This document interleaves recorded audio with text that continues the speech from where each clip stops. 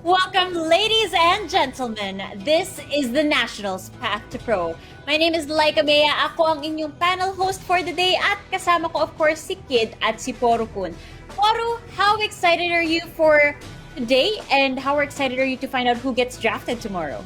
Siyempre, sobrang excited ako, especially considering yung quality ng mga matches na nakita natin yesterday. We had some real slobber knocker of matches and everyone was performing at the top of their games, trying really hard to show off what they can do para sa ating mga franchise players. So talagang, sino ba naman ang hindi ma-excite sa nakita natin kahapon, di ba?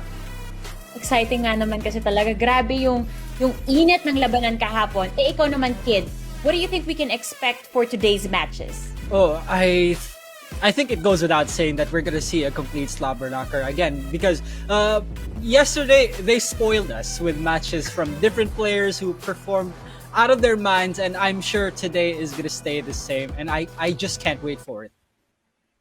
Siyempre, alam natin, ito na yung final step for these players to their path to pro. And speaking of yesterday, Kid, tingnan nga natin kung ano yung nangyari kahapon, starting with the Group A standings. Ang ganda-ganda ng mga labanan dito eh. Makikita natin yung score.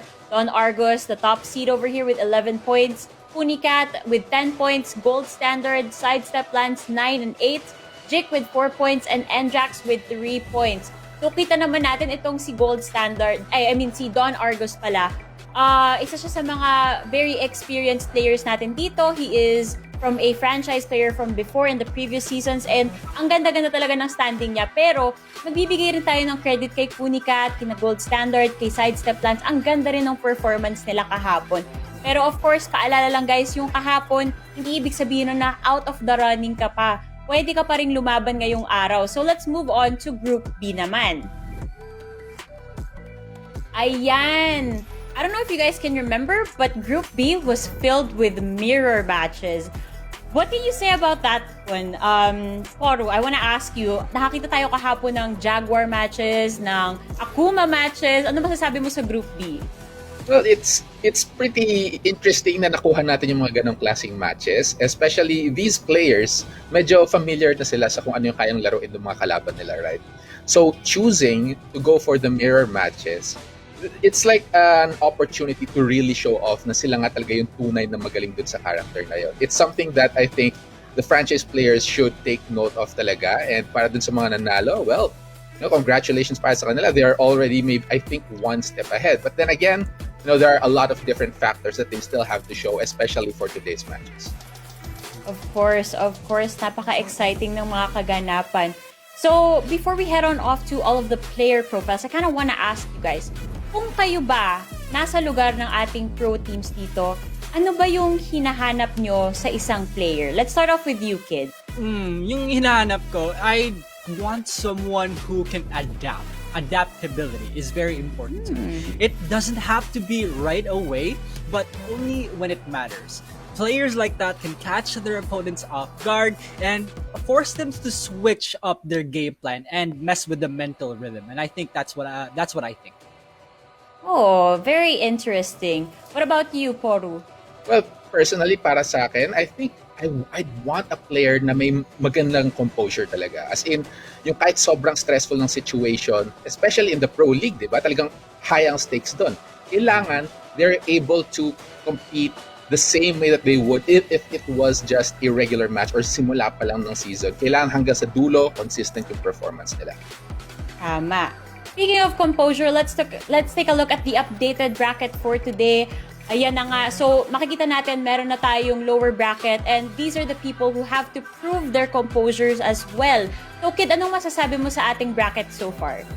Honestly, I'm pretty worried because my top two are currently in the lower bracket, the losers bracket right now. Those top two being Gold Standard and Jason, and you can see that they've been taken down by their respective opponents, such as Jetmishima and SideStepLance, which we will be seeing later on.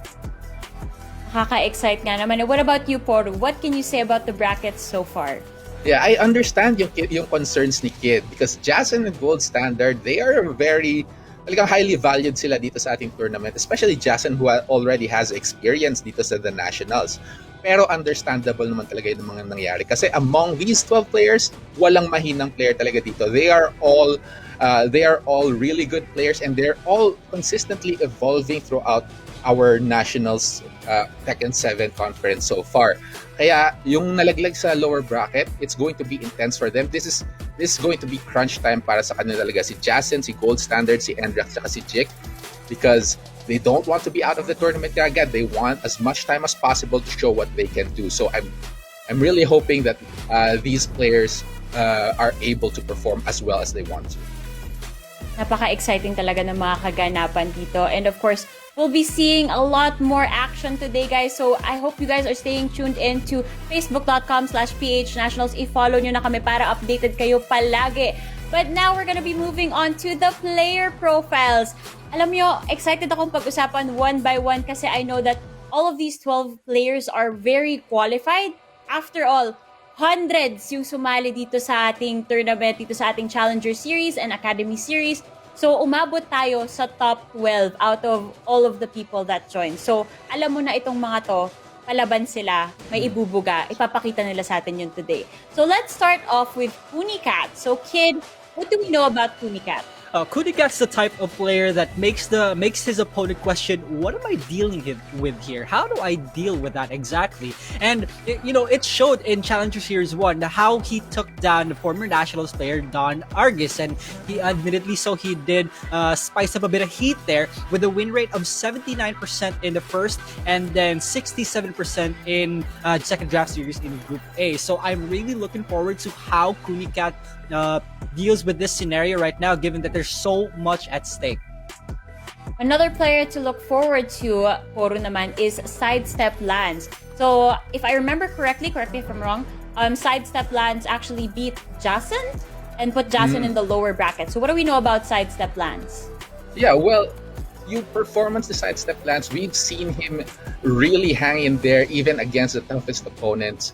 Hindi siya yung maingay, hindi siya yung matunog. We know that he's a good player.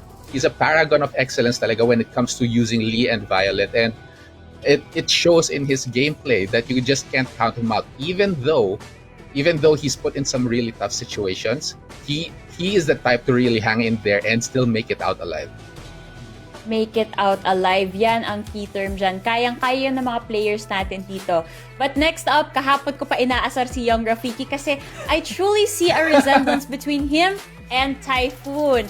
So, Kid, I know that Young Rafiki and you are very close, but let's talk about Typhoon this time naman. Let's talk about the lookalike. Typhoon is also the kind of player that when you see him fight, he's losing until he isn't. And I don't know if it makes sense to you guys, but it doesn't seem like he's winning at the first in the first few rounds, and then he just magically adjusts. 9 picks on Kunimitsu with also Leo and then Yoshimitsu, one of the most unpredictable guys here in the Nationals. Very unpredictable indeed. Ako, in my experience, I've tried Yoshimitsu in the past. I found him very difficult to use, so I admire that he uses Yoshimitsu. But another person na for me is medyo unpredictable. Pangalan pa lang na unpredictable na. Si Jetmishima kasi very misleading yung pangalan. Poro, our Lydia user over here, what can you say about him? Well, he's a really headstrong player. Talagang his gameplay shows a bit of a stubbornness talaga, especially when it comes to character picks. He's very brave with the fact na ginamit niya si Lydia considering how new the character is, and was able to use it to great effect. Even though he has used yung Akuma pick niya, especially yesterday, and even the Dragonov, which he has just staying in his pocket. Yung Lydia talaga niya yung nag-stand out, and the fact na he ended up in some tough spots with Lydia and still managed to grow with the character. It's an admirable trait that would really help him in the long run. I feel like dyan rin pumapasok yung sinasabi ni Kid na adaptability, di ba? May bago tayong character na naging tournament legal and pinakita niya sa atin na, naka-adapt na ako, kaya ko na tong gamitin. Now let's move on to another player, which is Don Argus. Don Argus, very interesting player, Kid. Talk us through him. One of the OGs here in the Nationals, and he's also one of the people who can be put in with the unpredictability into it, but also with that being, he has the skill to take down big names here, and he's a big name himself. With 12 picks on Elisa, I don't think he ever picked somebody else with a whopping win rate of 78%. Don Argus, there's just so many things that you need to think about this guy when playing against him, and I think that's going to be very valuable to the franchise stage here. Very interesting indeed. Si Don Argos, kilala na natin yan. We've seen him play in the past. Pero I would say that nag-outperform pa rin siya ngayon. Ang galing ng performance si Don Argos sa ating Challenger Series, pati na rin sa Draft Series natin. But we're gonna be moving on next to Levi. So, Poru. Levi, ito, King. Ayan, tuwang-tuwa si Young Rafiki sa mga Jaguars natin dito. But what can you say about him? They're excited for the right reasons. Kasi when it comes to King, ilang pangalan lang talaga yung naiisip natin. And Levi is one of the top names talaga when it comes to this character. You can see yung knowledge niya that he grew with years of experience with the character. And it shows din sa gameplay niya that even if it's hard on him, talagang he manages to find ways out with his King. But then again, this was actually shattered recently when he suddenly opted out for a different character. I think he brought out the Master Raven, di ba? At some point. Which is surprising, and that kind of flexibility then is something that is really to watch out for. Flexibility nga naman, isa pang factor na hinahanap natin dito. But up next is a very calculated player, which is MachineHead. So Kid, napanood na natin si MachineHead in the past, but what are your thoughts on the guy? Oh, MachineHead, one of the top guys here in the Nationals. Then he's been playing a lot of Geese, but now I'm pretty surprised that he's been picking more Elisa and a little bit of Fakumram. But obviously, we haven't seen Fakumram anymore because of the recent nerfs to the character. But Elisa, and one character that's not here in the graphic is that he did pull out the Akuma, and Akuma performed outstanding for MachineHead, and I can't wait. I'm looking forward to how MachineHead performs here in round 2.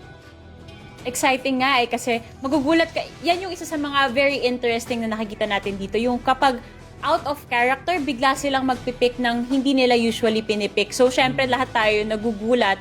Lahat tayo na-amaze na ang bilis nilang mag-adjust. But up next is Tomoriru. Poru, what do we know about Tomoriru? Tomoriru is yet another one of the kings talaga na tumatatak sa isip natin ngayon. Talaga, he's a bit of a newer name.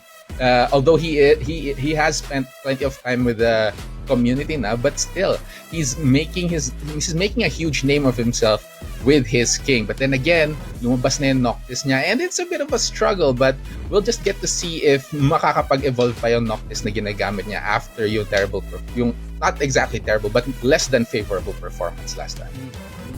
Minsan gano'n naman talaga eh. Medyo hindi favorable yung nangyari. Pero the way you learn from that experience, the way you adjust from that, feeling ko isa yan sa mga hinahanap ng ating franchises dito, di ba? Kung ako, franchise ako, tapos naghahanap ako ng player para sa team ko, syempre, ko-consider ko yan. So let's move on to the lower bracket players that we have here. And let's start off with Jason, another franchise player that is gonna be returning here. What about you, Kid? Ano masasabi mo sa performance ni Jason so far? Jason the Assassin. Again, one of the players, one of my top 3 here in the Nationals. I really love watching this guy simply because even though he struggles in the first few rounds of the game, he gets to adapt immediately. And I did emphasize earlier that adaptability is one of the most important things. Not only is he a Jaguar player, big props to him. He also pulled out the Kunimitsu, and I think Kunimitsu is the most common one we've seen here in the draft series. Ooh, very interesting. Ito naman, Poru. What about Gold Standard, the bold standard? Well, to be honest, I wasn't really a big believer kay Gold Standard before this conference of the Nationals, of course. Pero after I see his performance on the Leo pick, talagang naging believer na rin ako with the Gold Standard. He has surpassed so much of my expectations, especially with the Leo character, and it shows na hindi palaban talaga tong character na to. Hindi siya umaatras even against the toughest opponents, and he's also and that's something that really will help kapag kapag nasa pro league na, or even in other competitions as well. So that's something that I really like about this player. Ooh, excited na akong makita yung mga sinasabi niyong description at lalabas yan sa mga labanan natin mamaya. Pero up next is Endrax. So kid, what can we say about Endrax? Welcome to the Church of Endrax, everybody. I am your priest. And to this day, I still believe, ever since the Academy series, I believe in the Endrax way. Hashtag Barangay Brian, everybody. 64% win rate in the Academy series. And, a bit of a slow start, 20% win rate, but I still believe. I love how this guy plays. So clean. This man is too clean. He should be the cover of cleanliness or whatever. I love it. Endrax, calm and collected, but also very stylish. And I think this guy should be on everyone's radar.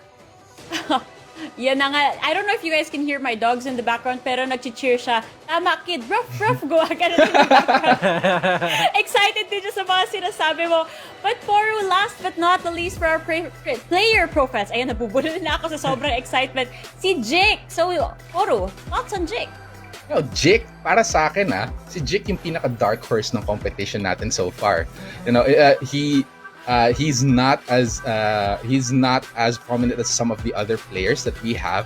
But at the same time, what I'm really impressed with is yung size ng roster niya. He's pulled out so many different characters, and yung knowledge niya with each of them, and yung ability niya to just adapt every time na nagpapalit siya. It's so amazing. 100% win rate on the Dragunov. That is something to be scared of right there. That's impressive. That is impressive. 100% win rate. Ang ganda ng performance na yan. Now, ayan, na-discuss na natin yung 12 players na andito sa draft series natin. I have a juicy question for you guys. Ooh. Oh. Who do you think is gonna get drafted first tomorrow? Okay, Poro, the laugh. Ikaw na mauna. Oh, what? No, dapat di pa You were tumawa. laughing. The evil laugh. Personally, after all of the things na nakita na natin dito sa tournament, if you factor everything, yung mindset nila habang lumalaban, yung results, and as well as yung attitude nila towards the game, I'm gonna have to think na ang first pick would maybe be Jetmishima.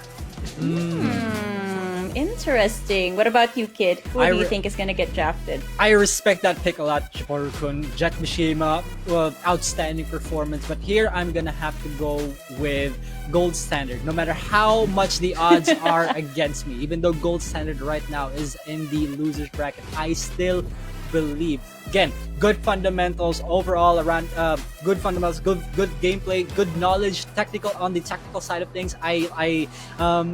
There's just so much to see about this guy, and I want to see the things. I want to see him get the things that he deserves.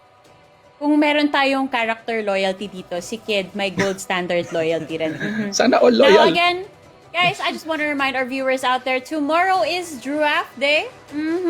There we go. Draft Day, Monday, 4 p.m. Philippine time. So I hope you guys catch that tomorrow. It's gonna be live, exciting times ahead. Makakakita lang tayo ng exciting Tekken tournament matches today, and then tomorrow makikita pa natin kung saang team sila pwedeng mapunta. And ito naman ipapakita namin sa inyong mga screen yung ating draft order, because of course this is gonna be very important tomorrow. So first to pick is Smart Omega, STIE Olympians, Signal Ultra Warriors, Bren E-Pro, Happy Feet Emperors, and last but not least is Laos Auto Group Playbook Esports Eagles. So yan yung magiging sequence natin tomorrow. I'm so excited to find out who is gonna go where and who is gonna partner up with whom. It's boggling my mind right now. Like, there's just so much adrenaline that's going on, even though we're not the ones that are playing over here. But my last question for the casters, I want you guys to discuss more on the franchise players that we already have, because these 12 that we have here could potentially be their partners. So, who do you think, not exactly who, but like, what do you think the franchise players need at this point? Like, what kind of teammate do we need? So, Kid, let's start off with you. Ooh, since I'm a balanced kind of guy, as all things should be. You know, I'll be if I'll be looking for balance in terms of playstyle in each franchise players. With that being said, I'll kick off with Jules. Right, he's an iron wall of defense. It would be nice to have someone who has the capability to try to pull a Chris Jericho and break the walls down. As for Maru, it would also be nice to see if he was paired with someone stoic. Being paired with the Bren Boys will be an entire season of laughter, and there will be some form of bond that makes them a stronger tag team being created, trying to make that stoic character laugh. And finally, for Vermilion, right? He's the kind of player that goes ballistic when he gets the wheels turning, and it would be ideal for him to see someone who can hold him down in situation when he needs to keep his cool. What about you, Poru? There are three other franchise players that we have here. What can you say? What do they need in a teammate? There are three, no? So, yung natira sa akin medyo matitindi. We have AK, Coffee Prince, and Hapon. So, simulan ko with Coffee Prince, all right? So, Coffee Prince, we've seen him in the toughest situations, like yung mga last minute na naghahabol ng points para makapasok sa playoffs, and he really manages to pull through. And I want somebody para kay Coffee Prince, somebody that will be able to push him in the same way, right? Yung talagang mailalabas yung potential niya every time na nagte-training sila, so that both of them can grow. When it comes to Hapon naman, this guy is a top performer. Talagang nakikita natin siya at the top of the tournaments. Pretty much the same thing, pero at the same time, gusto ko yung somebody na talagang that will also be able to teach Hapon, because yung work ethic ni Hapon when it comes as a player, he likes to teach other people, and receptive din siya sa information. So somebody with the skill and of course the knowledge as well would work well for Hapon. Now for AK, however, AK is going to be interesting because para sa akin, yung youth nila is a bit of a factor. All right, there are some things that the younger players are more susceptible, are more capable of understanding. So I want somebody with a bit of a flexible mindset when it comes to training with AK, especially since with Coach Dojin, who knows pretty much every character, baka ma-overload ng information and kailangan maka-catch up siya or maka-keep up with AK and Dojin kung sakali. That's what this tournament is all about, keeping up with the pros.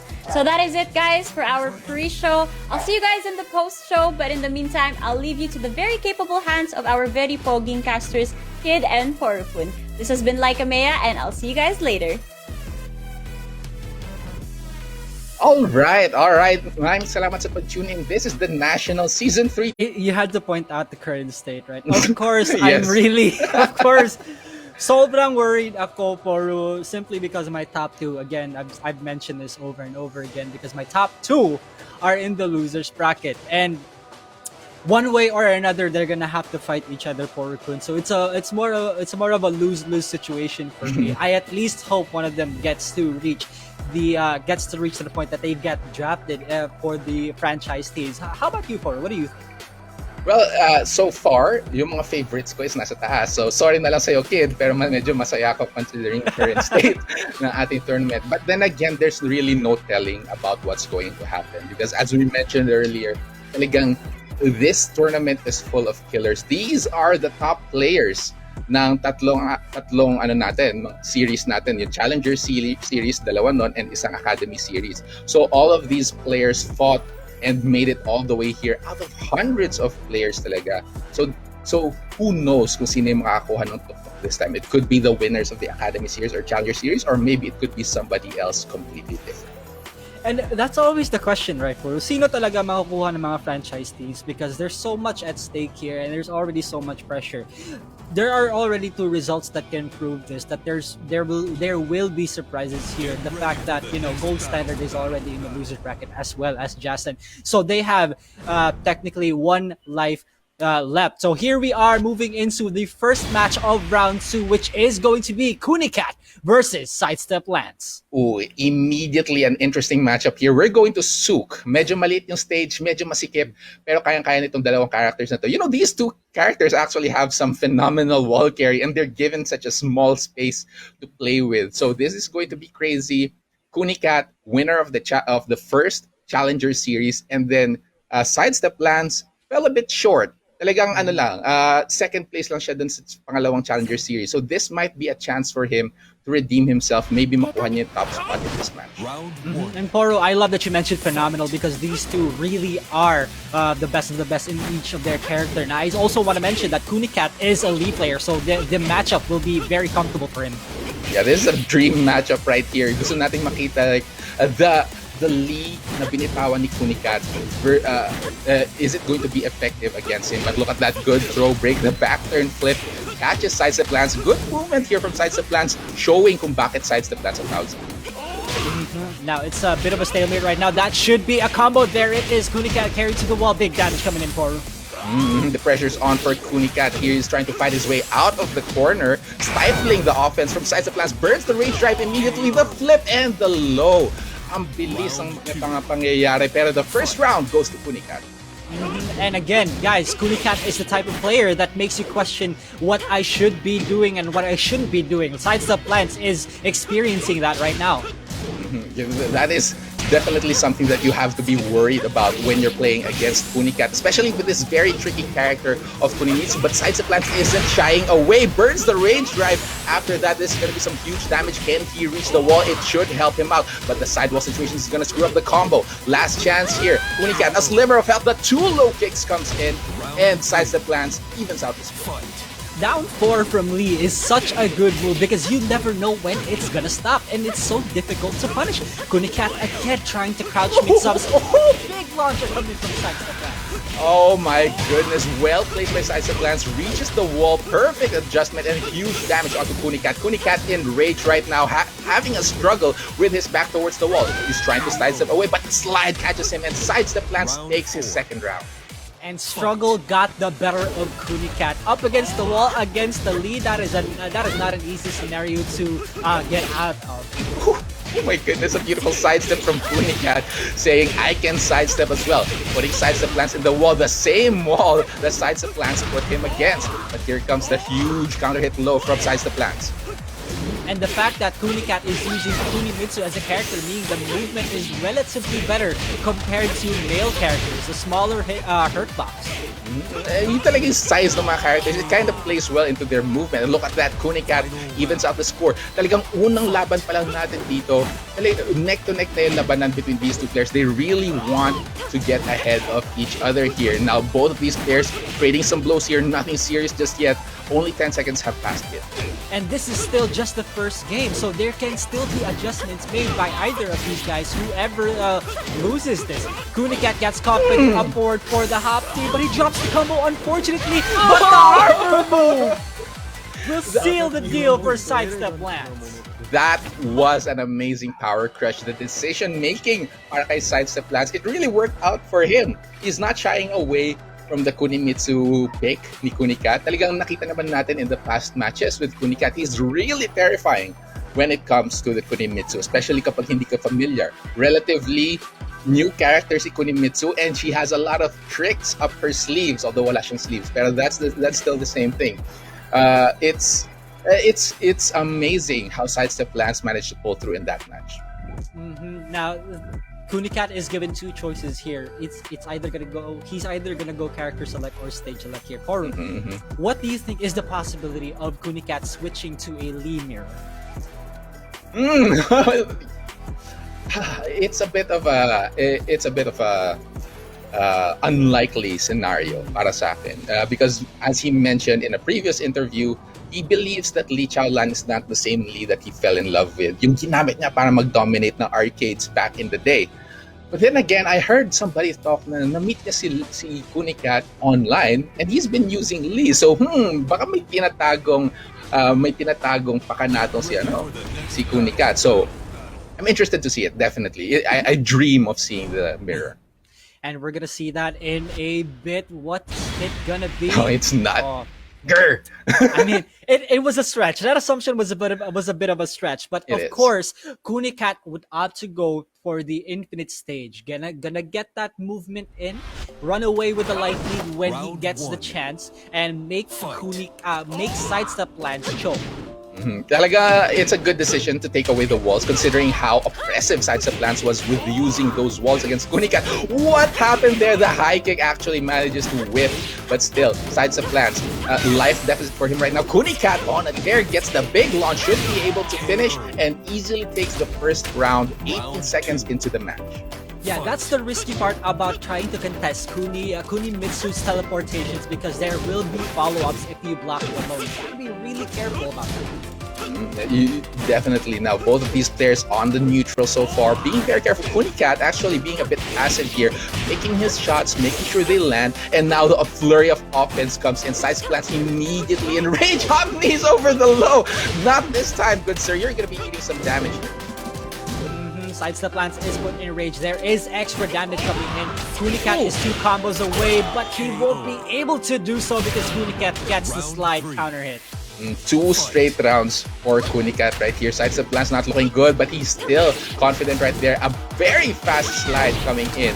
But here comes the damage from Kunicat. He's not shying away either. The damage is coming in. SideStepLance a bit confused here. Hindi siya makabangon, hindi siya makatakas. The offense is too much, and it's 3 straight rounds for Kunicat. No round brown. It's 1 match apiece between these 2 players. And speaking of shying away, Kunicat does not want to stop with the the backflip into the crouch mix-ups. That was his strength in that specific game. Kunicat relies a lot on the full crouch mix-ups as well as the 1-1 strings. He's continuously testing his opponents whether or not they guess right or wrong. And that's essentially the idea between mix-ups and the strings as well. Like you'll never know if they're going to finish the string, if they're gonna keep if they're just gonna keep with 1 or 2 hits. That's part of the main gameplay with Tekken 7. And SideStepLance is really making some great decisions. He's aware kapag mag-flip si Kunimitsu, si Kunicat, if he's going to go for the mix-ups. And he's really maintaining his presence of mind. But then again, at the end, once Kunicat managed to land his hits, he really was unstoppable, and we've seen that in his previous matches as well. You can't give Kunicat an ounce of momentum. And speaking of momentum, I'm pretty sure SideStepLance will get the said momentum here in Forgotten Realm. His preferred stage, they're running 3-4. It does break, and Lee's wall combos do break the floor. But here, he's going to hope that he gets the chances and the opportunities to do so because, again, Kunicat, oppressive when he gets the momentum. That's true. One more thing na very special kay Lee when it comes to this stage is if you stay on the floor and he gets the flip on you, yung tatama sa floor, it will break it as well. So you really have no choice but to get up against SideStepLance because that's one of the things that he'll be looking for. And now look at this kid. You were talking about it. He was going to get the wall but does not break the floor. He doesn't get the counter hit combo here either.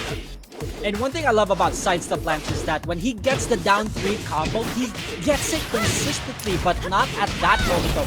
Kunicat's gonna break that floor here. The first one, SideStepLance is gonna receive a lot of damage. Immediately, a lot of damage indeed. The SideStepLance is in the corner as well. The pressure is on. Huge block on that low. And Kunicat falls. SideStepLance takes the first round.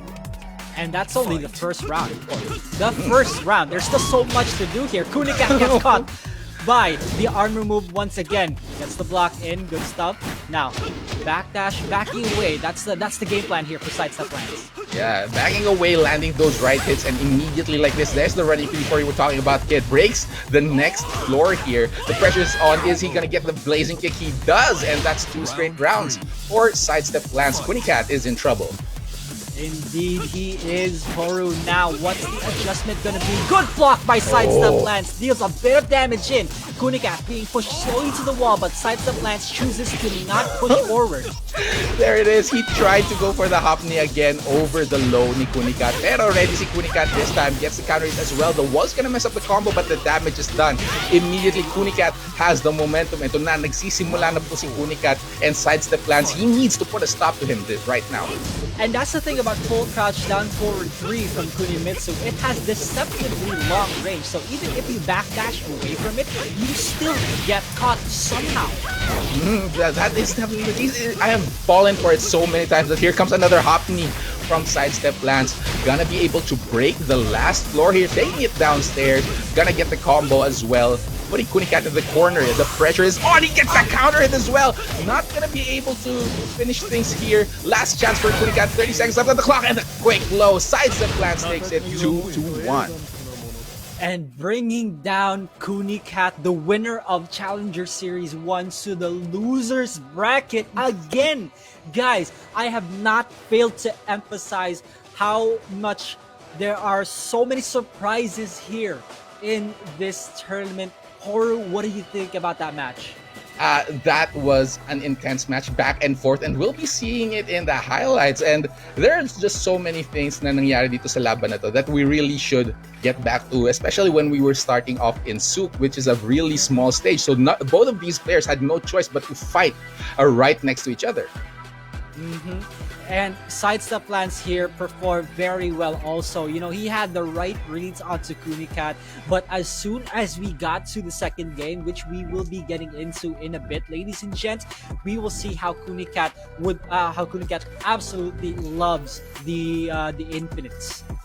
Yeah, it really worked well for him, but of course in this match in Souk, it was SideStepLance that actually landed some good hits, especially that Power Crush, which worked well twice for him in this series. But then again, as you said, kid, nung napunta tayo sa Infinite stage, medyo nakahinga si Kunicat, and it worked out well for him, getting the 3 straight rounds. Kunicat thrives on backing away and then unexpectedly dashing in and giving them the dash mix-ups. SideStepLance didn't allow that. He didn't like that, in fact. So here, he switched to Forgotten Realm and then got so comfortable with the floor breaks and got extra damage in because of the floor breaks. And good reads as well. Nakita mo, ilang beses niya rin na-block yung heavy low ni Kunicat. It's one of the key moves of Kunimitsu that players have to watch out for. And he got some great reads against it and just took advantage of the whole thing.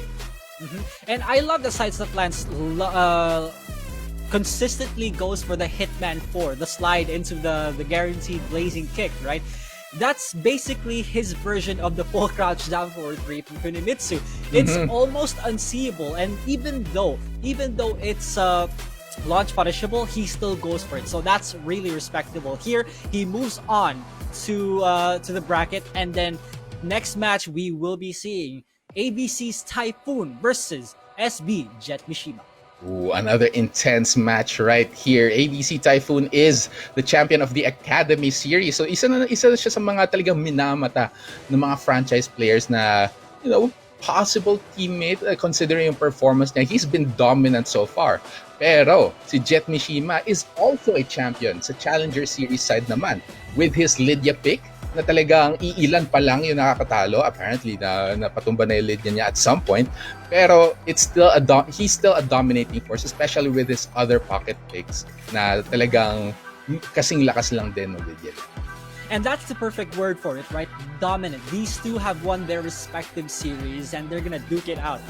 It's almost baffling to me to see and to know that one of these guys are gonna go to the losers bracket. Jetmishima has been on fire lately, and Typhoon needs a bit of time to adjust and get that win in and become the unpredictable Typhoon that he is. But the big question here is, will Jetmishima allow that, given that he uses Lydia? And, you know, there's still so much that we don't know about Lydia. Yeah, it's almost going to be a race to get the momentum. No? These two characters, actually, we're gonna be seeing the two newest characters in Tekken 7. Sa characters na talagang hindi pa ganun ka-figured out. Oh, that was a surprise. Look at this. We are getting a Facom Ram in this match, kid. I believe this is the first Facom Ram we've seen after the nerfs on this guy into the Forgotten Realm also. So again, more combo opportunities, but Jetmishima going for broke already, reserving that Akuma for when worst comes to worst. It's interesting that pinili ni Typhoon yung Facom Ram, especially as you mentioned, considering the nerfs. And compared to Lydia or Kunimitsu, we've seen plenty of Facom Ram. In high-level competition, naging favored na character siya, which means a lot of players have the knowledge to play against this character. So this is a daring move to go for Facom Ram against a relatively unfamiliar Lydia. So here we are going for the classic Jetmishima preset also. Facom Ram, we still don't know how effective he is post-nerf, but we're gonna see. This is Typhoon after all. In the end, all that matters is the player na gumagamit. Talagang dun lumalabas yung true potential ng character. And right now, immediate advantage for Typhoon landing those solid hits. Jetmishima on a struggle right here, unable to find a good entrance to start some offense here, but that low kick is gonna help him out, pushing straight to center stage once again. And you can see that Jetmishima is trying to sidestep away from the wall, but Typhoon wasn't allowing him. He put him in rage. Good low parry by Jetmishima. This should be dead if he does the right combo, and yes it is. Jetmishima is alert, alive, and enraged. Nalalabas yung rage drive na yun. It's such an annoying rage drive, and Pakumram players really love using it, so handa talaga siya. Looking good so far in the first round. Jetmishima pushing Typhoon to the corner right here. Early round advantage. Yeah, and that's the con about, you know, Vacuum Ram going for the low rage drive, because it has to come up from the mix-ups, and it can get predictable at times. So Typhoon is gonna have to condition Jetmishima here. Speaking of conditioning, Jetmishima going for those lows, conditioning Typhoon, but that huge launch will help Typhoon out. Dadalhin niya sa wall si Jetmishima. The wall carry of Pakumram is nothing to sneeze at. And now Jetmishima has to fight his way out of this corner, tries to go for the punish, gets the rage drive. Is that going to hit? No, the block comes in, and Jetmishima takes the second round for himself. Yeah, I think he saw that coming. Usually you would see every Lydia player going for Heaven and Earth mix-ups, but Typhoon had the right mind, had the correct idea in. But still, Jetmishima, one step ahead. Yeah, talagang big brain plays from Jetmishima dun. Look at four-dimensional chess and looking good so far. Typhoon not quite enraged. Now he is, but that huge string from Jetmishima is going to finish things off. Closes it out with a bow, and Jetmishima just dominating the competition so far in this series against Typhoon. You know he would have key charged if he had enough time to do that, right? Yeah, he would. Bow into key charge. You know that's the kind of guy Jetmishima is. An outstanding performance from him. It seems we didn't see how effective Pakumram here is in post-nerf. I'm pretty sure that we're gonna see a Leo switch from Typhoon, because that is what he is known for after all. What do you think? It could be the Leo. You know, if we're talking about a more effective pick coming out from Typhoon, but considering nakita natin yung low parry dun sa rage drive, obviously sanay si Jetmishima lumaban dun sa Pakumram. Leo is a relatively old player, and though she's not very popular as a character, kahit papaano the knowledge is already there in the area.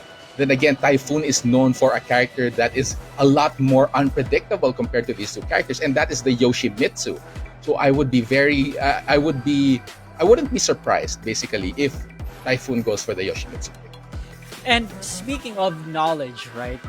Typhoon did mention at one point in a certain interview that, you know, what kind of characters do you use? And Typhoon answered everyone. So Typhoon might pull out someone that, you know, we haven't seen at all, or he might just pull out the Yoshimitsu. Hell, he might even go for the Leo. We still don't know, right? This is the beauty of the Nationals. Many players getting or having pocket picks, and just that we haven't seen yet. So it's pretty exciting. Yeah, naglalabasan talaga yung mga tricks nila, yung mga super appealing strategies. Talaga they're trying to showcase what they have for the franchise players, because this is their chance talaga. Only 6 of these players will have a chance to get into the Pro League. Now, hindi yun necessarily yung top 6 nitong tournament na to, okay? This is just a tournament to showcase which one of them is the best. All right? Pero they all have their chances to make it into the Pro League. Yeah, and we were talking about Yoshimitsu, but instead we get the Yoshimitsu lore enemy. You know, we got Kunimitsu instead. I mean, it still ends with a Mitsu, so I guess it counts. But here we are in the last day on Earth, and you know, this stage is deceptively huge. It certainly is. And talagang you'd think na maabot mo na yung dulo, but then again, it's still too far. But speaking of wall carry, if anybody can reach it, it's probably going to be Kunimitsu. And just like that, puts Jetmishima next to the wall here. Jetmishima with a huge block though, he's gonna get the combo. Yeah, the side wall will save his life though, saving him from an extra bit of damage. Down back 2, he finna down back 2. Jetmishima full couch combos. He misses the down back 2 again. Typhoon gets the string in. Minsan nagtataka ako, is it really Lydia he's playing or Dragunov? But it's coming out. There's the Rage Drive, and Jetmishima takes the first round unfazed by this Kunimitsu pick coming in from Typhoon. Again, Jetmishima with the unpredictability also. The full crouch mix-up. It's not only Kunimitsu, but Lydia also. Jetmishima pushes to the wall. Typhoon getting out of it. Running one. What's it gonna be? One more mix-up could do it. All the strings are coming out, and Typhoon stifled completely, and there it is. Hinabol niya lang yung T-charge. Jetmishima is obviously feeling himself. Typhoon, you mentioned it earlier, it takes a bit of a while to start. Or maybe uminit na yung makina niya. Maybe it's starting to heat up. But we don't know that yet because he's still not on the board with his single round. Jetmishima is on fire currently. Kunai throw connects. What's the mix-up gonna be? Jetmishima half health, trying to go for the hot kick, but instead he gets the 3-2. Are we gonna see the wall? Yes, we will. Look at this damage. So much pain coming in the way of Typhoon right there, but he is fighting back. Jetmishima is in the red here. No throw break from Jetmishima, and there it is, kid. Typhoon is on the board. This could be the start of something new para kay Typhoon, but Jetmishima, he wants to put a stop to it. Yeah, and it feels so right to be here in the Nationals. Jetmishima getting taken away by robbed on the third round. Typhoon again. You mentioned earlier, and I'll say it again. Typhoon, he's slowly picking up the pace, getting the steam, getting so hot. But Jetmishima, Not like in a this. row, and not like this indeed. Jetmishima 2-0's Typhoon and sends him to the losers bracket. That puts a smile on my face talaga. You know, Lydia, we talked about it so many times. She's a relatively new character, and people are finding many different ways to play this character. So let's take a look at how the match once again went between Jetmishima and Typhoon. That was an amazing performance from Jetmishima. He gave him the receipt, you know. There's no other way around it. There is absolutely no way around it. Typhoon not with the Fakum Ram pick, but not working. Jetmishima with this wonderful read also. I don't think Typhoon ever got around here in game 1. Yeah, it was really just straight up Jetmishima. Pinakita ni Jetmishima yung kakayahan niya and yung knowledge niya against the Fakum Ram pick as well. He's like, this is old news. You shouldn't be bringing this out anymore. And when Typhoon even switched to the Kunimitsu, he was unfazed and just kept going with the Lydia pick. Yeah, you can really see that Typhoon is a completely different kind of Kunimitsu compared to Kunicat. Typhoon never really relied on the full crouch down forward threes, the slide or like the easier slide mix-up, if I may, right? It's so different because the Jetmishima had every single read correctly onto Typhoon, and it just look at this. He pulled the Kunicat here. He did.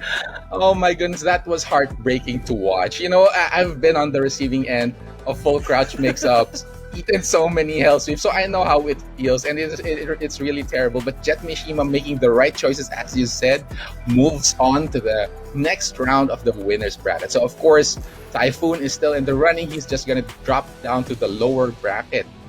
So you know, he is still. There's still a lot that we can expect from him, considering, of course, he's one of the top players so far.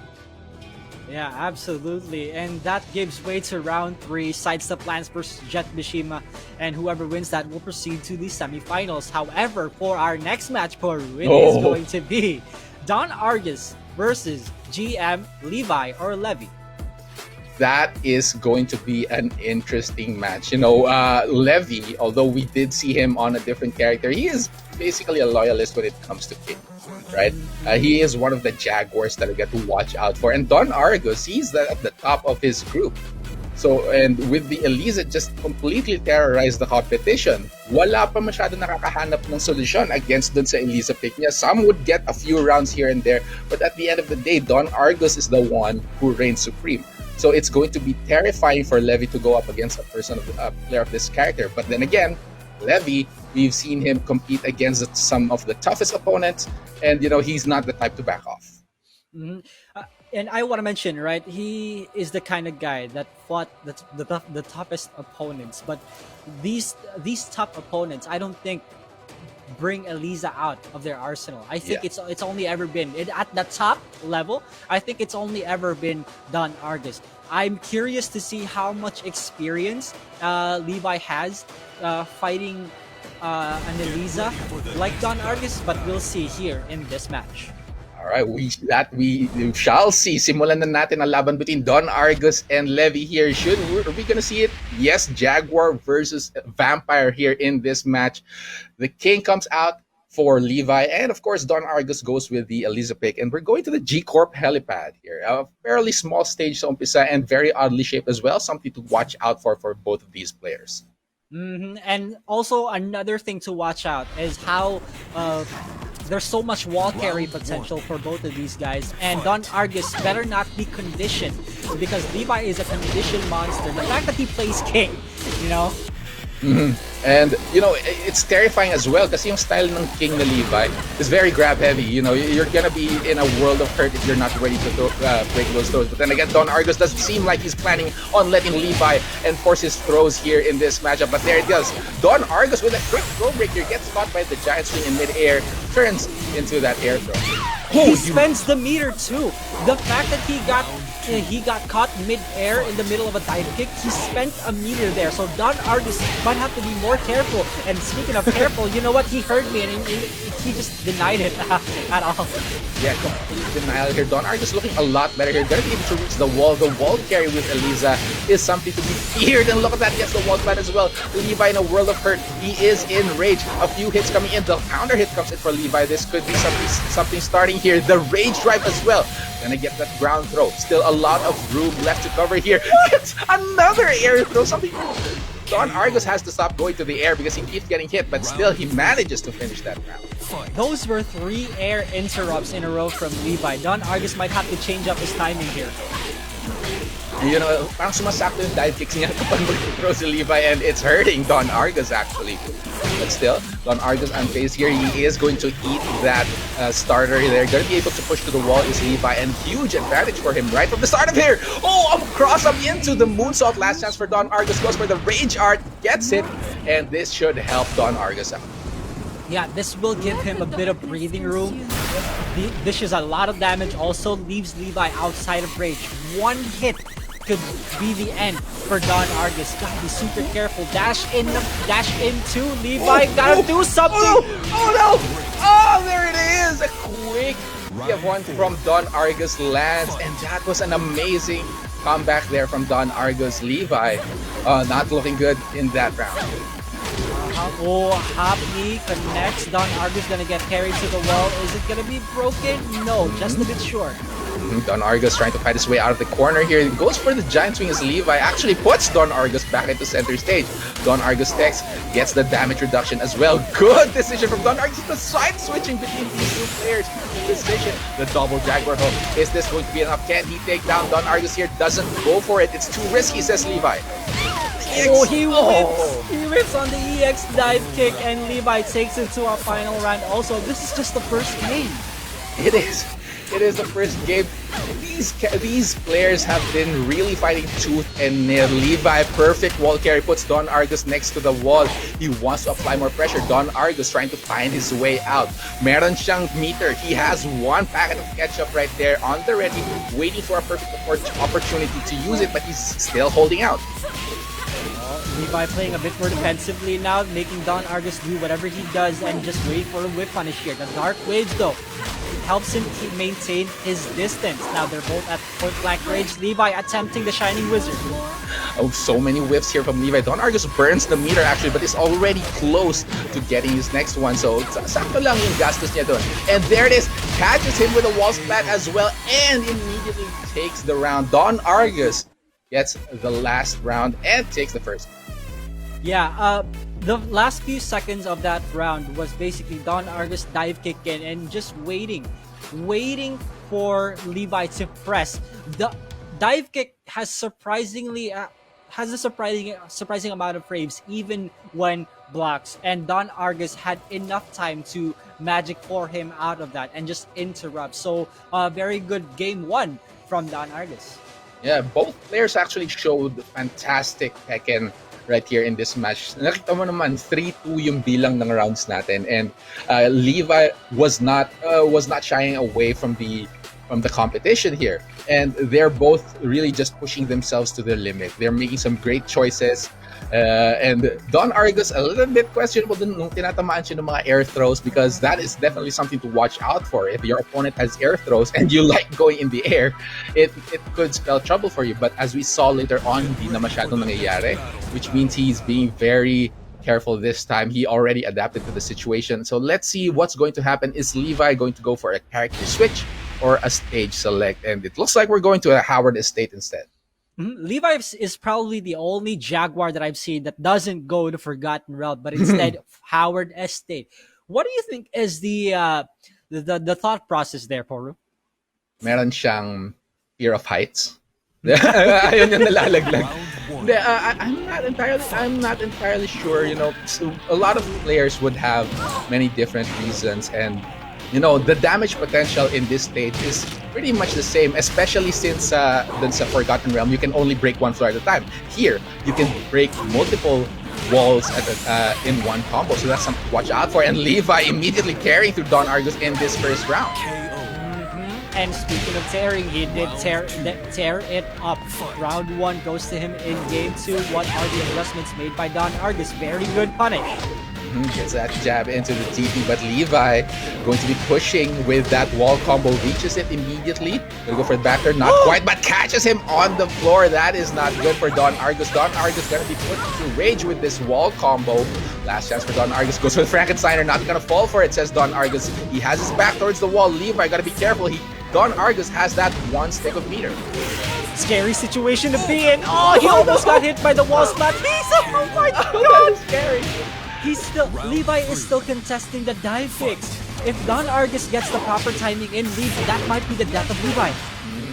Definitely gotta watch out for Levi, but Don Argus ends that meter. One more thing not to worry about for Levi here, gets the Kineko Buster. Factor makes up, goes for the unblockable lariat. Don Argus one hit away from being torn down here, and there is 3 straight rounds for Levi, evens out the score 1 match apiece. No shenanigans also, not even a single Fusuma wall being broken there. So, you know, I can't really say for certain that the stage gave a lot of way for Levi there. That was just some honest Tekken from him. It really is, and nobody, as you said, nobody took advantage of the breakable walls, and it was just a straight out brawl between these two players, making those decisions work for them. And right now it's 1-1. These two players, as we can see, is just talagang neck to neck yung labanan nila, and nobody really wants to fall to the lower bracket. After all, this is still a chance for them to show what they're made of here in the Nationals. I'm excited to see what's going to happen. Probably not gonna be a character switch for Don Argus, but where could he be going? So there's a possibility that we might see an infinite stage, because the dark waves will matter a lot when he takes the life lead. You know, just maintaining the distance, backing away, and throwing a dark wave every now and then. But the risky part about that is if Levi gets the timing in on the dark waves, he can close the distance and move forward 1+2, which will jump over any projectile. It will. It's a good move to jump over those land sharks that Eliza or Geese Howard has. And, you know, aside from the capital punishment, the up forward 1+2, I also want to see a running exploder jump over one of those dark waves. That would be so amazing to see. But as you mentioned, we were supposed to go to the infinite stage, but apparently not. We're going to the arena. Let's see what Don Argus can achieve with this stage. Both hit by a counter hit. Back 1 and Magic 4 respectively. Levi just all getting, losing a lot of health already. We're 10 seconds in. Don Argus getting that life. And there's a counter hit once again, pero Levi tinuloy niya yung string, so doesn't get the combo here. Would have been the start of something there. And Levi not quite in rage, but he is going to be there shortly after. Tries to time the dark way with the capital punishment. Yun yung tutukoy mo, kid, that we were looking for. Don Argus, however, is pushing with the combo here. Last chance for Levi. A sliver of health, 20 seconds left on the clock, and that jab is going to take him down. Don Argus with the first round. Yeah, Levi again, caught contesting by Don Argus, and Don Argus has this read already. Feeling ko basta. Right Wow, there, that's a lot of damage too. It is one of the most damaging throws that King has. One of those single throws at least. But Don Argus catching up with the life lead here. Both players just outside of rage. Levi in red right now. Don Argus trying to go for the resplat, not gonna get it. And Levi gets the wall advantage here as well. But Don Argus closes things out with that quick mid kick. 2 straight rounds. Levi is in trouble. Yeah, and I love that he went to the mid also because Levi has been conditioned into blocking the down from Don Argus, and Don Argus had that right idea in mind, carries to the wall. The OK situation also guaranteed. Oh, Levi, it's going so wrong in so many ways for him. Oh my goodness, last chance, and the wall finishes him off. Levi falls. 3 straight rounds for Don Argus, 2-1. Congratulations to him. Amazing work with this Eliza, just continuing his reign of dominance so far after yesterday's matches and now carrying over to the Draft Series tournament. It's looking good. He's such a strong character, strong player. Viva la raza, says Don Argus, and continues to the bracket. So we're gonna see the highlights real quick, boys and girls, just to see how exactly Don Argus won those rounds. Earlier on, we were at the G Corp helipad. This is the match kung saan talagang tinatamaan ng air throw si Don Argus out of nowhere just because he likes going for those dive kicks, right? And it's one of the main things that you have to be worried about with Eliza. And Don Argus is relentless with those dive kicks. And he doesn't stop it, right? We saw that Don Argus just kept going, and Levi just kept contesting, and as soon as Don Argus realized that, he just abused that. He abused that information that Levi kept contesting on the dive kick. Reading each other, that is a valuable skill talaga when you're playing Tekken 7, right? Because these players, they will continue to adapt against each other, and you have to be wary about these adaptations, and you counter-adapt to them. So the mental capacity of these players is being tested with each match, and it shows that Don Argus just comes up a lot better when it comes to that sort of thing in this series. And I love that you mentioned mental capacity, because in one interview from Vermilion, he did put out as one of the qualities to have as a teammate is mentally tough. You're not always gonna win every game. You have to have that mental fortitude for you to stay at to keep your head in the game. That's true. It's a valuable asset talaga to be able to maintain positivity. Even Coffee Prince actually brought it out. He wants somebody who is positive. Even if you're put in those tough situations, you're able to look forward and move forward. So it's going to be something it's going to be tested, especially in this case, for those who are dropped down to the lower bracket. Levi is going to be there this time around. So these players who are waiting in the losers bracket, they have to stay positive and appeal to those players para maka-advance talaga sila. And this is such a tough road for Levi also, because he just fought Don Argus, a former Nationals player, sent down to the losers also, and now he has to fight Gold Standard. Undoubtedly one of the best here in this format. So keep your head up high. So there's still so much more to look forward to, guys. But for our next match, it is going to be MachineHead versus Tomoriru. Interesting match that we're looking forward to. MachineHead, of course, we've seen him in multiple different characters. Syempre, nung simula ng Nationals, way before we saw him, we've known him as a Geese, but he's been shying away from the character pick recently. He's been showing us an Elisa, and recently even an Akuma. So it's a 2D character, it's just in a different form. Yeah, I know, right? MachineHead received a lot of stares from people for using Geese, and Geese was a bit mild, but now he's going for the Akuma pick now, and if it doesn't work, he might switch up to the Elisa. Who knows, right? What do you think about the experiences for MachineHead? Do you think he has a lot of experience when it comes to King matchups? Considering that King has been around for a long time, there's a good chance, and King is a fairly popular character talaga. But even though there may be a lot of players who have been using King, the fact remains that the King players here in the competition, ibang level talaga sila, right? They didn't make it here for nothing. And Tomoriru, even though he's one of the fairly new Kings, he's proven himself in the competition. Even in yesterday's matches in the draft round robin, he managed to 2-0 Levi. So that is some scary stuff. So that is something to watch out for between when it comes to Tomoriru and MachineHead. He has to really be careful if he's planning on going with the Akuma pick. Who knows how it's going to turn out? You know, baka hindi lang stairs yung makuha niya this time. Baka may words nang kasama. So let's see. I mean, for Tomoriru, right? He's already proven himself. The fact that he reached here, he got to the top 12. The best of the best in each of their series, right? Tomoriru has nothing else to prove, but he still wants to go for the top. Let's see if he manages to reach that dream, reach that goal against a former Nationals player, MachineHead. Tingnan natin kung tutugtog na yung theme song ni Tomoriru, and looks like he's not going for the King matchup and going. I like this pick from Tomoriru. Actually, this pick is going to be troublesome for MachineHead since he's going to be using Akuma. You know, 2D versus 2.5D, I'll take it into the Vermilion Gates also. So this is really nice because Poch did mention yesterday that Tomoriru was almost banned in a certain tournament because he was too good with Noctis. Yes. Oh no! What? Who does that? Who bans a player for being too good? I mean, you can talk to Vermilion about that. He did get banned in tournaments from Bacolod because he was too good. Oh man, that actually happens. You know, you shouldn't do that because these good players are the ones who will be pulling you up. Talaga sa kanila kayo matututo. So, let's see. Oh, there it is. Tomoriru showing exactly why Noctis is good against the characters. That Warp Strike is going to go through those projectiles.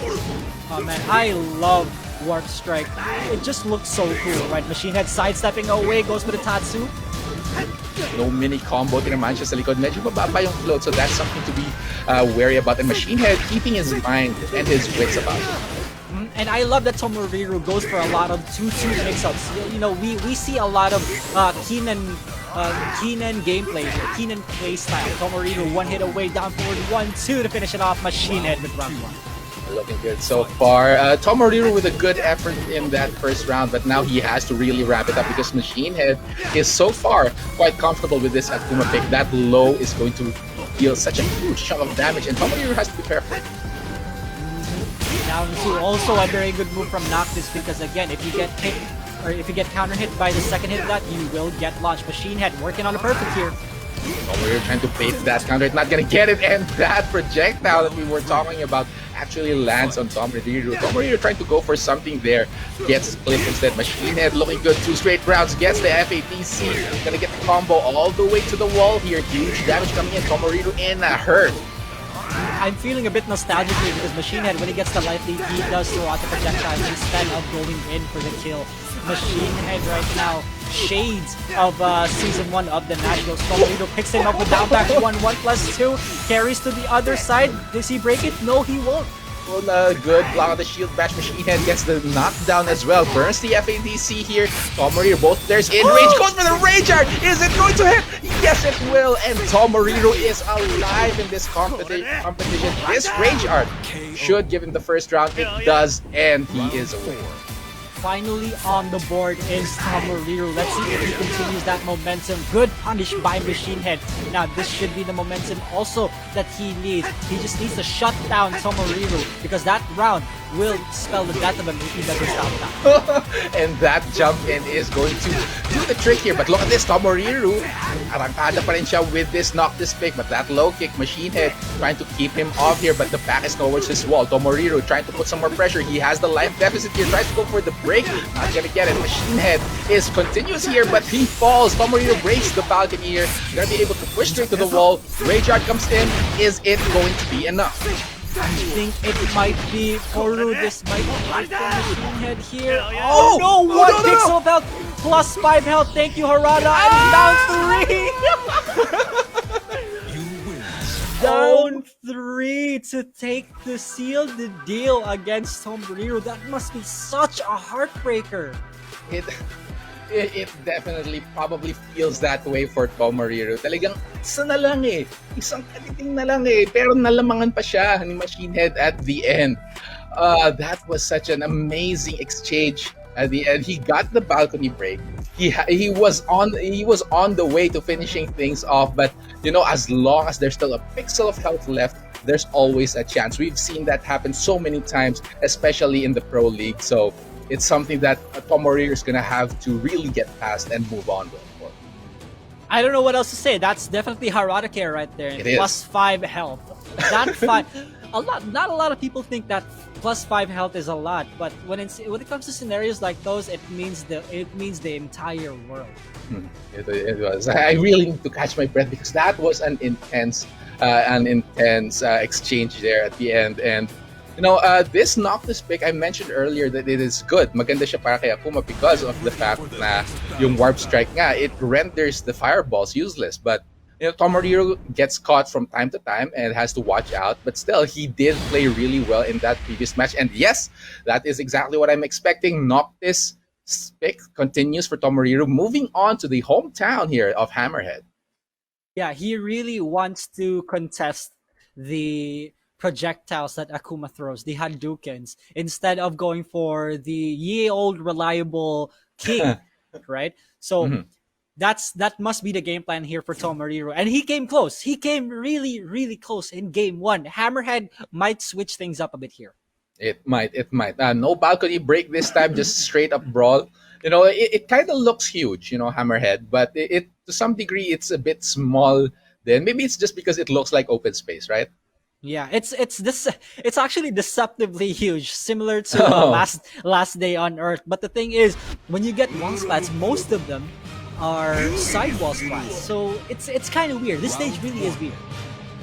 So let's see which of these players will be able to take advantage of this stage, considering the weirdness. And Tomoriru already going guns blazing with that down forward to able to reach the wall. The wall carry is insane, but not gonna get a wall combo here. MachineHead in the corner though.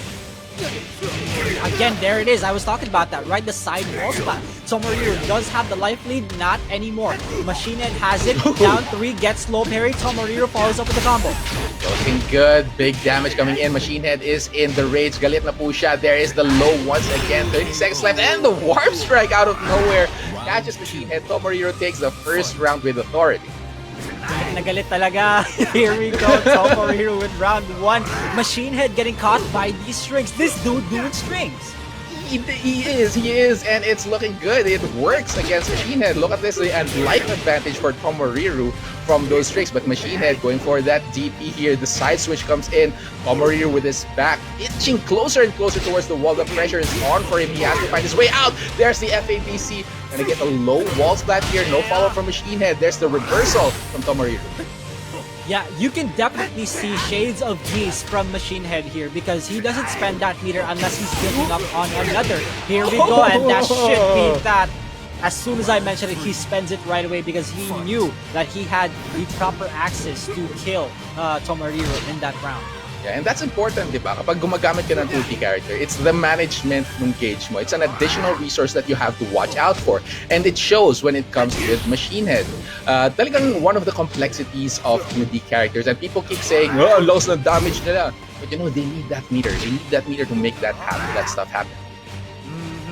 And MachineHead again has the life lead. Nagba-backdash na lang. MachineHead doesn't really need to do anything risky. Tomoriru carries to the wall. This is gonna be slight damage, but it does switch up the positions. Good lower, but down forward too. Oh no! I think he was hoping for a block there and trying to go for a launch, but still, that was a waste of a chance there. Tomoriru hanging by a thread here. He catches him with a get up 3. This rage art is going to hurt. This should be more than enough with just 1 pixel health. That is going to be a lot of damage, and there it is. Second round for Tomoriru. Looking good, wants to even out the score.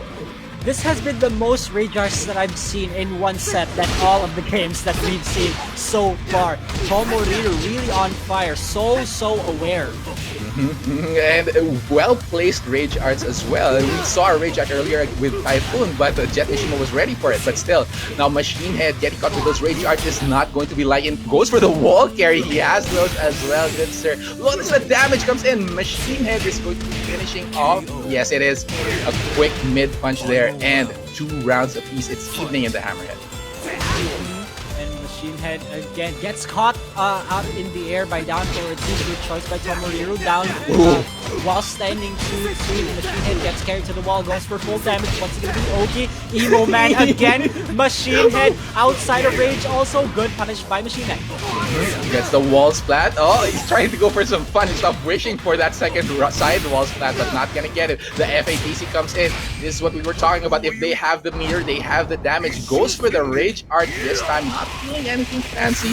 Gonna deal some damage. Tomoriru gonna be enraged. Some people watch out for MachineHead. He tries to pile on the pressure. Not giving Tomoriru the chance. But the 2-2 into the warp strike finishes things off. Very fantastic work there from Tomoriru. Noctis doesn't have the best jab, but he does have one of the best anti-airs for Akuma, which is 2-2. It does spike him, it does reach him, it grounds Akuma. So that was a really good choice from Tomoriru also. Big props to him taking game 2. Here in game 3, things will switch up because there's a possibility that MachineHead might switch back to Alisa. Yeah. Something to watch out for talaga. And I like that you mentioned yung sword, yung 2-2 ni Noctis being very effective against Akuma, especially when he takes to the air. Yun lang pala yung kalaban ni Akuma, kailangan mo lang panungkit.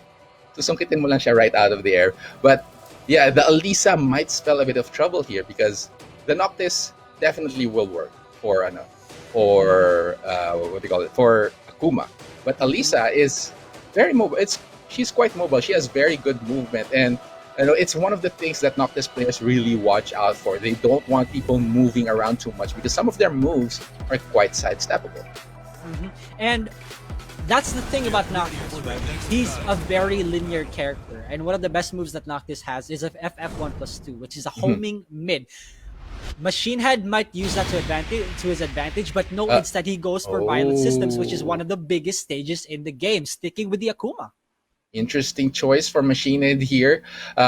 Keeping the Akuma pick going despite what happened earlier. Nakapag-adjust na si Tomoriru. Nakita na natin yung mga counterplays niya with the Noctis pick. Maybe MachineHead spotted something. Maybe may na-process yung MachineHead niya na solution against this Noctis pick of Tomoriru. Let's see. Baka may bagong circuit board na si MachineHead. We don't know, right? We don't know. Sure. Upgrade. He might have had some maintenance after that game too, just to adjust kung anong playstyle ni Tomoriru, but we might see it here, ladies and gents, boys and girls. MachineHead 2.0 with this Akuma pick here. Let's see what he can do. Tomoriru with a flurry of sword strikes here against MachineHead, landing those hits as well. Mini combo here from MachineHead, gets a bit of damage in down 3. Again, one of the scariest moves from Akuma is down 3. That is pretty scary. It looks very small, but at the same time it has good range. And if it hits clean, like really close, he gets some follow-ups afterwards as well. And you can't recklessly punish it also because Akuma can go for like that, right? Go for Tatsu. It can also go for Demon Flip. And the Demon Flip mix-ups are working so well for MachineHead. Tomoriru has to find an answer. Yeah, not a lot of those so far, but still the Rain Drive comes in and MachineHead caught pressing buttons there first round for Tomoriru. You mentioned the Demon Flip mix-ups. That is something to be feared here, but MachineHead really having scarce opportunities to use it. Yeah, and not only is down 3 a scary move, another scary thing from Akuma is down 2, a down jab, because it can continue on to a dual combo. Tomoriru again on fire with these low parries. Gets the wall combo as well. MachineHead not quite in range. This is the perfect spot for Tomoriru to finish things off. But look at this. Long combo here from MachineHead. Trying to push him towards the wall. Gets the slide. Gets the sword slash. And MachineHead, a sliver of health, burns the meter. 20 seconds left on the clock. Oh! The mid kick from MachineHead to finish things off 1 round apiece. All right, so a bit of a shaky round for MachineHead, but instead he still got it. The ward strike from Tomoriru. Ora! Carries to the wall. MachineHead gets a lot of damage. This is not good for him. The emo man has the full damage combo also. Fighting back, trying to get into center stage, burns the rage, burns the meter here. Is MachineHead very well placed, going to be able to reach the wall with that heavy Tatsu. Yes, look at that amazing execution from MachineHead. Oh, that was so scary. He caught him back turn. He caught him back turn again. Tomoriru put in rage, the wall splat on the running 3. MachineHead takes it back immediately. That back turn hit sent shivers up my spine, and MachineHead closing things out beautifully there. This meter usage is gonna be very essential for MachineHead here, putting some serious hurt onto Tomoriru. Tomoriru has to wake up, has to find a way out of this flurry of offense from MachineHead. It's not looking good. The heavy DP comes in and finishes him off. MachineHead makes it 2-1 over Tomoriru. He hit him with the Demon Flip Vortex. Ah, that is unfortunate for Tomoriru. MachineHead, he knew that he was gonna go for, he was gonna duck, but we're gonna see that in the highlights, boys and girls. He knew that he was gonna duck, right? So he went for the mid that follows up to a combo also.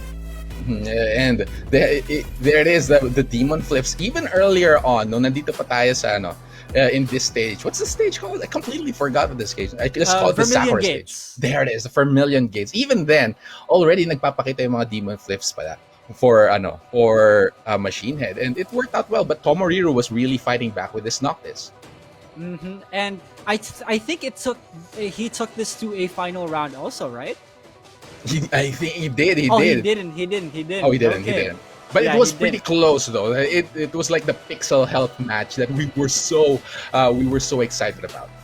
Yeah, the +5 health buff from Harada and Murray Bless. himself, and MachineHead in this game too.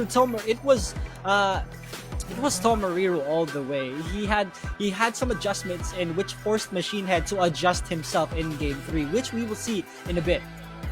And though it did go to the final round, but at the same time, you can see here when MachineHead went for the rage art, marami pang health si Tomoriru, so he was feeling very comfortable in that final round and just went for the finish. Then again, we moved on. MachineHead, as we were talking about earlier, talagang nag-update niya, may bagong patch si MachineHead, and it worked well against Tomoriru. Yeah, I came to destroy, says MachineHead, and Tomoriru. That one last Demon Flip mix-ups was the one last mix-up that he did not need to duck, but he did. He got conditioned so well by MachineHead that he was gonna go for a Demon Flip throw, but the mid came through and he got sent all the way to the losers bracket instead. Very well played for Tomoriru, but exceptionally played from MachineHead here. He moves on. So ayan na, assembled na yung mga players natin sa losers round 1, right? So these players are fighting for their tournament lives. But once again, let us remind everyone, this is not a fight for the spot dun sa Pro League. Technically it is, because this is their chance to really show their stuff here in the competition. Kung gaano talaga sila kagaling. So they really want to achieve here. But yeah, before we go into the losers bracket action, ladies and gentlemen, we're gonna be taking a short break. But when we come back, dreams will be shattered. Stay tuned. Ladies and gents, welcome back to the Nationals Tekken 7 Conference Season 3, the path to pro. I am Kid, and with me is Poru-kun, and we just saw a lot of great matches. Poru, let me know what you think of those. They were breathtaking. Basically, talagang hindi tayo makahinga doon sa action. Talagang nagbabaga yung action na nakita natin dito in the Nationals, and it just goes to show that this really is the competition of champions, the liga ng mga kampiyon. Okay, so talagang they are really throwing themselves into the fire and showing just what they're capable of. And we saw it in the upper bracket, but now we're going to be looking at the players who fell from that upper bracket. We're going to the losers round, and these players are fighting for their tournament lives. And Poru, I am not excited to see this, because these guys have worked so hard for them to get to where they are now, and whoever loses each set will be eliminated. And I mentioned this earlier, dreams will be shattered. Yeah, they will. They definitely will be. But just to be clear, once again, this tournament is not a fight for who gets into the pro league, right? This is a chance for them to show their dominance over the other players. Para alam ng mga franchise players na sila yung dapat piliin. And this is a worrisome bracket so far because ang dami sa mga like favorite picks is in the lower bracket, right? Even the two champions, yung champion ng Challenger Series 1 and yung champion ng Academy Series is in the lower bracket. So that is a bit worrisome. That is something we're not expecting. Yeah, I do want to point out that it's going to be a run back. It's going to be a grand finals run back between Typhoon and Endrax. I'm pretty sure Endrax is going to want his revenge, but we're not going to be seeing that match just yet, boys and girls, because our next match will be between Kunicat and Jik. Very spicy match here. Kunicat, this, as we mentioned, he is the champion of the Challenger Series 1, and being sent to the losers bracket, hindi yan magandang feeling. You don't want that to happen, especially when you want to show your worth to the other pro players who may want you as a teammate. So this time he really wants to heat himself up and finally show what he can do. But Jik, this is an opportunity for him. If he can take down Kunicat, right? That is a massive statement, Kagan. Yeah, he's gotta break free from all the chains. You know, he's gotta pull out all the tricks in the bag in order for him to get to where he wants to be. In order for him to be recognized by the franchise teams, he did openly express that he wants to be in Signal Ultra. So, who knows what might happen here. And one thing that we missed, Poru, what we missed to talk about on Jik is his movement. His movement might spell the death of Kunicat here. If he can move away or just maneuver himself around Kunicat, it might be the answer to fighting against this wily Kunimitsu of Kunicat. But look at this, immediately going for those quick posts. These two players just trading blows right in the first round. Oh, good block by Jik down 2. He's gonna do it again. Kunicat interrupts also. Those down twos are gonna be piling on. But Kunicat going for some lows of his own. Talagang pitas-pitas lang dito kung kailan pwede. 30 seconds left on the clock and Jik enters the rage. Mix-ups are coming in. Jik has extra damage and he misses. Whoa, no, that is unfortunate. And Kunicat answers with up forward 3-4. That was super unfortunate because in that moment, in that scenario, if Dragunov lands a delayed hop kick, he's not supposed to do F443 right away because the third hit will miss. Some of those micro adjustments that you need to be wary of with your character, especially in some crucial situations. That was a game-winning combo right there, but it slipped through Jik's fingers. Now Kunicat, with that first round, is going to be feeling a little bit better. Jik tried to answer with upward 4 back turn. Kunicat gets caught also. Big damage coming from Jik.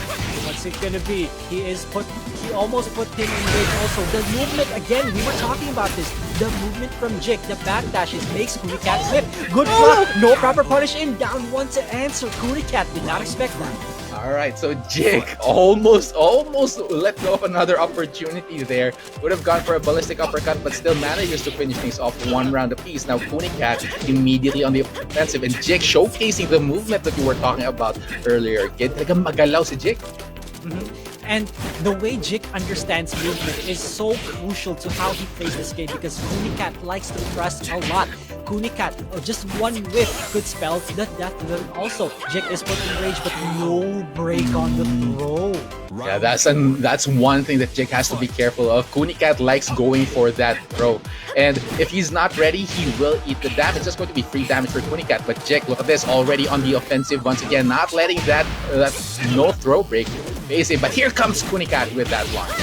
Yeah, and can I just mention how the RNG gods were on the side of Kunicat also because this is the infinite stage.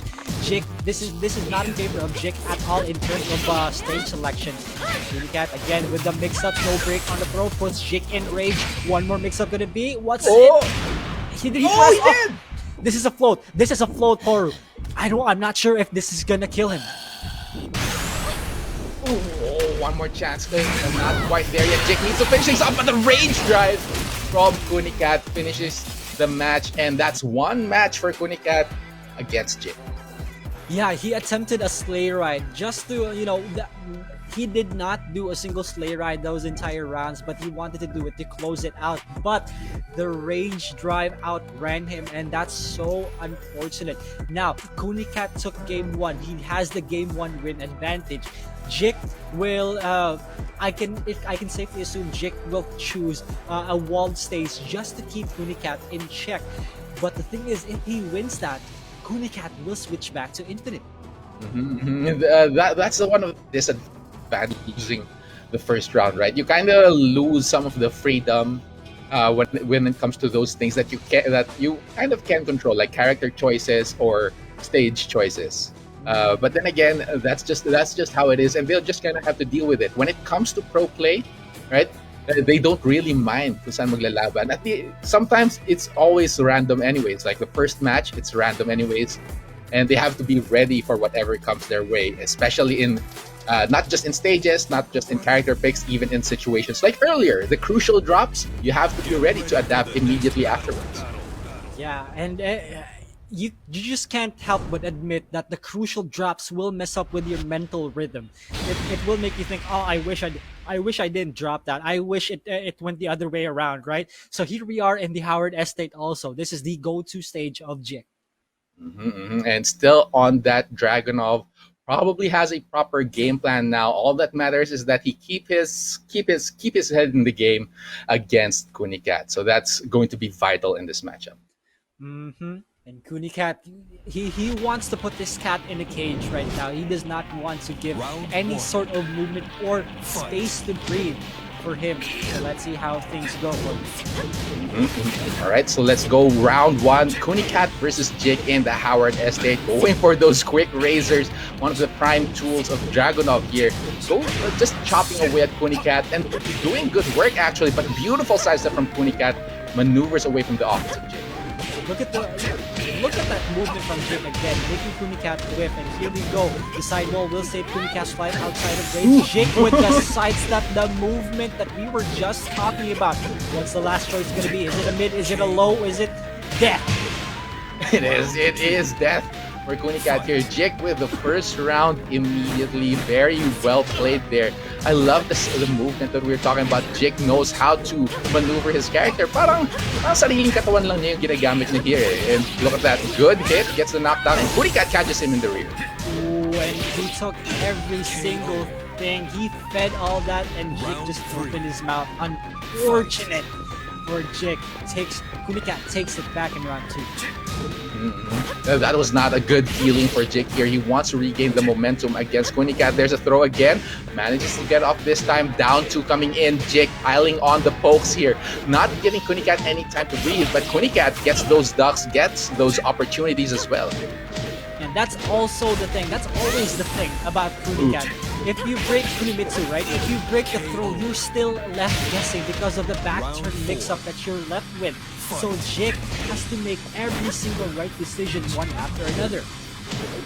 And speaking of right decisions, that was the wrong one. Kunicat gets that hop knee. Jik in the corner. The pressure is on. He does not want to go home here. Kunicat is really scary. Goes for the unblockable. Good movement from Jik here. Tried to go for the wall splat. He gets it, but not going to be able to follow up. Speaking of follow up, he did follow up with that one though. Upward 4, goes to the wall standing 4. Also, Kunicat gets caught back, turn the side wall, will not save his life. Jik showing signs of life. Oh my goodness, that was a very crucial combo at the end there. Getting the rear against Kunicat. Last round, Jik hanging by a thread here. Good sidestep, not gonna get anything, but those pokes are piling on. Kunicat returns with a quick blow of his own. Yeah, you can see the movement from Jik being displayed at this very moment. They're both at the middle of the stage. Kunicat, one wrong move could bring him to the Kusuma walls outside of range. Also, good throw break. A good throw, rather. And Jik, one more punish left. Kunicat, one mistake, and down 2 will seal the deal. Oh my goodness, Jik is still alive here, ladies and gentlemen. It's one match apiece between these two players. The Dragonov has finally caught up to the Kunimitsu, and that's something that's going to be bothering Kunicat. What is he going to do next? I want to mention that, right? Bothering Kunicat. I don't think it should be. I don't think it should bother him because he does get the win advantage. He will switch back to a wallless stage, an infinite stage, and Jik does not want that, but he doesn't have any other choice here for. That is true. He has to redeem himself considering na sa infinite stage tayo lumaban earlier, right? He has to reverse the decision and reverse the outcome of that first match between the two of them. But there's still always a chance that Kunicat doesn't go for the stage select, right? He does have another character under his sleeve, which is the Marduk. And that Marduk's pretty terrifying, right? As a character, he has that big damage, he has the mount mix-ups, and that's pretty worrisome, especially considering that Jik was having a little bit of trouble with throws earlier. But And kaya naman. yeah, I think he's reserving that Marduk for 2D. No, that's true. Could be a counter pick lang for 2D, right? Yeah, absolutely. Here, as we predicted, right? Infinite Azure from Okay. Kunicat's space game all around, and Jik will have to have a miracle play here, Poru, if he wants to take it against Kunicat, because again, Kunicat's been so strong. He's gonna pull a miracle. This is the time to do it. This is the Draft Series tournament, and it's his time to shine. Kunicat immediately going for the low. There it is. A redemption immediately on that punish. Gets the ballistic uppercut, and Jik looking good in the early seconds of the match. Kunicat again with that string, but he gets hit by his string himself. Gives him the receipt. Jik also attempts that throw, but good duck by Kunicat. The sleigh ride a little bit there, trying to find the last hits there. There's the Rising 4, and Jik takes the first round immediately. An advantage against Kunicat, the champion of the Challenger Series #1.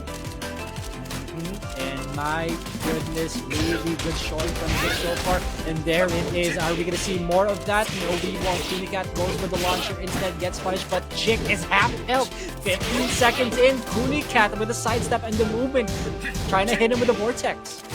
Down 2 comes in, trying to catch up with the life lead. Here is Jik. Gets the throw. No throw break from Kunicat. That could spell trouble for him. Both players outside the bridge. 30 seconds left on the clock. There comes the Setsuna. Oh, the Ranger comes in. It's gonna hit. And that should be enough to take down Kunicat here in the second round. The impatience, the presence of mind on Jik pays off. And now he's 1 round away from taking out Kunicat in this tournament. Elimination is getting closer, and it's getting closer to Kunicat. What's it going to be? Kunicat under a lot of pressure. He needs to prove himself here, but it doesn't look like Jik is allowing him in this case. Jik with so much damage, and he resets the combo. Beautiful stuff. Jik, oh my goodness, he attempted it once again. Kunicat, 1 more hit left. Can Jik do the impossible? Can he take it against Kunicat? Kunicat showing signs of life, pulls the Rage Art in, gives him some breathing room. Yes, a bit of breathing room. It's gonna help out. It's gonna close the gap a little bit here. Could go for the comeback potential, and that's something that would be great for Kunicat. But Jik is 1 hit away. 1 hit away. What's the mix up here? There's the throw. Good throw break from Jik. Gets the lowest. Kunicat. That slide is very annoying. Tries to go for the launch here. Oh my goodness, the strings are coming in, and Kunicat pulls the comeback. Takes a round. Oh my goodness, Kunicat maintaining his composure, and that's one of your qualities, Poru. The composure that you need to have even in the most dire situations. Beautiful sidestep from Jik. The composure of Kunicat, he's trying to tear it apart, and Jik seems very composed as well, applying more pressure on Kunicat. Good sidestep here. The strings are coming in. The damage is piling on. Good break from Jik. The blows coming in from Kunicat here. A huge flurry of blows between these two players here, kid. I'm out of breath. Oh, is that it? No! He's 1 more hit away. Kunicat again needs to maintain the composure. This is the the backdash. The jab! Oh my goodness, Kunicat is out. Jik takes it 2-1 over Kunicat here in the Nationals Draft Series tournament. Oh my goodness, kid. That is unbelievable. Very good stuff coming in from Jik, ladies and gents, boys and girls. I'm sure Jik is gonna be very happy about that. But one of the main surprises here, folks, is how Kunicat immediately gets eliminated, and we'll see that in the highlights. Horu. Oh my goodness! We were talking about it earlier, right? Reverse the results of the first match, and Jake did it fantastically here. Here in the first time sa Infinite Azure, Jake was on a bit of a struggle, and Kunicat was very comfortable. Talagang comfortable siya kapag open yung space. Mm-hmm. The door has been closed for Kunicat's opportunities, and Jik is the culprit. I have nothing else to say about that. He is indeed the culprit there. Mm-hmm. It was all him. It was all him. And I'm glad that I mentioned that he's a dark horse earlier, and he's proving me right. Definitely somebody to watch out for in this competition, taking out Kunicat with authority there in the last matches. But here in the Howard Estate as well, using those walls, just putting some pressure in, and mixed, of course, with his movement, he gets the crucial side steps like that, catches him in the rear, and it really just shows how well of a player Jik plays. And Jik, again, we saw how outstanding that movement is from him. The last few seconds of that round was all him backdashing away, making Kunicat whiff every single move, and he broke. He overflowed with too many moves to throw out, and Jik just let him do it. This also, so amazing, so perfectly done well.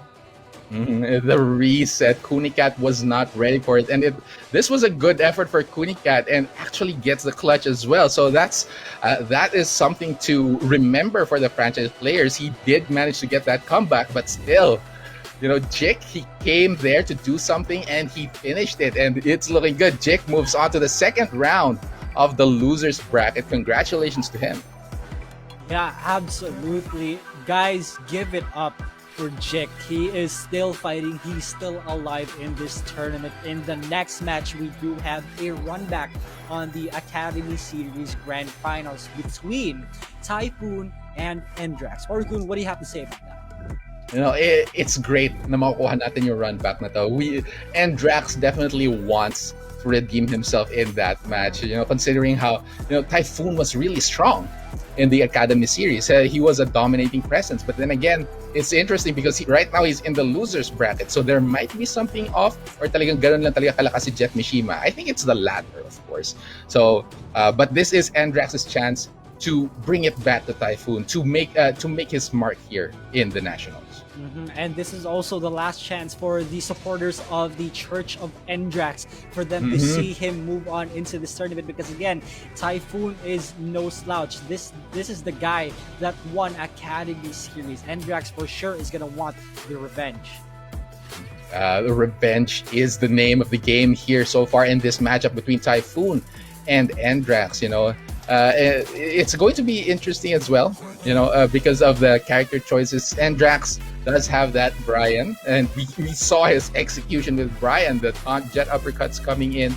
He knows how to use the character. He even has a Ganryu, although I'm not particularly certain on how favorable that might be in this matchup against Typhoon. Meanwhile, Typhoon does have quite a plethora of characters. And I'm pretty sure that you'll be hella happy if Ganryu comes out for you. Of course. I love Ganryu. I love some sumo. You love yourself some sumo doskoi. Yes. And for Endrax's case, he in day one, he didn't quite perform the way he wanted to, but still anything can happen. That was just day one. Endrax is a new man here, as well as Typhoon, and I can't wait for the match to go. Ganun talaga yun eh. It's like that. When it comes to when it comes to these situations, the do or die situations here, in tournaments, in competitions, it's people evolve into different things. Some of them get crushed under the pressure, hindi nila kinakaya, they fall apart, and some of them rise to the occasion. And which one of these two players will be able to do so, rise on the occasion, or get crushed by the pressure, it's going to be very vital in the results. I think specifically the pressure, there's more pressure onto Endrax here because this is his moment to shine. He hasn't really been standing out recently in terms of like being recognized by the entire Filipino Tekken community, and I think people were just finding out about him, how excuse me, how godly this guy is, how good this guy is, and absolutely they do not want him to get they don't want to see him get eliminated right away when they haven't even see him go at the top yet. Yeah, I like that point of view. May punto ka dyan, kid. Pero at the same time, there's also a lot of pressure on Typhoon. After all, he just saw his fellow champion get eliminated here in the tournament. So that could be a bit of a worrying factor for Typhoon. But then again, we know Typhoon, he's very confident when it comes to his matches, and he really just focuses on the opponent right before him. So it might not be that big of a factor. So let's see what's going to happen. An Infinite Azure and Kunimitsu once again. Is this a replay, kid? Oh, for a moment I saw Kunimitsu and then I immediately thought Kunicat. I'm like, oh, we're in the Infinite Azure. That's unfortunate, but still, Typhoon might prefer this. You know, he really might want the movement. It's good to make use of the movement here, and you don't want to be up against a wall against Brian, especially with that on setup that Endrax is able to employ. So it's a load off of the mind of Typhoon here, but Endrax, huge advantage right here. Endrax is winning in the poke department so far. Orbital heal being attempted. Typhoon with the up forward 3 gets the combo in. What's the setup? Immediately getting some damage here. Goes for the kunai throw. Gonna go for the follow-up. Endrax in rage. No throw break here. A sliver of health left. Last chance here for Endrax. Typhoon is within arm's reach here. Goes for the rage drive. The pressure is on against Typhoon. Tries to go for the taunt. It's a little bit too far, but that dagger is right next to Endrax and finds its mark. 1 round for Typhoon. Yeah, in order for the taunt setups to be fully effective, Endrax is going to keep his opponents, has got to keep his opponents on against the wall so they won't have enough space to backdash. But unfortunately, this is not the case. Typhoon with the slight advantage here in the Infinite. Just getting those hits that he needs. Looking good for Typhoon so far. Endrax not breaking those throws. It's really piling on some hurt against him. Immediate 2 rounds for Typhoon. He needs to start breaking those throws. And that's always the thing, right? The throws. That's been haunting Endrax since Academy Series. No follow-up on the combo. Soccer stick not connecting. Also, Typhoon not ducking a single thing from Endrax. Tries to go for that full crouch mix-up. Endrax with a beautiful choice and the punish as well. Trying to catch up with the life lead. Jet uppercut out of nowhere, not gonna land. Typhoon backing away this time. He knows he has the life advantage. He's just letting Endrax approach him, but as soon as you try to approach Typhoon, Typhoon will throw out everything in his power for him to stop you. More thinking here for Typhoon. There it is again. Another throw coming in for Typhoon. Endrax on the receiving end. He gets the rage drive though, and finishes it off with the Mac breaker as well. He is still alive and he's hanging in there. He's showing signs for Typhoon though. Do you think he's gonna let him just do that, just allowing him to give away a round? Endrax says, I don't think so. I want this round for myself. He wants to win this game. He definitely wants that to be the case. The lows are coming in. Endrax playing like the Brian main that he is. This is the shades of the Brian that we're looking for. He gets the counter hit. He gets the finish. And that's 2 rounds apiece. Typhoon versus Endrax. Endrax wants to take this home. Yeah, the Church of Endrax is going to need more donations. Typhoon finally ducks on the mix-ups. Endrax is on fire. Taunt setups, no. Denied by Typhoon. Soccer kicks, the hatchet kicks. It's all coming together. Orbital heal. I don't think this is going to kill. Oh, the arthritis. Unfortunate, but Endrax takes it back with a comeback from 2-0 to 3-2. Yes, praises to the Church of Endrax right here, getting that last finish. Typhoon came out swinging when the fight began, and he had the round advantage. But Endrax, my God, he showed just what he's made of, and the mental fortitude, as we were talking about earlier, to just keep going, stay positive, and find his way into the win. And that just showed in that first match. Everybody be giving him the power of hashtag Barangay Brian. Asang kamay. Asang kamay, ladies and gentlemen. Barangay Brian, the Church of Endrax. He's gonna need all of your support. But again, we cannot we cannot disregard how good Typhoon is. He still has a Leo. He still has a Yoshimitsu. Endrax, if Typhoon switches to a character, Endrax has to adjust. And a guy can't adjust immediately afterwards. He's gonna have to take a bit of time. Typhoon might really be going for Typhoon plays onto Endrax. That might be the case. And it's pretty worrisome actually for Endrax.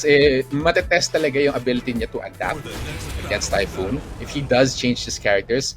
But then again, we mentioned it earlier, kapag nanalo kayo in the first game, you do have the advantage of switching characters, switching stages, even if you lose the second one. So it's something to watch out for. Looks like Typhoon is sticking with the Kunimitsu, sticking with the Infinite stage. Baka naliwanagan lang siya. Lumipat siya dun sa Infinite Azure number 2.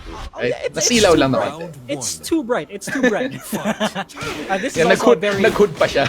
yeah. This is also a very aesthetically pleasing stage. So it's Typhoon also goes for the very nice. I want that jacket from Kunimitsu. I want it. It's so good. Same. Goodbye. Anyways, the lows coming in. Typhoon with an early life advantage here in this match. Looking good once again, coming out blazing with this Kunimitsu, and that's how you want to play the character. He has a lot of ways to confuse the opponent, and you want to confuse them. Don't give them a chance to think.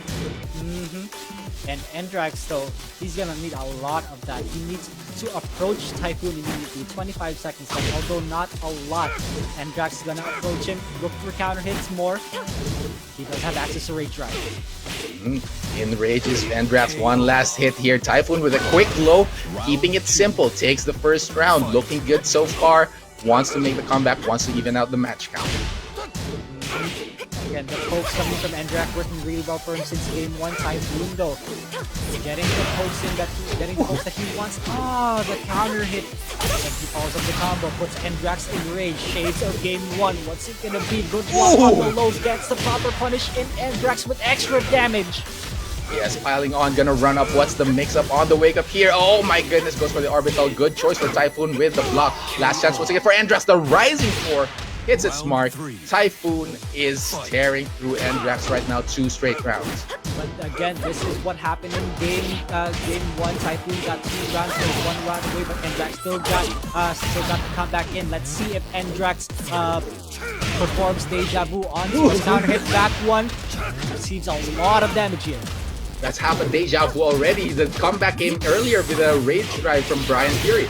But here comes Typhoon trying to finish things off here. Not going to be able to do it. There's the throw. Good throw break this time from Endrax at that crucial moment here. The kunai throw comes out. A crouch jab from Typhoon.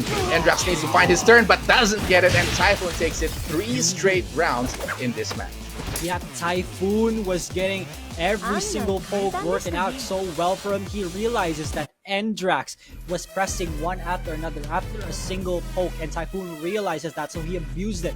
Very good showing and adjustment from Typhoon. Both players, one chance left to move on to the losers bracket. One of these guys, ladies and gents, will be eliminated. Yes, that is true. It's do or die for these 2 players here. And now the ball is in Endrax's court. He has the choice. Is he going to make a character switch, move out of the Brian, maybe bring out the Ganryu? As much as I'd love that, I'm not sure about that choice. Or he can just go for the stage select, because we talk about this time and time again. Brian is very strong in the stage with walls, especially with a player like Endrax who can utilize yung taunt setups niya. That is going to be terrifying.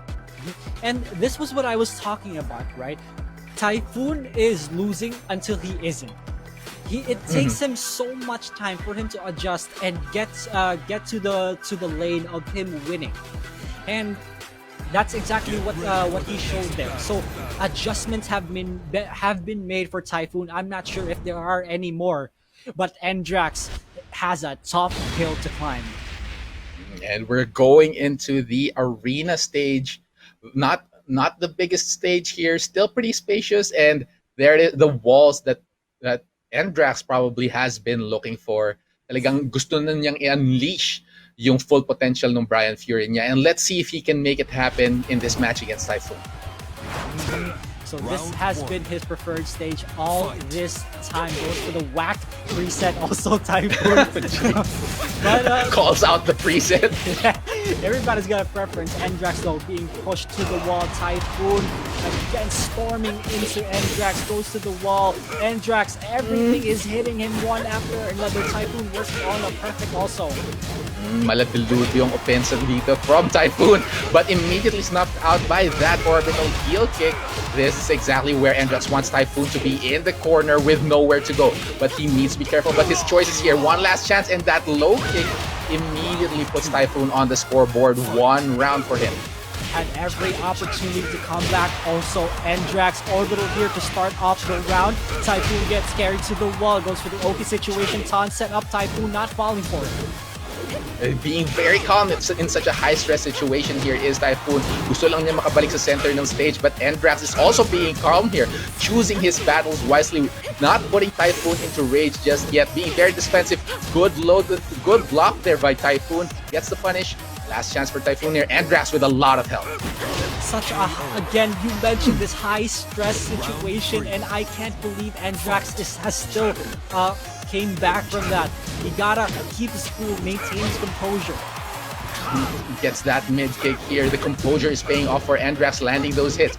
Tries to fish for a counter hit here with a magic for Typhoon with a flurry of offense. Once again, the hop knee comes in, and Typhoon is going to be able to pile on some damage against Endrax, reaching towards the wall. Good wall combo as well, and Endrax has his back towards the wall. That's going to be tough for him. Typhoon, high pressure, good movement from Endrax, switches the position. Looking for the back four, he's pushing for it, but Endrax gets caught by the counter hit strings again. Typhoon is one round away from eliminating Endrax. Sidestep one, goes for the hard combo, good stuff, but he drops it. Unfortunately, that's gonna deal a lot of mental damage onto Endrax, ladies and gents. Yeah, he needs to keep his composure after that crucial drop here. Both players being very patient here in this match. The jobs coming in. There's the magic core that Endrax is looking for. Gonna be able to reach the ball just enough here. Typhoon, he needs to be careful. How do we wake up? Oh my goodness. He tries to trade here. Endrax going for the Falcon blows. Good punch from Typhoon. Endrax pulls the trigger. That is not good here. Typhoon is looking for the finish. Pushes Endrax straight towards the wall. Tries to make the comeback. Kid, what's gonna happen here? Oh no, the last hit, and Typhoon finds it 2-1 over Endrax. My God. That was... Okay, so let me explain the last few seconds of that round. Yeah. The machine gun punches from Brian, the last hit is launch punishable. But there's a certain mind game into it. Yeah. Nobody ever expects for the last hit of the machine gun punches to be thrown out if the first 4 hits, I think, 3 hits, gets blocked.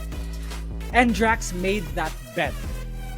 Typhoon stayed calm, stayed patient, and punished it perfectly. And it was just a butterfly effect from there, and we're gonna see that in the highlights. Toru. That was an insane bet na binagyo lang, tinangay lang ng hangin yung bet na ginawa ni Endrax. But that was still an amazing match there. And especially with Typhoon, actually, in the first match, we saw that he did come out guns blazing, but Endrax was able to pull the comeback afterwards, right? Starting off with that great drive, well placed, and then Typhoon kind of crumbled in that match. So that was pretty a shaky start for Typhoon, but still he managed to gather himself and then come out on top in the end. Yeah, those were 3 rounds straight also from Endrax. Gonna,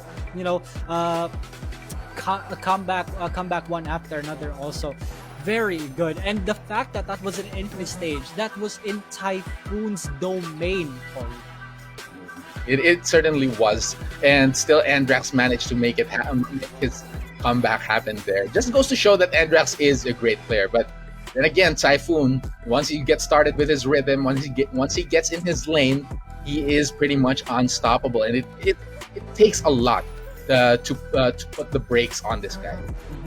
Typhoon indeed was the better man there, ladies and gents, taking it against Endrax 2-1 and moves on to the losers bracket side. But there's still so much to do for him And GG, well played for Endrax.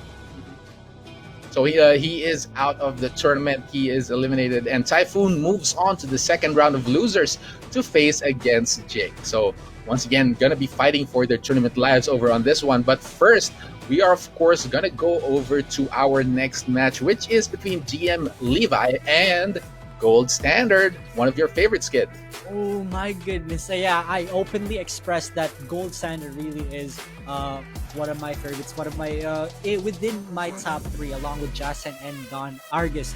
This is the moment for Gold Standard to get to the top, and there's no way he's gonna stop. Yeah, that's your bars there from kid, and it definitely is. It definitely is shown in Gold Standard's play that he wants to keep going. He wants to get the top here in this tournament. After all, that would be the best way para ipakita sa mga franchise players natin that Excuse they me, are what? the real deal. And oh God, what is that coming out? Levi on the King is expected, but kid, what am I seeing here? Round This one. what? Excuse me. Fight. Gold Standard on Paul, the very first that we've seen in the Infinite Azure. I gotta keep my composure. I gotta calm down. Okay, save the screaming for later. Yeah, I'm pretty sure we're gonna get that. Good duck from Gold Standard, gets the Rising 3-2 as well. Twin Axis lands on Levi. Not laying good immediate health advantage here for Gold Standard. Oh, the Paul Standard. Oh my goodness. Levi with the wall standing 1+2 puts Gold Standard in rage. What's it gonna be? One more mix-up could do it, and Gold Standard could be done for. Oh, there it is, the low. Round Good two. presence of mind from Levi there. He knew that the Gold Standard might go for the spring kick, which if he blocks would be a guaranteed combo for Gold Standard. But instead, he picks up Gold Standard, and even then an adjustment as well because he knows he won't be able to continue with the combo. But anyways, first round to Levi, and now he's going for some chain throws here against Gold Standard. Immediately catches up on health. Young Rafiki is fanboying to hell right now. Toru down forward 2. Gold Standard carries to nowhere. This is an infinite stage after all. Oh, wake up Happy. Okay. KO. Oh, and that quick low for Gold Standard, keeping it simple. This is an interesting pick, right? Because we've been so used to seeing Gold Standard on that Leo. Nakikita natin yung mga K&K Bok mix-ups niya. And this time we're going for the Paul Phoenix, and it seems that he is quite aware of what he's doing with this character. And it's looking good for so far, except for this round, because Levi has a massive life attack. Yeah, this is another type of blondie that Gold Standard is using right now, and he's more of a hard hitter, a more of a heavy hitter. Oh, okay. QCF 3+4. Levi has one mix-up left. Gold Standard gets eliminated here. Not eliminated. Okay. Like, whoa! Not eliminated, but interrupted. My bad. Interrupted. You're gonna be jinxing Gold Standard here, but it is not looking good for him so far. Levi is getting those chain throws, getting those damages, and it's a huge advantage for him so far. But Gold Standard with a get up 3 gets the blue demo man as well, piling on the damage, equal life immediately. It's like a replay of these rounds between these two players, but there's the counter hit. Low gut punch there from Levi. Alright, Gold Standard is put in rage. As soon as Paul is put in rage, he has the health advantage already. He's pushing for down forward 2. Levi intros with 1-2, and he gets it 3-1 against Gold Standard. Gold Standard is probably gonna go switch the Leo back. Yeah, that is probably going to be the case for Gold Standard. That Paul pick did not work out for him at all. And though he did know his way around the character, it felt a little bit stiff against Levi's King, which obviously he's very seasoned about. Talagang gamay na ni Levi yan, and it's almost like he's saying, "Why are you using this character against me? I'm going to deal with it cleanly," and that's exactly what Levi did. There must be some sort of reason why Gold Standard opted to go for the Paul instead. Toru, do you have any history on these guys? Do they train a lot? Do they know each other very well? I'm not entirely sure because as far as I know, their usual play spots are far from each other. So that might be, it's an interesting choice actually to go for the Paul Phoenix against the King. Maybe it's just Gold Standard trying something out, expanding his repertoire basically of characters. And that's always a good thing, right? Trying new things trying different things, because it's only through doing that that you learn other stuff aside from the stuff that's already in your comfort zone. All right, as expected, switches back to the Leo, but again, he at the cost of one game. Gold Standard is one game away from being Round one. eliminated here, Oru. Fight. It is a worrisome situation for Gold Standard, especially worrisome for you, kid, because you love Gold Standard so much. But now look at this Levi, not fearing the Leo pick here from Gold Standard. It's expected after all. Kapag Gold Standard yung kalaban mo, malamang Leo yung katapat. But still, Levi showing amazing results here in the first round. He already made a name for himself and so well known in the community. Both of these two goes for the plus frame. Gold Standard has access to Rage. Good sidestep from Levi, acting like King isn't a big character. You small kitty cat here, but Gold Standard hanging by a thread here. Looking for that comeback, not gonna be able to get a follow-up there. Tries to interrupt, but Levi finishes the string and gets that first round. Amazing stuff. Levi bet it all on that alley kick. Gold Standard backing away. He doesn't want to be in the rage of Levi. The backdash makes the FF1 whip. Gold Standard carries to the wall. Really good, gets a follow-up off of that grounded hit. Levi is in the rage here, tries to go for something, gets the gut punch. Gold Standard gonna be pushed straight to the wall, goes for some Jaguar step shenanigans, and Levi landing those hits. Looking good, burns the rage drive, but completely misses off the mark. Again, you can see that Gold Standard is just letting Levi do what he wants by the use of backdash. One more hit away. Down forward 2-1. Gets connected. Attempts to go for the tackle, but Gold Standard, both players, one hit away. The alley kick. The alley kick spells death again for Gold Standard.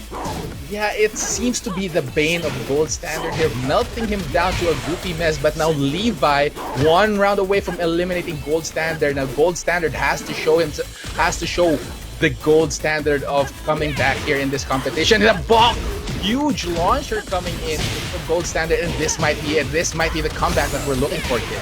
Gold Standard with the Bold Standard plays with the Hold Standard knee, please. Oh my goodness. The low stomp backs him up, and the Hell Sweep. Oh my goodness. That block is very crucial, not very good for Gold Standard here. He's back towards the wall, the counter comes in. Levi doesn't go for the follow-up. Gold Standard has another chance here. Good sidestep from Levi, catches him in the rear. Big damage combo here. If he makes the finish, oh, last chance. Sliver of health. Gold Standard being very careful. The pressure is on, trying to make the comeback, and that DF1 from Levi takes it 2-0 against Gold Standard. Gold Standard is out of the competition. Levi taking names, making a statement so everybody around here that I am not to be slapped on. Yeah, definitely. I barely have any words. I barely have any words to say about what went on, but you know what? Let's check out the highlights. Yeah, let's let the action speak for us, kid. And Levi making this happen is amazing, and especially considering that Levi was actually at the bottom of this group in yesterday's matches. But it just goes to show that these players, they're all just really good, and sometimes the water just flows that way. But in this case, it flows in Levi's favor, and it just taking out one of the tournament favorites here, Gold Standard, in such a dominating fashion, 2 straight matches. Absolutely, Toru, my god. And again, Gold Standard with the Paul pick, it did not work out. Excuse me, it did not work out very well. But he switched back to Leo at the cost of him with that one game, and he still would have had another game had he gone for Leo at first. But still, there might have been some game plan there for Gold Standard that he wanted to try out in an actual tournament, but that just wasn't it. So unfortunate. Congratulations to GM Levi for moving on into the loser bracket, successfully eliminating Gold Standard. And now for our next match, Toru, do the honors. Oh my goodness, I can hear some screaming in the distance. I think it's Young Rafiki, because we're getting Tomoriru versus Jasin, that Jaguar match to decide the Jaguar match here in the losers bracket. This is going to be intense, kid. Yeah, I believe these guys have fought yesterday, and it was a back and forth, correct? think so. I think so. It was, when two Jaguars collide, there's really no telling which one comes out on top. It could be Tomoriru, it could be Jason. And waiting for them actually in the next round is another Jaguar. So all three Jaguars are right here in this corner of the bracket. So that's going to be some interesting development here. Yeah, oh my goodness, young Rafiki. Somebody better go to Cebu. Somebody come to Cebu and keep young Rafiki in place, because this dude is gonna tear the place apart with this Jaguar mirror. I love it, Corey. Yeah, well, I'm looking forward to it as well. Talagang, it's King is such an interesting character, and there's a reason kung bakit sobrang popular niya. Even if you go to the arcades, right, you're gonna see kids picking King, spamming yung. It's either the multi-throw, inaral nila yung multi-throw, or you're gonna be spamming the 10-hit string. And he's just such an appealing character. You wouldn't really see characters with like a Jaguar head that much unless you watch a lot of wrestling. And the throws as well, it's such a threat, especially in the hands of such seasoned players like Tomoriru and Jason. So it's going to be a spectacle for everyone watching right now, seeing this character in its full potential. I mean, look at this. Look at these guys. S+ in throw countering. Round 1. That's exactly what you would expect. That's exactly what you would expect from Jaguar. If you're going to be throwing your opponent a lot, dapat marunong ka rin kumalas. Otherwise, oh my God, you don't have the right to throw. Anyways, looking good. Both of these players here in the Hammerhead stage, equal life so far, being very careful with their throws. Tomoriru slowly being pushed to the wall though. Oh, what a trade, but in favor of Tomoriru. Carries to the other side. What's the mix up going to be? Good break by Jason, but he goes back to the wall splat. Immediately, just like that, Tomoriru with the read on how Jason is going to wake up here, goes for the running. He wants that block. Oh, good. Tomoriru actually good block on that quick low there from Jason. Sliver of health here, goes for the low gut punch. Jason trying to work for a miracle comeback here. That counter hit is going to help him out. Tomoriru with this back towards the wall. Good throw break, and the jab comes in, and it's looking good. First round for Tomoriru. Again, jab, the strongest move in the game. So, Tomoriru keeping Jason in check even after all of that pressure hit. Tomoriru being slowly pushed to the other side. But Jason, again, both of these guys, the movement is so crisp. Better punish that. Good stuff. That was an unfortunate power crush from Jason, not getting anything but gets punished instead. Tomoriru almost putting Jason in rage. There it is. One last hit for Jason here. He's hanging by a thread once again. Tomoriru trying to find that last hit. Goes for the low kick. 30 seconds left on the clock. 2-1 comes in. Both of these players being very careful right now, kid. Again, because one combo can spell the death of either of these guys, and Jason on the short end of the stick. Tomoriru, so strong showing. Close line from Tomoriru here so far, putting the hurt to Jason here, looking good, wants to clean it out, straight 3 rounds. Jason almost enraged, not quite here. Not gonna get that launch that he's looking for is Tomoriru, but Jason with his back towards the wall is gonna be in huge trouble here. There's the power crush, and Tomoriru puts it to good use. 3 straight rounds for him over Jason. And wow, what a showing from Tomoriru. He really maintained his composure there against one of the former Nationals players here, Jason. And this is kind of like deja vu from day one of the draft series, right? Jason loses 1 round, he switches, but not in a way that you would expect. He switches a preset, and then he switches a preset, and then goes for a stage select instead, I believe. You know what they say, right? The clothes make the man, and maybe this time the clothes make the character as well. Let's see if that's going to be the case. Onting palit lang, and it would put him into the groove. But it's gonna be exciting to see how Jason plans to recover from such an amazing win that Tomoriru just put him through. Right? It's huge mental damage kapag nagsuffer ka na 3 straight rounds. Momentum is on the side of Tomoriru right now, boys and girls, and he plans to continue on with that rampage. Jason has a lot to think about, but the thing about Jason is also that he doesn't panic. Jason is a very patient player. If you guys have been paying attention to season 1 of the Nationals, despite all odds were against them, despite the using characters that weren't exactly top tier, aside from Akuma, of course, Jason keeps his cool, like the cool guy that he is. Switches to the cooler king instead. That's true. It is the cooler king here.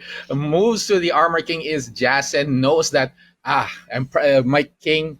He knows the ins and the outs of King Tomoriru. That is, so it's probably not going to work on him. But let's see how he fares against the brawler slash grappler that is Armor King. Interesting choice from Jason here. Let's see if it pays off.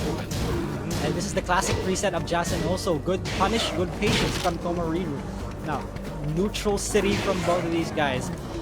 The gut punch again from Tomoriru. Jason trying to find an opening from Tomoriru.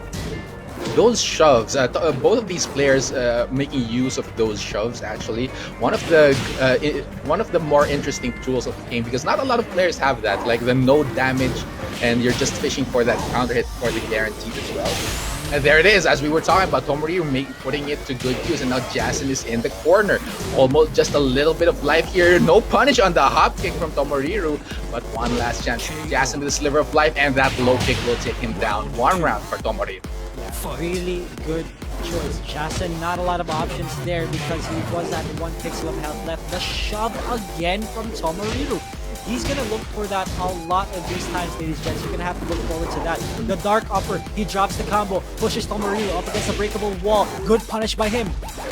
Giant swing, good break as well. Aware that the wall is behind Tomoriru, might go for the giant swing. There's the running throw. Jason with a throw break. Good duck on that twin Jaguar hook there. Atlas Hammer comes in, and Jason paying attention, punches accordingly, and equals out the round. Atlas Hammer is deceptively -9. What's going on there? Well, plus frames is a mental state of mind. Sometimes Atlas Hammer is so difficult to punish with a launch. I don't know.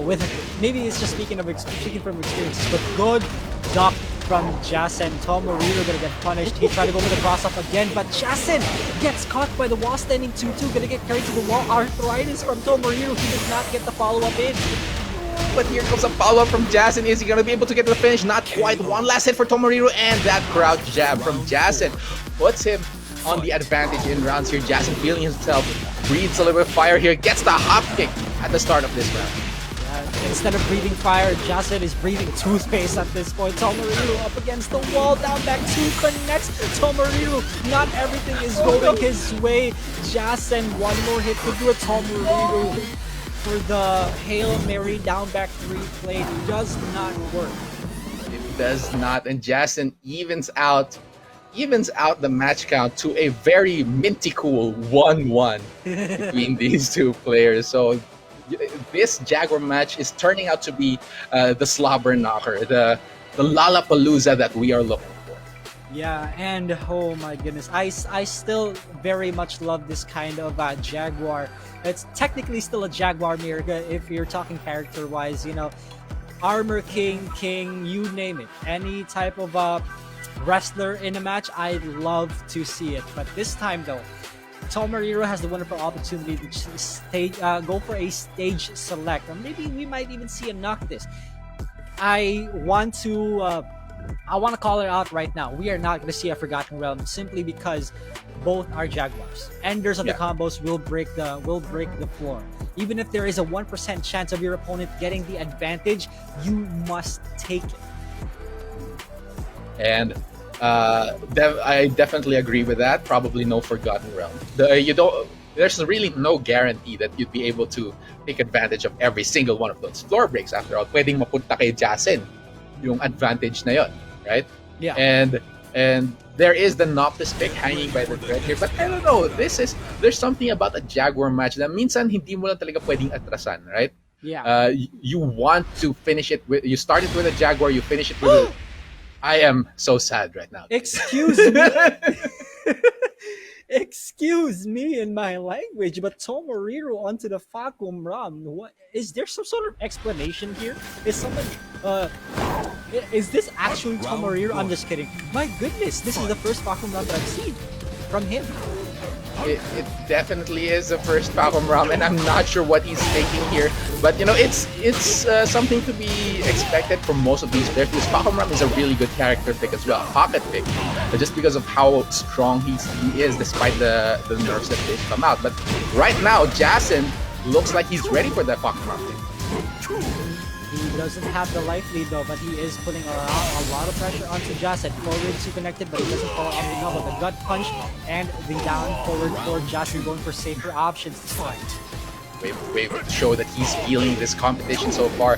He knows that you switched out of the Jaguar. This match is already mine.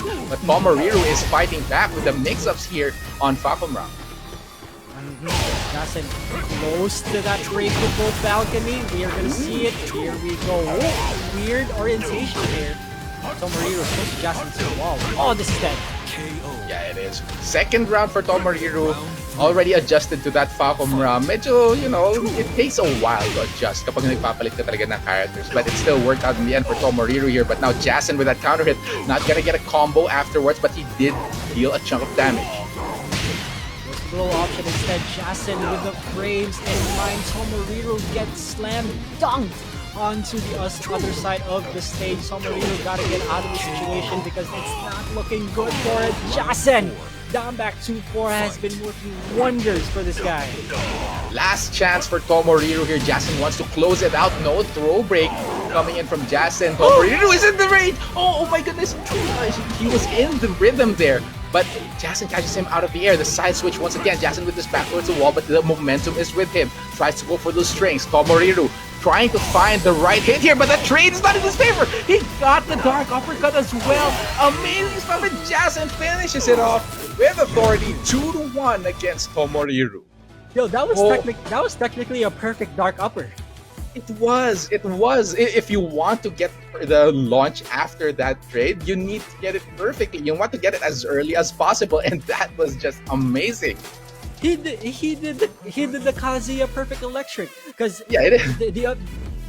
we're gonna see that in the highlights real quick though. But an explanation to that was he got the crumple stun in, and then because of the trade he followed up with a dark upper. You can see that Jason he charged after that because he's aware that was a good play.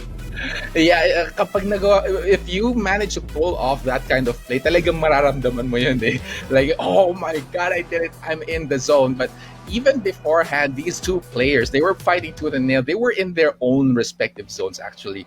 At the start of the match, especially Tomoriru with just an impressive and commanding lead over Jason in that first match. Mm-hmm.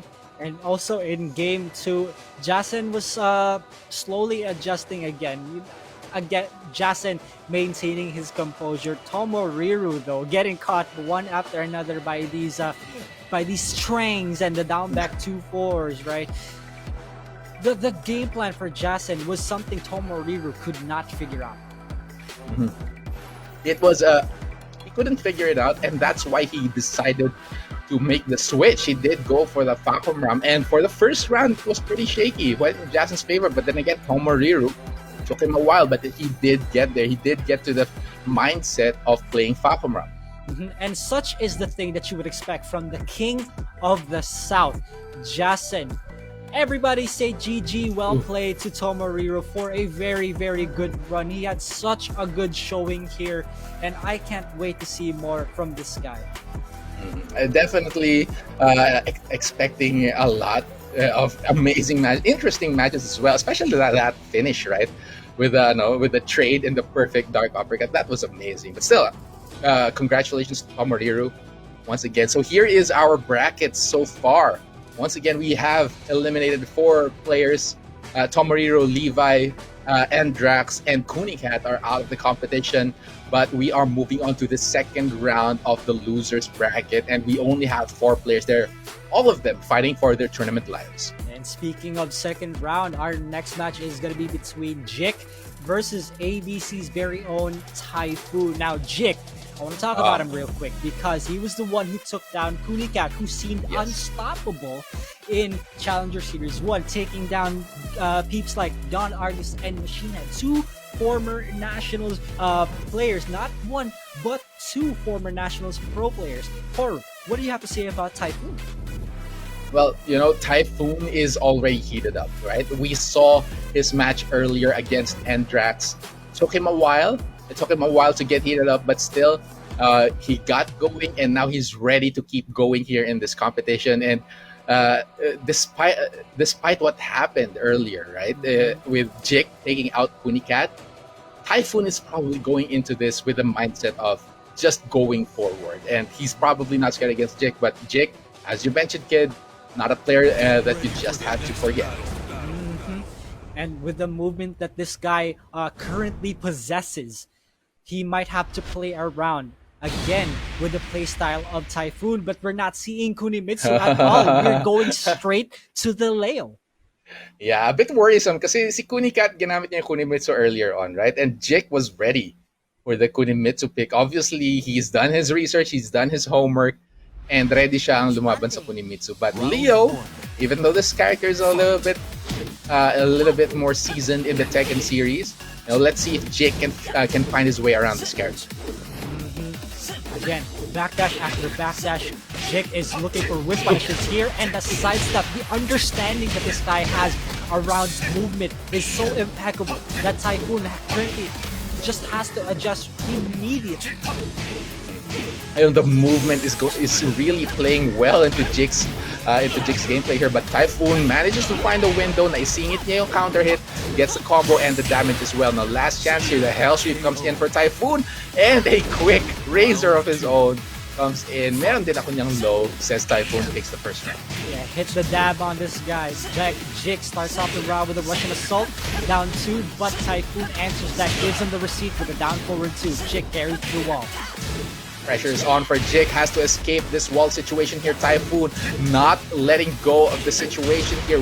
Jik with the movement though, gets a knockdown on Typhoon and now puts Typhoon in a tough spot here. Last chance here, Typhoon gets to stop Jik. Huge life disadvantage and gets taken down by that quick low. Round 3. Yeah, one thing that I've noticed about Typhoon is that he likes to go for a generic low whenever he's about to win the round. Jik might have to adjust to that kind of scenario. Typhoon though starts off the round with so much damage already, 12 seconds into the game. Are we going to see a wall break? No, we won't. Good adjustment for Jik. Recognizes that we won't get that wall, but we will get this finish here from Typhoon. 3 straight rounds, immediately dominating this match against Jik. As I mentioned earlier, kid, talagang nag-iinit pa si Typhoon after nung previous niya laban, and he's carried the momentum all the way to this match against Jik. Now, Jik has to put a stop to it. I'm not sure how he's going to do that, but that's his next step. I don't know, Poro. Do you think Jik is gonna pull out? Ilalabas naman niya na ba yung Devil Jin? We haven't seen it yet. We haven't seen it. Yeah, that's true. And Devil Jin, by his own rights, talagang malakas na character siya. Even though hindi na siya madalas ginagamit ng mga players, there's still a reason why he's favored in local play and in other competitions as well. And hindi naman pinahina si Devil Jin, so it's a good choice as well. But then again, of course, Jik does have plenty more other characters in his arsenal. He has the Steve, he has the Zafina, which might be a good choice then against Leo. Who knows? Because Zafina has some tricky moves that and great movement as well. Since Jik has some fantastic movement, Zafina might be a good choice. And he even has a king that he brought out for some reason, but I'm not sure how that went. Yeah, I'm not sure. Did he bring out the geese also? Oh, I'm not entirely sure. As far as I remember, those characters did come out, but I wouldn't be surprised if anybody brings out somebody new at this point of time. Yeah, Zafina is the choice for Jik right now. Again, Jik's movement combined with Zafina's movement, it's gonna be difficult for Typhoon to approach him without getting launched or getting poked out in the process. Yeah, and it's aside from the movement as well, Zafina, yung mga moves niya, they're kind of weird, and at the same time they have some crush properties that can just be very annoying, especially when she gets down on the ground. She becomes very troublesome to deal with. So let's see how Typhoon deals with it. For now, gets that ultimate punches here and the launch as well, pushing Jik straight to the wall. Oh, so much damage coming in from Typhoon right now, ladies and gents. Jig is lower than half health, does not have access to rage just yet. Typhoon answers back with a wall standing for 1+2. Spends his rage already. It's a mix-up. Oh my god. Hop kick out of nowhere. The disrespect from this man. Somebody get me a ticket to Manila. I just want to talk to this guy. Yeah, he needs a bit of a talking to, kid. You better get those words in there. But still, Typhoon with that first round wise decision disrupting the rhythm of Jik. But now Jik just keeps going with this Zafina, landing those hits. Typhoon trying to be a bit more careful. He lands that second hit, follow up on the floor, serious chunk of damage, evens it out. Huge delayed hop kick from Typhoon, wants to finish things here. Jik is in the corner, last hit and the trade, but not enough life for Jik there. The launchers have been working wonders for Typhoon, and Jik just can't do anything just yet. Jik, the movement hasn't been displayed so far here in this game, and it might be too late for Jik. The decision making for Jik here and is not working well. Typhoon, however, is making some great decisions. Jik gets a snake edge on that Zafina, trying to push Typhoon to the wall and maybe smother him there, but Typhoon fights his way back into the open. Yeah, potential 6 rounds straight for Typhoon, but we cannot count Jik out just yet. He does have the life lead here, but one combo could turn things around. Oh my goodness, speaking of a combo, there it is. You're talking about down forward 2 comes in from Typhoon, pushes to the wall, not gonna get the follow-up. 15 seconds left, the Hell Sweep comes in! He gets the wall flat, doesn't go for a combo, wants to mix up, and another Hell Sweep takes him down. Typhoon with a 2-0 over Jik, showing that he's the player to watch here in the competition. 6 rounds straight. That was 6 rounds straight from Typhoon. I told you guys, one combo could turn things around for Typhoon, and that one fateful down forward 2, which we will see in the highlights, just stopped Jik in his tracks. Ilang beses din gumana yung down forward 2 na yun eh. And Typhoon, he knows exactly how to use it. It has the range, and it has the range basically, which makes it really good for whiff punishment. But even aside from that, Typhoon just landing the right hits and making the right choices, getting those knockdowns, the counter hits, that low kick that always finishes the deed para sa kanya. It's just amazing gameplay from Typhoon on this side of the table.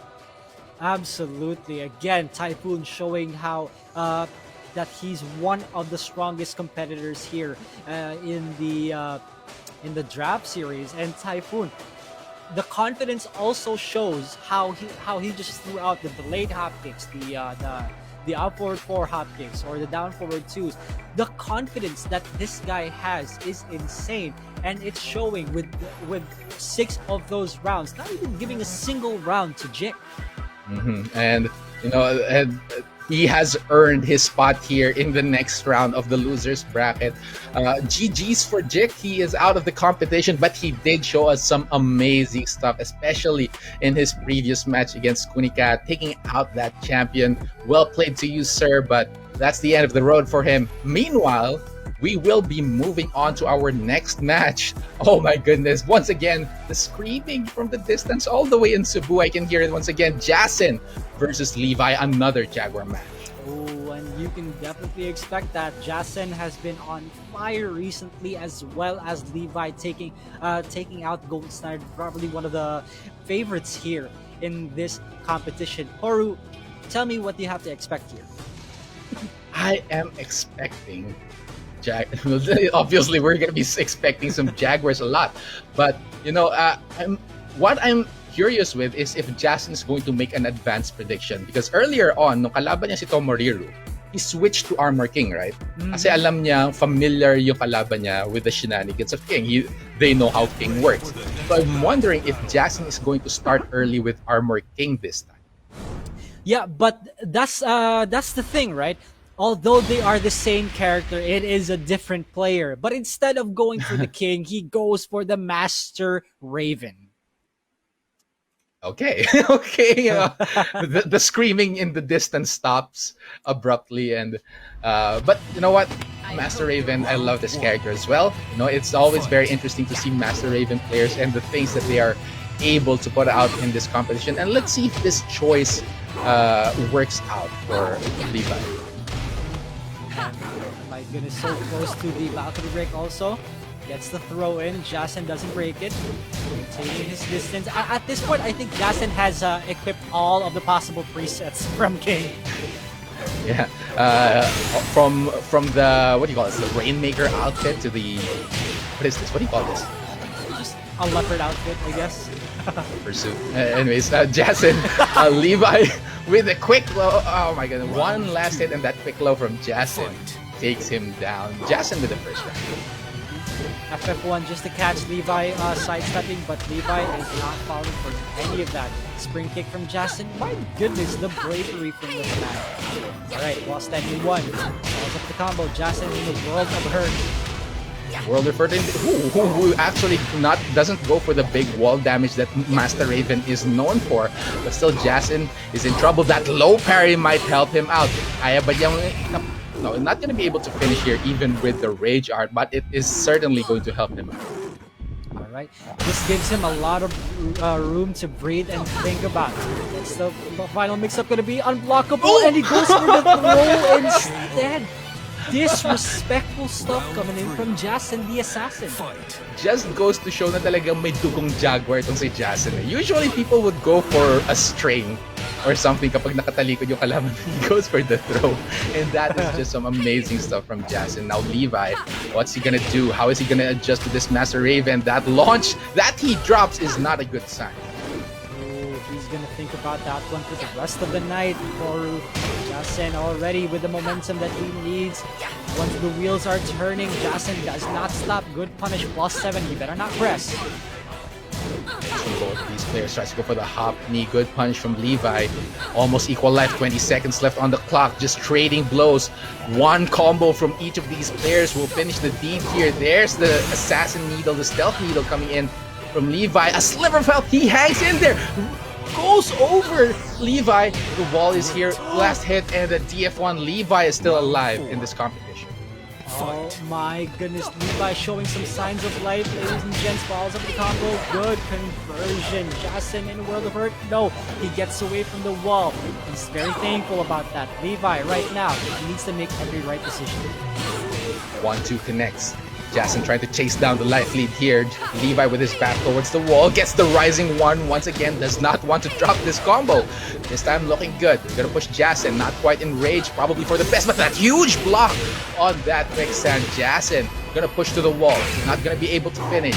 Rage drive comes out for Levi. And that tackle from Jason puts Levi out of his misery and takes the first match. Alright, you better know that Levi probably will go back to switch to his old reliable King. Although it might be a mirror match, he's coming into the game knowing that his opponent knows full well the in and outs of this character. That could be the case, or maybe just a different character entirely. You know, we can always expect that from the players here in the Nationals. But that was a stellar performance there from Jason, just not faltering on the face of the Master Raven, and that crucial block at the end just decided things for that match. And it's Levi is probably reeling from the results of just what happened. So there is also a very big possibility that he might just stay and just stay with the Master Raven, because it was still kind of a back and forth regardless of the fact that he only got one round in. So he needs some time to think. He might just utilize the amount of time that he has to just what did I do wrong there? What did he do that I could not adjust? Those are the questions na mahalaga talaga sa mga players, right? Whenever they're faced with a loss, it's time to kind of reflect on why you lost. And if you manage to answer those questions talaga, it just shows that you're ready to grow as a player. And here it is. He does move on to the King, not going to be using the Master Raven anymore, going to the comfort pick and just making sure that he's able to bring out the best in him as a player. You're going to be seeing a lot of shoves here, ladies and gentlemen. People are fishing for the counter hit shoves just to get that guaranteed in. And after all, it is free damage. And goes for the Okada outfit. I assume that is Levi on the black tights. Yes, it is. It's gonna be confusing. Good definition there, because I'm gonna be confused over which is which here. But still, that hop knee coming in for Levi. Oh, the masks are the defining characters.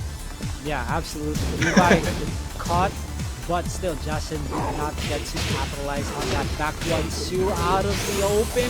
Levi put in rage. Jason back 1-4. Levi thought it was going to be a high, but instead he went for the mid option. Good mix up there from Jason, and good choice as well. First round going on to him. Now both of these players just fighting face to face against each other. Good backlash by Levi, gets some damage in so far, and now just playing in neutral, just back and forth. Again, this is neutral city, and it's Jason is the one winning it so far. Counter hit gut punch. 1-2. Look at this, the movement so crisp from these guys.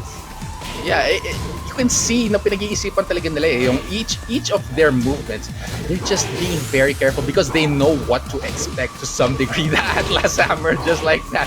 And Jason was ready for it. Yeah, it's gonna come out. I'm gonna make you pay for it. And now he brings it downstairs. Goes for the rage drive. Last chance here for Levi, but that quick low is gonna take him out. Jason, 2 straight rounds, wants to take out Levi right now.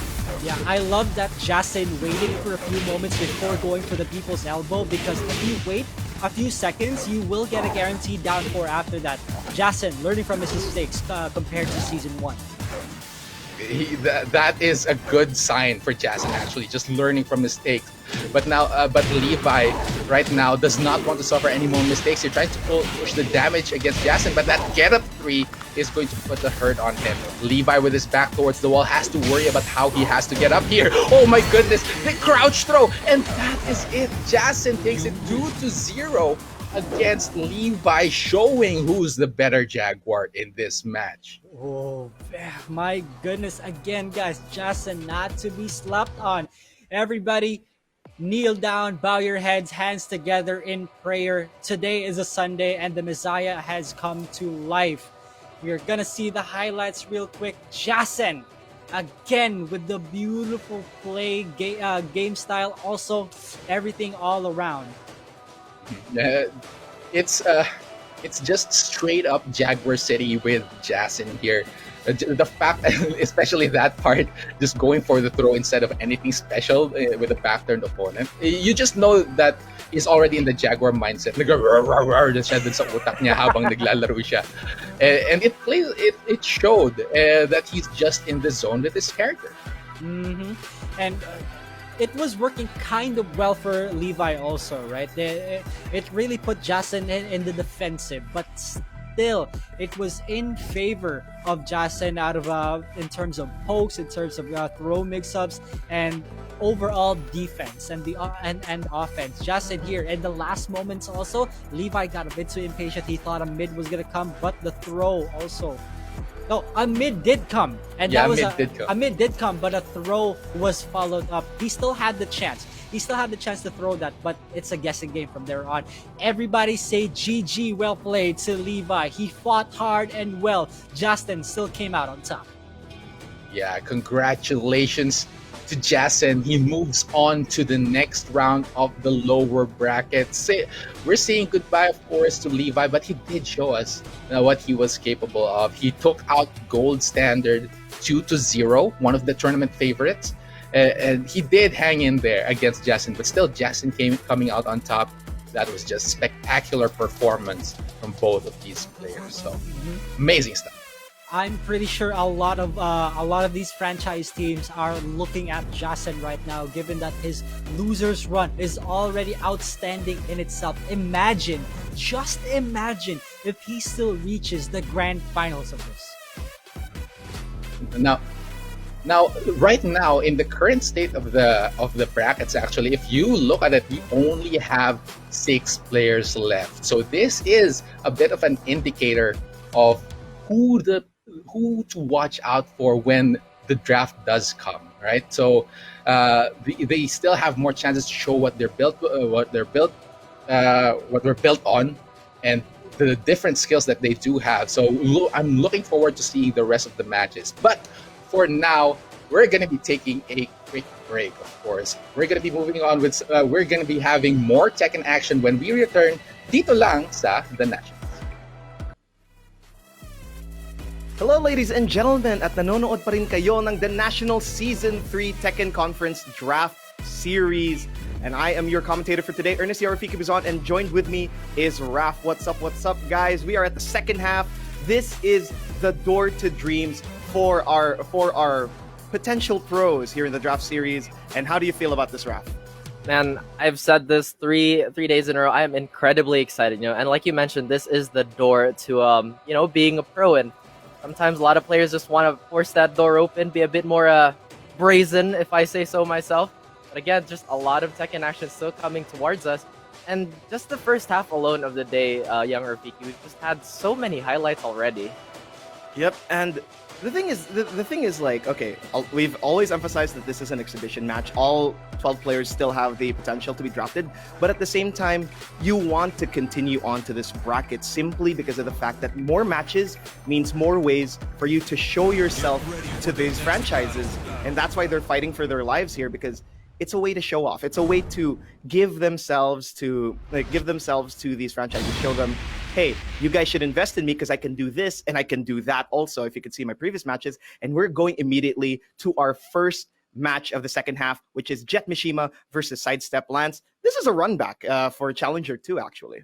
That's right. And like we said, this is where they're gonna show off their feathers, their bright, colorful feathers. And honestly, Jet with the Lydia has been a pleasant surprise, and he's been the only Lydia player we've seen so far, right? SideStepLance has never deviated from the silver-haired devil, and that's something we'd like to see as well, the character loyalty, despite all the challenges they've been facing. Now here they are, they want to throw them hands. Oh, absolutely, and immediately SideStepLance goes onto the aggression, but Jetmishima's defense has been immaculate so far, but just as I say that, SideStepLance goes for one of his beautiful side steps, and Jetmishima tries to counter immediately.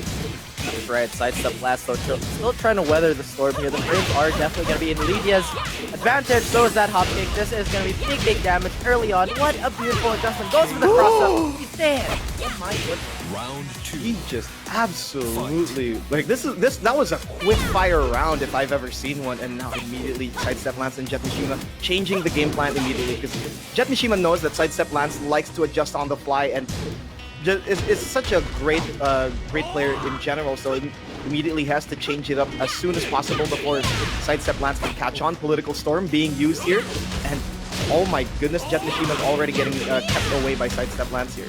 And that is 2 Political Storms in a row. Jet has been super sharp with these. A third one, a trilogy. Is he going to go for a fourth one? But no. Jetmishima gets blown up with that beautiful punish by SideStepLance, taking around for himself as well. Immediate. And SideStepLance said after the third time, you're probably going to throw a low, and that was a gamble of the ages, and not even a gamble, probably a read even. And there, immediately, like once again, it's a poke war between the two of them. So far, it has been a lot of aggression, a lot of aggressive neutral basically between the two of them, and it's just a poke fest between the two, and Jetmishima going for another one and immediately gets punished, and to the wall we go. That is dead. That's right. And again, every time you gamble, you're gonna have a flu game, but that flu game was not so good for Jetmishima. But Jet, once again, we know him as an absolute menace on any character he uses. Right now, he's going for them chops, a lot of them. SideStepLance, though, with a beautiful execution, taking him to the wall. Yes, he does. Oh my goodness! And once again, SideStepLance has been getting like more of the juggles, but Jetmishima always has like the upper hand in terms of. Oh my goodness! Just as I say that, like I just stuttered, and SideStepLance proves me wrong by just going straight at a wall bounce. My goodness, these two know each other front and back. Again, that was a how would you describe that first round? That was a quick fire round. That was a quick fire game. Everybody was just swinging for the fences. They're like, you know what? We gotta up the tempo. The day is only getting later, but not this fire is only getting hotter and hotter. Absolutely, and I have no words, because everything just went straight to the fences. These guys know a lot is on the line, because simply put, you have, as I said again, you have to raise your stock. You have to make yourself look good, and these guys looking their damn best, honestly. The SideStepLance showing that what he faced, the Jetmishima he faced in Challenger 2 is not is not the same. It's not the same result that we were expecting or anyone was expecting all in out. And he did not fall short this time. He stood over Jetmishima convincingly. That's right. He really took the high ground there. Was the bigger man. It's like, hey, you know what? I will take that L back and I will win over you. And honestly, that's just what we love, you know. Great competition, great adjustment, and like young Rafiki mentioned, these players are just stepping it up. They really want to strut their stuff. Every single one of them still has a chance of getting drafted. Again, you want to last as long as you can. Show them the good stuff. Mm-hmm. And you can't show the good stuff with just a single match, a single game. Nah. That's right. We gotta show off as soon as possible. And there it is. Infinite Azure, and Jetmishima is gonna show off his neutral here, his movement, and let's see if he can outmove SideStepLance, which, you know, Sidestep is in his name. That's right. I too can read, Nest. Sidestep is definitely in his name. Round 1. All right, pardon us, ladies and gentlemen. But once again, the neutral is definitely going to be the name of the game here. Jetmishima, though, will try to be a bit more aggressive with his stab stuff, but SideStepLance like, you know what? Nah, sir. No, you ain't allowed to do that. Absolutely, and once again, spacing has been the name of the game between the two of these, especially here in Infinite Azure. And there it is, the sweep into the setup. And after that is the FF3 that launches SideStepLance. He got up a little too soon. And of course, that means that Jetmishima now has the advantage, testing SideStepLance's patience. And Lance pressing a little too many buttons there. Fight. That's right, buttons was the name of that round. And it does look like SideStepLance will continue the onslaught, a bit more aggressive towards the slides here. But again, Jetmishima holding strong. Nothing too crazy happening yet. Oh, here we go. Oh, crazy stuff though. Oh wow, the reach on that launcher and SideStepLance is already gonna be half healthier. But no, the combo does drop just by a little bit, a few frames off, but it doesn't matter because right now it's the game of neutral. Launchers isn't the name of the game, it's gonna be pokes, and Political Storm is gonna be the first opening for Jetmishima here. Goodness, so Jetmishima has been getting so much out of that. The +8, it don't matter. What are you doing? There's a rage art. You're dead. Thanks for playing. Thank you for playing, and excellence is the name of the game here for SideStepLance. And he just found Jetmishima's timing immediately. He realized, okay, +8, he's probably gonna press again, and just goes immediately for the rage art. What a good bet on SideStepLance's side. But now Jetmishima will be fully aware of it next time. And what a whip punish! Again, that deceiving range that Lydia has really taking a number on SideStepLance here. SideStepLance already peaking on 50% health. Meanwhile, Jet still very comfy with just spacing this out. SideStepLance though still trying to get as much as he can out of that back four, but so far no dice. Jetmishima has been trying to play the footsie game here, trying to shimmy his way out, and SideStepLance is looking for the keep away, but every time he tries to go for the keep away, Jetmishima is there to whiff punish by pixels, and now SideStepLance is in rage good punish on him. That's right, SideStepLance though still has a legitimate chance of taking this round away, although we are nearing the point of no return. SideStepLance trying to chop at those legs, but no, Jetmishima with a checking right. Well, that's actually not an elbow, ladies and gents. A lot of people think it is, but it's not. And now Jetmishima looking for that. Infinite kicks is -14 on hit, and he did block the rest of it. And immediately SideStepLance is gonna be 50% health once again. And there it is. Beautiful duck here from SideStepLance. Trying to look for better opportunities against Jetmishima's Lydia here. He does have a game to give, but you don't want to give momentum to somebody like Jetmishima. I've called him unstoppable the day before, and this shouldn't be changing in day 2. And right now SideStepLance gets poked out by Jetmishima and the bow. That's maximum respect though. I actually call Jetmishima a bit of a dark horse in Challenger 2.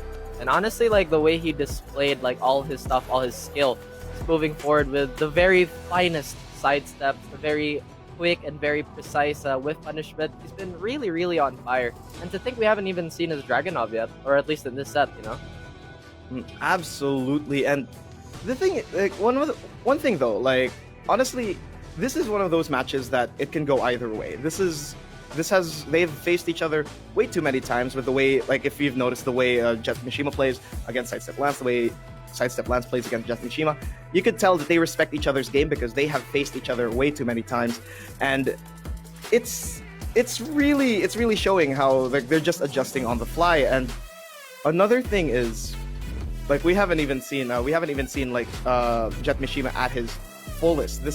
It felt like a litmus test, to be honest, between the two of them for like the first 2 games.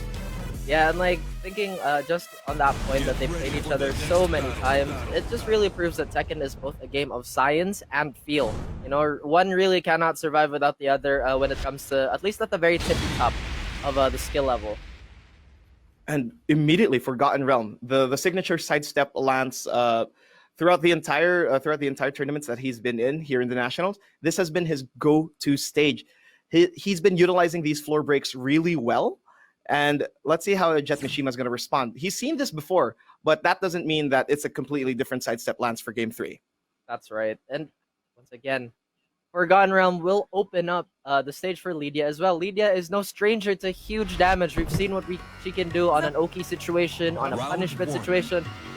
Fight. And the mastery of Jetmishima is really just gonna rev up those fryers for him. But once again, SideStepLance on the offensive here. And right now, Jetmishima running on a full tank. The momentum is in his favor, and SideStepLance has to look for ways to approach this better. He's trying to play the keep away game once again, but but then Jetmishima really has had the whiff punishes in his favor. Now Hitman stands telling him to go near, but instead Jetmishima actually does. Even though he has the life lead, he doesn't care. He's gonna go at it. I love how Jet has been super patient with his stances. KO. Oh my goodness, and the tracking on that actually kills him. But once again, he's so patient with the stances. I don't think we've seen him enter Heaven and Earth yet. He's been trying to condition Lance to just respect the first stance here. Lance though, trying to get another one. Beautiful shot by Jet. And this just shows that he knows the matchup really well. And immediately to the floor break we go. And SideStepLance is having a hard time in his own stage. Getting a perfect afterwards is Jetmishima and a little friendly key charge. Yes, when Jet does it, it's friendly. Because once again, these dudes know each other for the longest time. You know, when you're friends, it's cool. The Magic 4, even cooler. Conversion, the coolest. Right now though, Jetmishima still struggling to open up SideStepLance. Lance has already fought his way out of the wall. Oh, absolutely. Knocking himself off. And there it is, the Hitman Power Crush being used here by SideStepLance. And now Jetmishima is enraged. This is going to be dangerous. But, whoa, the Blue Spark Launcher being used here by Jetmishima. What's it going to be afterwards? The Pokwar is going to be in favor of SideStepLance. Even when he's negative, he's going to go for that Wall Rising 4 afterwards. Fight. Right, and again, negative is only an illusion truly. No, he'll play around those frames. Beautiful health sweep here, the Leoru Machina kick here by Jetmishima. Beautiful conversion yet again. I love how sharp these players are. They really want to stuff their stuff. Absolutely, and these instant slides from SideStepLance have been on point every single time. Right now, Jetmishima looking for an opening. He does have the life lead. SideStepLance chooses not to get up and just immediately gets disemboweled by Jetmishima. Full tank right there. You're gonna let him walk on you like that on your stage pick? Come on, dude. I mean, you know, once again, you cannot discredit any of these players. Jetmishima has been absolutely on fire. SideStepLance has been an absolute silver tear, and we can see more of that when we dissect the highlight. Absolutely, and we could see the game plan was working here for SideStepLance for a while, but then Jetmishima was fully aware of the keep away. He's trying to bait the movement and just go straight at it, but then as you can see, like, it's such a back and forth between the two of them. That's right. And again, these matches were so close. It was really anyone's game. And you can say, oh, Raph, but at this skill level, of course it's anyone's game. And that's exactly the point. Why we have this type of show right now, you know? Just to show what's the slightest edge that these players have over each other. Absolutely. And game one was in SideStepLance's favor, but Jetmishima changed it all with the infinite stage, utilizing better movement. But SideStepLance was coming real close, and for good reason. Once again, equally matched players means a feast for the eyes, and that's exactly what happened there. And Jetmishima kept patient. He knew that SideStepLance was gonna utilize a lot of his negatives, play around with it, Hitman stance a lot, and in the end, Jetmishima was not phased by the stage change here by SideStepLance. Like, sure, it's your stage, but I still get a lot of damage from floor breaks, as you said. That's right. And again, stages do matter in this game, definitely, but you gotta realize that, oh man, neutral game, super important. But like we said, ladies and gents watching at home, playing against other players, normally it's a 50-50. But you look at these, and you look at everyone else, they're not the average Joes. They're not normal. They're genetic freaks. And absolutely, as we could see here in the brackets, SideStepLance gets sent down to face off against Jason, and immediately to the winners finals is gonna be Jetmishima. And that's just the tip of the iceberg here. We still have matches with Don Argus versus MachineHead. We have and whoever loses that is gonna face off against Typhoon, another powerhouse in this tournament so far. And everyone, this is gonna be real exciting from the get-go. Absolutely. And again, just talking about Typhoon. Typhoon has been an absolute monster in every single pick he's been using. Normally we'd see a signature Leo. I don't think we've seen his Yoshimitsu today yet, right? If I'm not mistaken. I haven't seen it either. He's only pulled out the Leo and the Kuni so far. But aside from that, I'm pretty sure the next match is going to be most likely Don Argus versus MachineHead. Ooh. And we've talked about them a lot. I think a lot. And well, it's a Nationals classic. It's something that speaks true to our hearts, we as casters. That's right. Season 1 OGs, both viewers and players, y'all already know what's coming, this is top caliber Tekken, right? Coming right at you. Going straight at us. And aside from that, we haven't even seen MachineHead pull out the bird. He's only been using Akuma so far. I'm pretty sure, if I remember correctly, he hasn't even pulled out the Elisa, which is why he's a MachineHead. And The human that's body. all the human body. But yeah, the biggest thing about it is this man hasn't even pulled out his big cards, his big guns. All we've been seeing has been his Akuma, and while Akuma can fly, he is not the bird, nor is he a robot. That's right. I love the deductionist. You are very observant. That man with demon powers, obviously not a bird nor a robot. But again, talking about birds and geese, I remember I talked to Michi. I was like, oh, hey, dude, yeah, I'm learning how to play geese. I was like, and then he just straight up, oh, are you part of the bird? Like, what? Are you a bird now? I guess. But yeah, the bird gang. Talk about the bird gang, right? This man birds up. There was a geese infestation early on in the lifespan of the Nationals. But this man stood out. He was really the geese specialist. And I don't think it's a cap me saying that. No cap, absolutely no cap. And one of the biggest things about it is, honest to God, we have a lot of things going on here in the Nationals, and it's always a treat to see them, them being them, And aside from that, we've been talking about MachineHead a lot. Why don't we focus a little bit on Don Argus? But of course, I've been talking about Don Argus a lot, so you take the floor here, Raph. That's right, Don Argus, the absolute maniac, the psychopath. Oh my goodness, yes, yes, lore battle. That's right. I am very excited to see this man poke with the Omen Thunder God fist, and MachineHead with the Akuma still. Again, it's such an exciting thing to see both these veterans of the scene, of the Nationals as well, just go at it. And Don Argus, this is a rare treat, to see his Heihachi, the Iron Grandpa. Let's go. Oh man, Birdman versus Baldman, let's go. That ain't no bird. Oh yeah, that's a demon, but still, it's gonna be Don Argus versus MachineHead. This has been a treat. Honestly, I haven't seen Don Argus pull out the Heihachi for a long while, and seeing it now, this is gonna be amazing. And immediately, Hunting Hawk being used here, MachineHead trying to space himself out with a lot of Hadoukens, and once again, Hunting Hawk being used, and Don Argus just going incredibly aggressive, and Heihachi is a perfect vehicle for that. That's right, and this vehicle has no brakes, not allowing MachineHead to build meter whatsoever, does not have that comfort, as Don Argus is going to be letting it rip. Oh, another Hunting Hawk, because why not? Beautiful wall adjustment here, using the new stuff. Oh, cross up. Oh, no FF2, just a little bit short there. I think it was the misinput off the stick there, but it doesn't matter because Don Argus gets the first round. MachineHead right now looking for the adjustments, but we already see how scary his Akuma can be. The man knows it in and out, and he doesn't even have meter. Immediately goes for the DP here. That's right, and this is considered one of his newer ventures as well. Newer ventures with newer combos, taking Don Argus to the wall here. Oh my goodness, big damage. What's for breakfast? So Don Argus is gonna get hit by another down 3 into a Tatsu. Immediate stuff here from MachineHead, and gets the perfect afterwards. You're seeing how quick MachineHead can adjust here on the fly, even with a surprise pick by Don Argus. Don Argus has his Batman notes, but then he only had one piece of advice for himself against MachineHead: don't press when you don't need to. And immediately pulling off the execution with the Omen. Alright, so legend says Don Argus cannot consistently input FF2, but will Omen Thunder God in his sleep. Pokemon's, yeah, I can do it, whatever, dude. Right now, Don Argus really showing his stuff here. Once again, that execution has not faded whatsoever. And this is a bit of a newer skin for MachineHead, knowing that he is one of the more reserved players. Now he's really aggressive. Granted, he is on Akuma. Absolutely, it does promote aggression as much as possible. But just as I say that, the Hunting Hawk and the Omen, he did it again. We joked about it before. He uses Omen as a poke, and we're seeing it again this time. This is such a treat for the eyes, Ralph.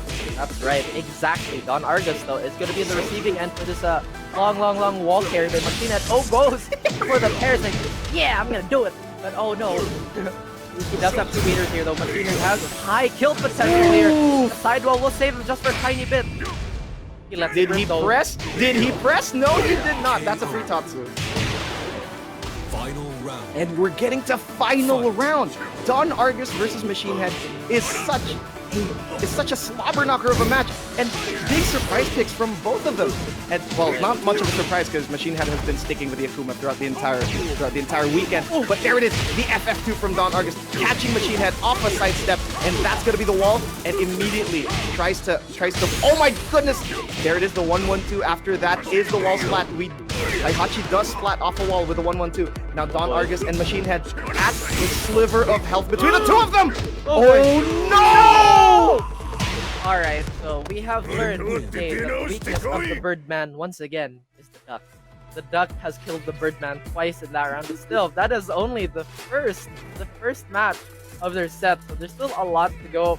Honestly speaking, I would love to see every single one of the characters in this roster, but again, the matches we have for just these 2 specific players is so limited, so we just have to go off of these on these maybe future teas for what's to come in Pro League.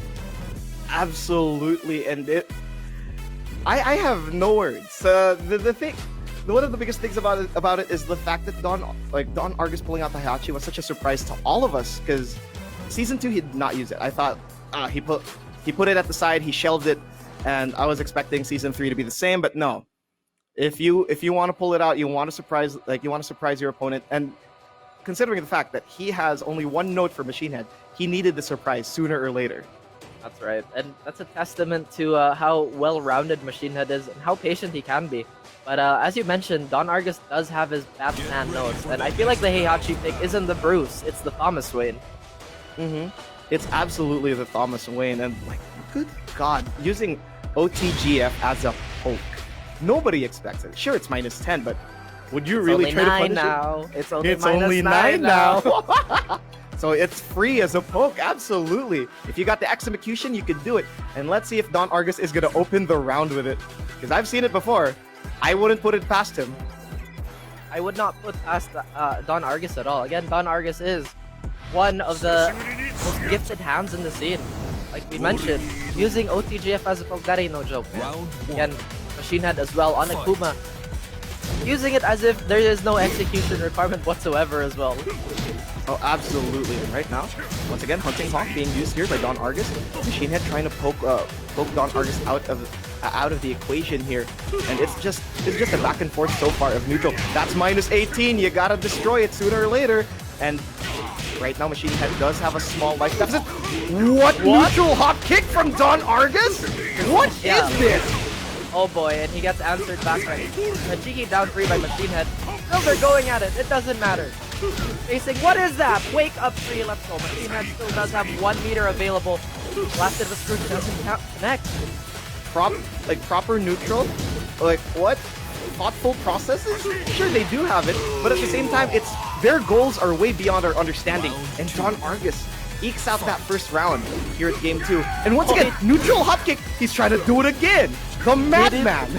Did it again! And right now, MachineHead a bit more wary, using that fireball to space himself out as Don Argus, the complete Madman, actually uses the scissors kick as well. Bit of a plus for him to be collected here, but now they do look a bit more conservative. Like that litmus test was crazy, but right now Don Argus trying to keep himself a little more conservative. He does realize this is still MachineHead he's facing off. And there it is, the electrics being used. MachineHead's gonna be to the wall. That's gonna be a lot of damage. And oh, what a stop! Ouch. Okay, that's a little anticlimactic Like, oh yes, big stop, big damage. Fight. Right. But here we are. We are going to start off the round with something explosive as MachineHead is really revving up those fryers. We'll take Don Argus to the wall. It's very, very close. Oh my goodness, this is an absolute bar brawl still. Absolutely, and right now Don Argus does have the round lead. I mean, while MachineHead has a life lead, he has a lot to spend. But okay, MachineHead does have meter though. This can change anytime soon, especially at half health. And are we going to the wall? No, we're not actually. And there it is, the DP after the top suit, and Don Argus is at pixel health. Anything can change from here. Spacing, shimmy, Hunting Hawk. What's gonna be the answer? Hunting Hawk again! And Oh my what's gonna God. be the answer after that? No! There's a poke. The down forward one, the ender of worlds. Down forward one. Oh, but the down back two though, answering those angle checks. Now MachineHead a bit more wary, but he does have a lot of meter to spend. But this Hunting Hawk has been hunting birds. MachineHead not having too much fun, but with that beautiful block punish, he's about to get his. Ich bin Hunting Hawk, but I am here to take that down. That's what MachineHead's doing, and Don Argus, on the other hand, trading with the electric, and MachineHead is gonna be in a world of hurt. This is gonna put him into rage, but one mix-up, he has 2 pieces of meter. No, the FF2! The shimmy from Don Argus, seeing that down jab. My goodness, Don Argus playing more shiny than Heihachi Mishima's head. My god. Right, shining right. Again, I can't believe he actually pulled that one out, but here we are. Super, super exciting stuff. And man, Don Argus, the game plan was, wait a minute, MachineHead is a geese main. I have the Hunting Hawk. Hawks are bigger than geese. Therefore, this will kill geese. But there were no geese, only Akumas. And we're gonna see this in the highlights right now.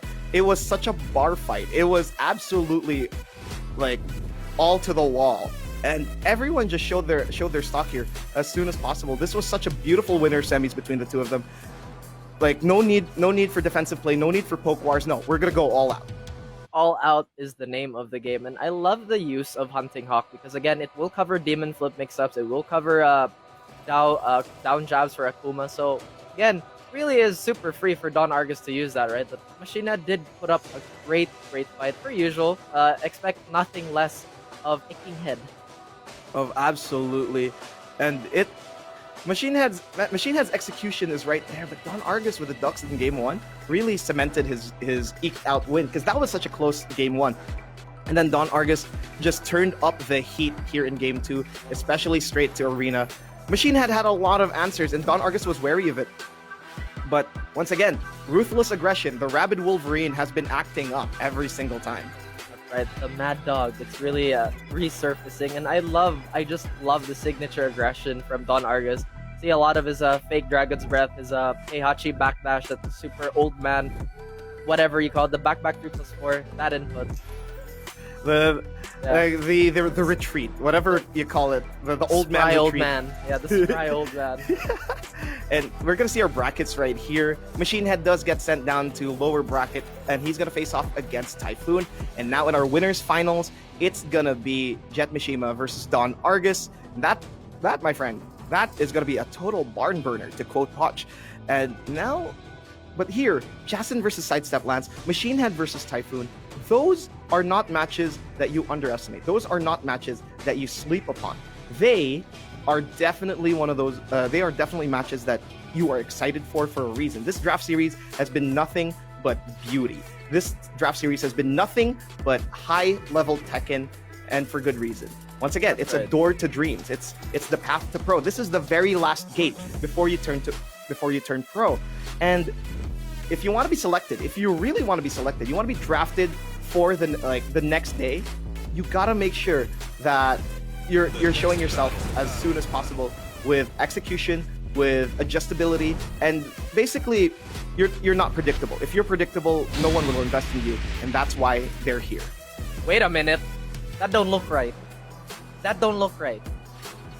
Do my eyes deceive me? Is that Jason on Kunimitsu? And just to throw this out there again, this is a more intangible part of being a professional player. Notice how you are a professional player. Always be professional, boys and girls, in and out of the competition, because you gotta set a good example for people trying to get up there as well. Right now, Jason though with the Kunimitsu, Oh my goodness. Jacen's Kunimitsu is just gonna go crazy at it. He knows, like sidestep. He knows how SideStepLance tries to play, and that's why he's pulling out this secret stop. Because you can't underestimate SideStepLance. You gotta surprise him sooner or later, or else he might get a jump on you, and that's exactly what Jacen's doing. And his Kunimitsu is making quick work in first round. That's right. The Jaguar has turned to its more domestic cousin with the cap. Right now, Kunimitsu doing a lot of damage as well. Beautiful wall carry by Jacen. Oh, goes for the Oki, but SideStepLance very, very sharp on that side roll. Absolutely, but speaking of sharp, those knives are sharp on Jacen's side. Because immediately warp strikes SideStepLance and near rage. A single mix-up can put SideStepLance into rage, or a hop kick can kill him here because the wall is gonna be there. Ouch. Like, there's no other words for that sequence. Ouch.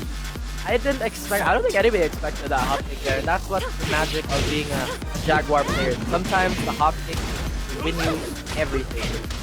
Absolutely, and now SideStepLance is getting his space back. He gets that wall bounce. The wall break is gonna be there straight to the next wall, but no, just falling short just by a little bit, by pixels even, and immediately changes it up and puts Jacen down and getting his round. Combo videos, but Jacen starting off with a monstrous counter hit here. There are no walls for him to break. Still, the wall carry is very, very much present here. SideStepLance is going to be starting this round off with a big chunk of health missing. It doesn't matter though, he's already fought his way near the center of the stage. Sidestep. And once again, oh my goodness, Jacen is trying to stop SideStepLance from moving around, and he's doing it really well. But SideStepLance, he's not out of the fight yet. Oh! Just as I say that, Jacen just puts him down. Jacen the assassin with the bloody knife and that set. Once again, there's just like, if you look at this on tape, it's like, well, what are they doing? There's a lot of aggression. They're not giving anyone room to breathe whatsoever. And I think Jacen's on the right path here as well, because he understands that SideStepLance is an adaptoid. You give him the room, you give him the time to think, you're gonna get run over. Absolutely, you don't want his game plan to grow, because once SideStepLance does get the adjustment, he is large and in charge, and you don't want that to happen. Absolutely, and Jacen is really preventing him from breathing. He's making sure that, like, as you said, the game plan doesn't go through, and that's what SideStepLance right now probably gonna go for Forgotten Realms still. He does love those floor breaks. The heights do not phase him at all, but then again, Kunimitsu can still adjust for floor breaks. That's right. And once again, J-God really has to attest to SideStepLance's ability to get massive, especially in later sets. We've seen that. We've seen that today. We've seen that in previous challengers. So that's not something he can sleep on. But right now, the question is, how long is Jacen going to keep this trump card in play? But of course, if there's that being said, you don't need a miracle worker to play some good Tekken. You just need Jacen, and that's exactly what he's gonna do. The Messiah of Tekken has arrived, and he already has game one. But let's see what SideStepLance is gonna do. He does go to Forgotten Realm. Of course, he's gonna stick with the Lee. Lee Chaolan has been excellent throughout this entire tournament, and it's gonna be a all-out brawl still. But we're probably gonna see SideStepLance play a little more keep away, play around his Hitman stance, and it has been his game plan so far, but then I'm pretty sure Jacen will try to approach it as much as possible. Right, Jacen though will get hit by a big counter hit by SideStepLance here, already with a beautiful adjustment into the big damage. What's for breakfast? Into the guaranteed down three or the up back three. Jacen, oh my goodness, has to stop this meeting. Perfect. Oh my goodness, and first round SideStepLance is coming up huge. And Jacen right now tries to go for these dash mix-ups again, but there it is, SideStepLance telling him, come here, I want you to dash mix-up in my face, because the Hitman stance is always there and always ready to try to mix him up. And Jacen once again, floor broken, and SideStepLance really utilizing the damage and the utility that the floor break gives. Right. This is going to be big damage as well, otherwise Jacen... Oh wow, as soon as I mentioned Jacen, SideStepLance was like, yes, the next hit. Right now, SideStepLance really on an absolute tear. Jacen has to adjust. It's his turn to play from behind now. He's doing such a great job of it already in this third round. If I remember correctly, this is also a run back from Challenger 2, and it was SideStepLance getting second place and then taking down Jacen, but now Jason, on the other hand, really trying to prevent SideStepLance from playing his game plan. They've already seen this before. Okay, punish here from SideStepLance. Once again, Neutral City is the name of the game between the two of them right now. And so far, it is going to be in favor of SideStepLance just by a little bit. And just as I say that, Jason gets a grab. That's right, it is Neutral City, but both of these characters are S tier in Drift. Look at these characters, and look at that hop. Beautiful stuff by both these players. This is gonna break the floor? Yes, it will. And it might break SideStepLance for this round as well. Immediately snuffing SideStepLance there, and right now SideStepLance is looking for his options, but so far neutral hop kick! What a madman! He realized Jason likes to approach a lot, and that neutral hop kick is going to be utilized by SideStepLance, and there, a grab being used, and these grab mix-ups from Kunimitsu are crazy. Oh my goodness, SideStepLance, the bravery on this man. He is huge right now, but Jason blocking at the right time, and once again, another grab. SideStepLance ain't breaking any of these. That's right, SideStepLance does have the red stuff here. Jason just outside of Rage's door. Wants to punch a hole there. Right now, SideStepLance. Beautiful break. This is anyone's game, really. But the infinite kicks. You win. SideStepLance eking it out. He knew he only needed one or two hits left, and he bets it all on the infinite kicks.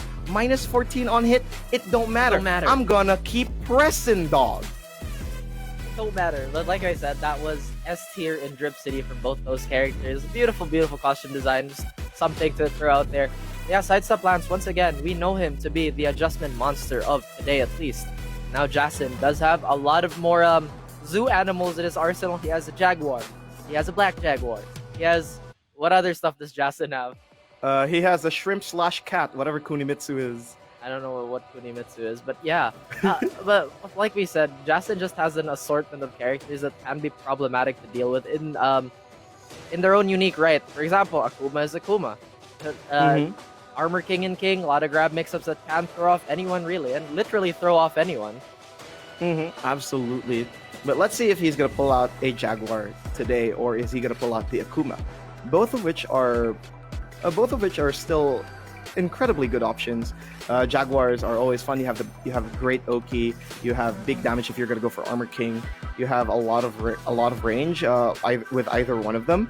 And let's be honest here. Well, King once again grabbed Mix-Up City, and he did see that SideStepLance wasn't breaking any of those throws. That's right, and once a Jaguar smells that type, it's time to beast and feast. But once again, SideStepLance, though, an adjustment beast of his own right. We will see how these players are gonna adjust. Now, it will be really surprising if Jason sticks to the Kunimitsu. No, he actually goes for his El Classic Akuma, his classic secondary from the first season of the Nationals. Oh, absolutely. Jason is a completely different Akuma. Execution god, and he likes to use these EX Tatsus for plus frames. Air EX Tatsus, I mean. He likes to Tatsu in every now and then, jump in with the Tatsus. And aside from that, like, it's a very different story when Jason's playing it out. But oh my goodness, SideStepLance was just ready for that slow sweep. As we mentioned, though, SideStepLance plays a lot with Jetmishima, so he will have a lot of stock knowledge in this Akuma matchup. But as we know, Jason is incredibly creative and incredibly stoic with that low pair here. True does not connect, though. SideStepLance will manage to get that while rising force to finish off Jason. A little unfortunate with that. Pixels away, and that was the downfall of Jason in that first round. But of course, he does have the time to adjust on the fly. The Shakunetsu as an approach tool, and there's the running one, or was that the running two? That is the running one, sir. That is the running one. I'm not good with my lefts and my rights, and that's why I'm just caster. But on the other hand, Jason is just getting himself good here, getting a good life lead, forcing SideStepLance to approach him instead of approaching SideStepLance. You have a life lead, you gotta keep patient. That's right. And what is patience when you can run at him with your big bulky Akuma shoulders, right? Jason does have, or at least very, very close to 2 meters now. He can do some serious damage here. This is one thing that's lacking with Lee. Lee just does not have that incredible burst damage that Akuma has, nor other 2D characters have. But right now, game of patience. They are just kinda eking it out right now, feeling the water, if I say so. Absolutely, and right now Jason choosing to go for Oki instead of going for a full combo after the after the block slide. It doesn't matter. And now immediately wall rising 2 being used here by Jason, and Demon flips into the Hadoukens, going for more Okizemi instead. The jump in being utilized afterwards, but SideStepLance was always ready, and now he's just getting he's just trying to prevent Jason from moving here. Right. Jason, though, this is getting incredibly tricky for him as there is no more time left on the clock. 9 seconds. He does have 2 meters, but the infinite kicks again, this time on the ankles. Where's the receipt? Immediately, and neutral hop kick again from SideStepLance. He's guessing that Jason is gonna try to approach him with the Akuma because he has 2 meters. But I don't think Jason is impatient enough to start pressing immediately for that meter, spending that cash. No, he wants to perform miracles, and miracles is what we're gonna see later. But no, SideStepLance gets a good punish. Jason is enraged. This might be the name of the game, and there's the low parry after the down jab. And again, beautiful game by SideStepLance, but you see, there's a reason why we have Infinite Azure 2. If Infinite Azure 1 was water, Infinite Azure 2 is the wine that Jason made. The miracles were not coming out, and SideStepLance successfully takes down Jason there. And we could see how he did it, because Jason was on a tear in the first game, and then immediately SideStepLance with beautiful adjustments stops the Miracle Worker from performing miracles here in our highlights. Right, and these highlights are absolutely so entertaining because we just saw so many rounds blow by us super quickly here. Jason with a surprise pick on the Kunimitsu, just one more weapon to his arsenal that a lot of people might have to worry about facing him in the future. Absolutely, and this is just another layer of Jason, but this is also another layer for SideStepLance. On the fly adjustments, he is one of the kings of it. He is absolutely massive when it comes to getting into these adjustment games, especially when you put him in Forgotten Realm and the momentum builds up in him. That's right. Jason definitely had a tall order right in front of him at the form of SideStepLance. And it does come to surprise that he didn't go for the Jaguars, but you know what? Jason is a creative mind. You know, I'm sure he had something that he was formulating, he was postulating. The man was postulating the possibilities, and it really came close. Here in game 2, look at this. Pixel away from health from both of them, and a single mix-up could have destroyed any of them, and immediately SideStepLance just bets on it with infinite kicks and gets it, right? And here in game 3, I mean, it just really felt like the SideStepLance show at one point. Exactly, and once again, guys, just a testament to how strong these players that are knocking on the door to Prohood are. It's one of those. It's just, you are at the gates. You are at the pearly gates, and this man has locked Jesus out of heaven as Jason gets eliminated, and SideStepLance enters into the losers finals here, and he's gonna wait off against who's gonna win against MachineHead and Typhoon. I think this was definitely gonna be an interesting matchup, considering Typhoon is he is the type of player to be incredibly abusive in the matchup. And if you look at MachineHead overall as a player, there's very little to abuse.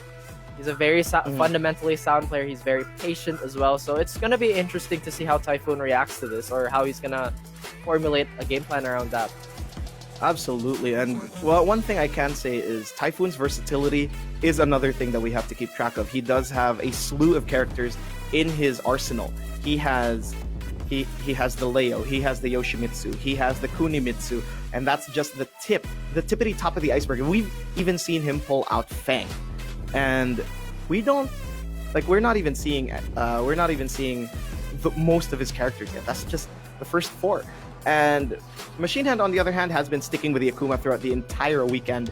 He's been sticking with it since Draft Series 1, Draft Series Day 1, and it's been paying off so far for him. He actually went to the tippity top, if I remember correctly, for Day 1, and that's why he got first seed. And let's see what he can do from here. Let's see if he's gonna change up, if he's gonna go Bird Gang today, or if he's gonna stick with the Demon Gang.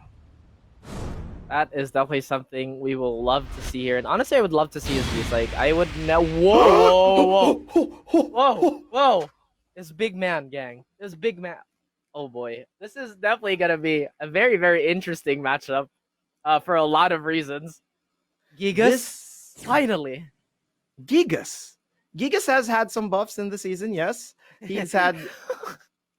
I'm sorry Don't for laugh at that. don't laugh at that. But he is a considerably different Round character. one. And he does have a lot of good reach. He does have a lot of good reach, but that's what Typhoon is gonna try to exploit. He's gonna try to brawl against this Gigas, and now MachineHead is spacing himself out. Those long arms and the running shoulder being utilized here by MachineHead. Oh boy, Gigas loves no more. Never mind, I'm not even going to get into it. Typhoon doing such a great job of getting in the infight here. Again, Gigas incredibly annoying when he gets his stuff going, but Typhoon doing such a great job of locking MachineHead out of it. MachineHead though does have the space he needs to just oppress Typhoon. Typhoon playing the smart game here. He does have 30 seconds to turtle up. That is gonna be incredibly painful as MachineHead is gonna take that slash kick. Fight.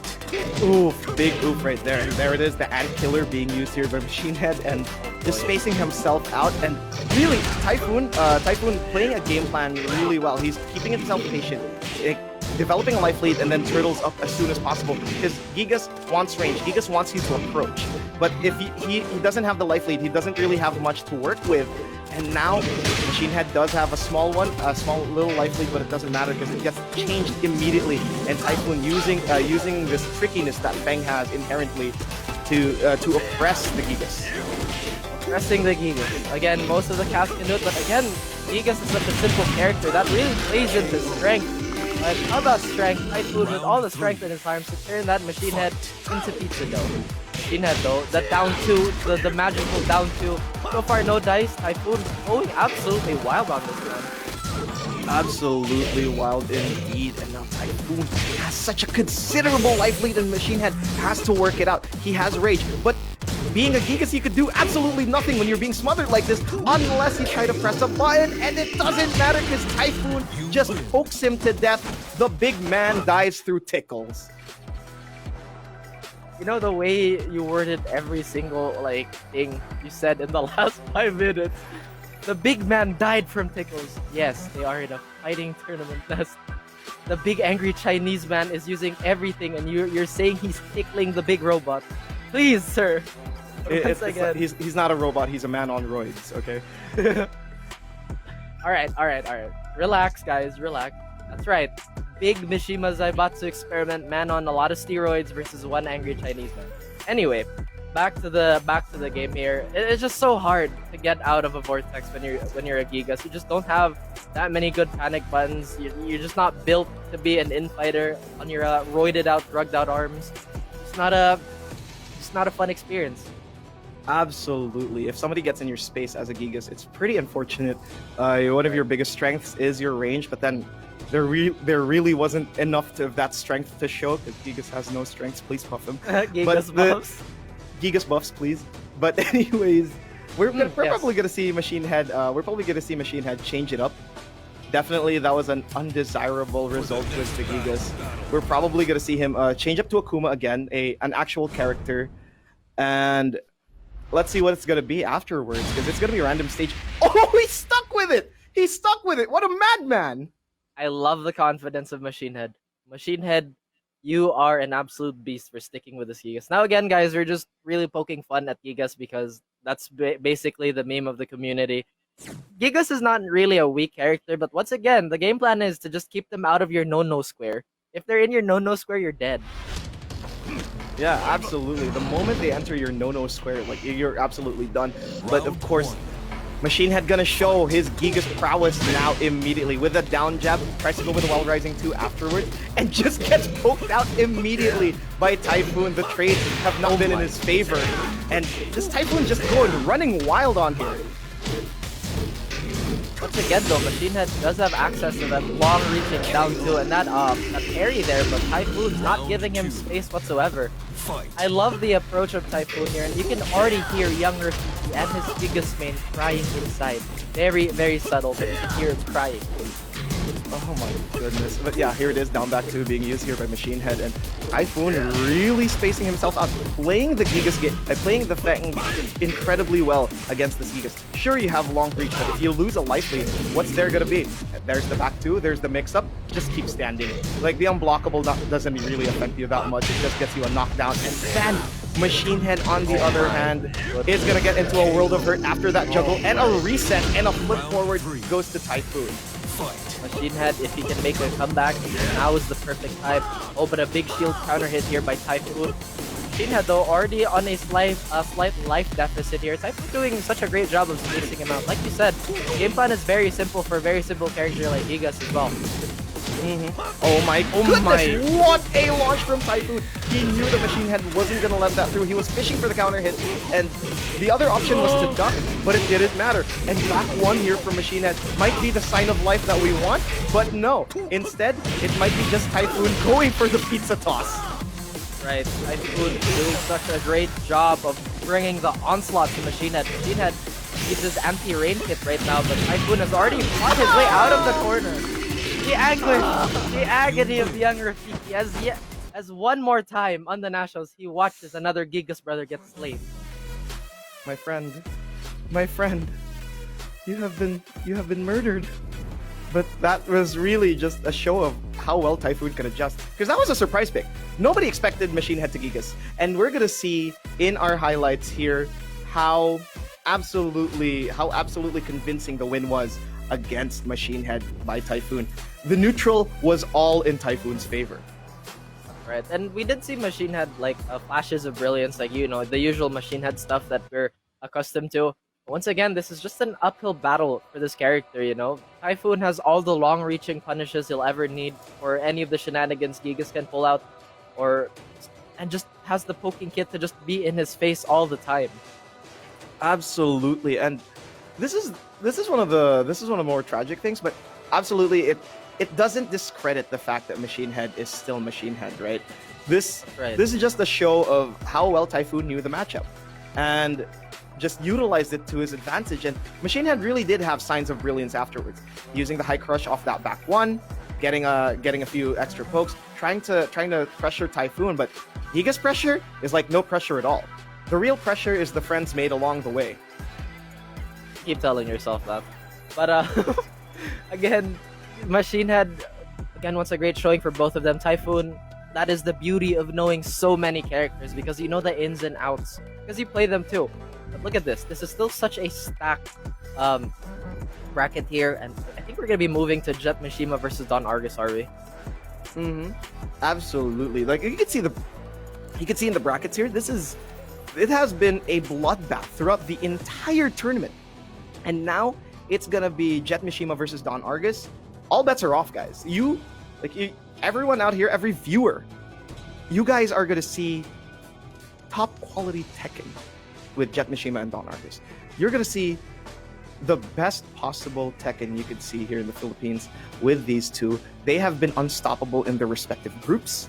They have been, how do I describe it? They have been just immediately amazing. But just as I'm praising, I'm buttering it up.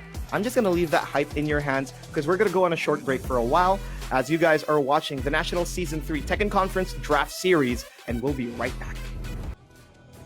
Tekken fans all around the Philippines and all around the world, nanonood pa rin kayo ng the National Season 3 Tekken Conference Draft Series. And so far, like, there is no way to describe this in one word, right? This has been an exciting and absolutely breathtaking series throughout in this draft series. The brackets have been on fire, and everything does not look fine for anyone, because it's anyone's game. Yes. Anyway, welcome back, ladies and gents. Again, I feel like Young Rafiki has said everything I wanted to say, because there's just so much tantalizing moments we've had in the first half of the day. Right now, we're really continuing on this train to excitement, and obviously the road to prohood for these players. And once again, I honestly believe every single one of these players have upped their stock. They've been absolutely on fire. They've been terrors on their characters, and it's just so exciting to know that this is not the end of the road for them, or at least for the Nationals. The dream is never dead. It's never dead. Even if you get eliminated here, the dream is never dead, and that's what the Nationals is all about. We're making dreams come true here, folks. We're making all your pro dreams no longer memes. It's gonna be at the seams, because that is what the Nationals is. It's gonna be bursting at the seams, and everyone here in the Tekken scene would be ready for their teams, basically. Yeah, legend has it that Albert Einstein thought of the Nationals, and look what happened. He came up with the theory of relativity. That's just how magical the Nationals is, you know? And again, moving forward with today, it's going to be, if I'm not mistaken, it's going to be Jetmishima versus Don Argus. And that is going to be an absolute brawl of a match. We know Jet is an incredibly, how would I say this, adaptable player. On Argus as well with his, as you mentioned, his Batman notes like these, you know, this is one Lee combo. If you can see all the notes scribbled, that's one Lee combo. That's 2 pages. That's 3 pages. That was 3. That's 3 pages. Right, because like, you know, the Oki afterwards, yeah. But that's what's crazy, right? Like you have entire sets hanging in the balance of all these players. Like whatever they do, like their dreams are hanging on the balance of how they play, how they're gonna show themselves. And Jetmishima has proven his stock. Just like any other player here. And he's been unstoppable so far. Challenger Series 2, he was unstoppable. In the brackets, unstoppable. Draft Series Day 1, incredibly unstoppable. Nobody could stop the man from doing anything.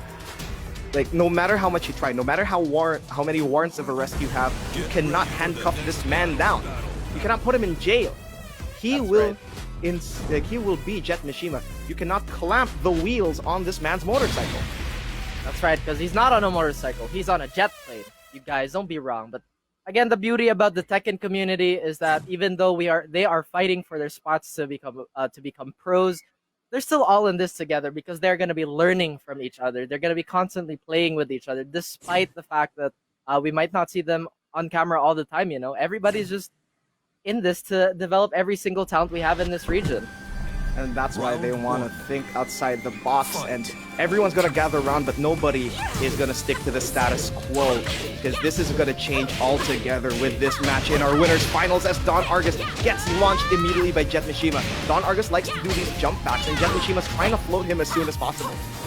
That's right, and Jetmishima already putting Don Argus in rage with that one power pressure, but Don Argus could change the tone and tempo of this match with that one punish. But right now, Don Argus, though, is floated in the air. Jetmishima still hot on his heels with that running one to the face.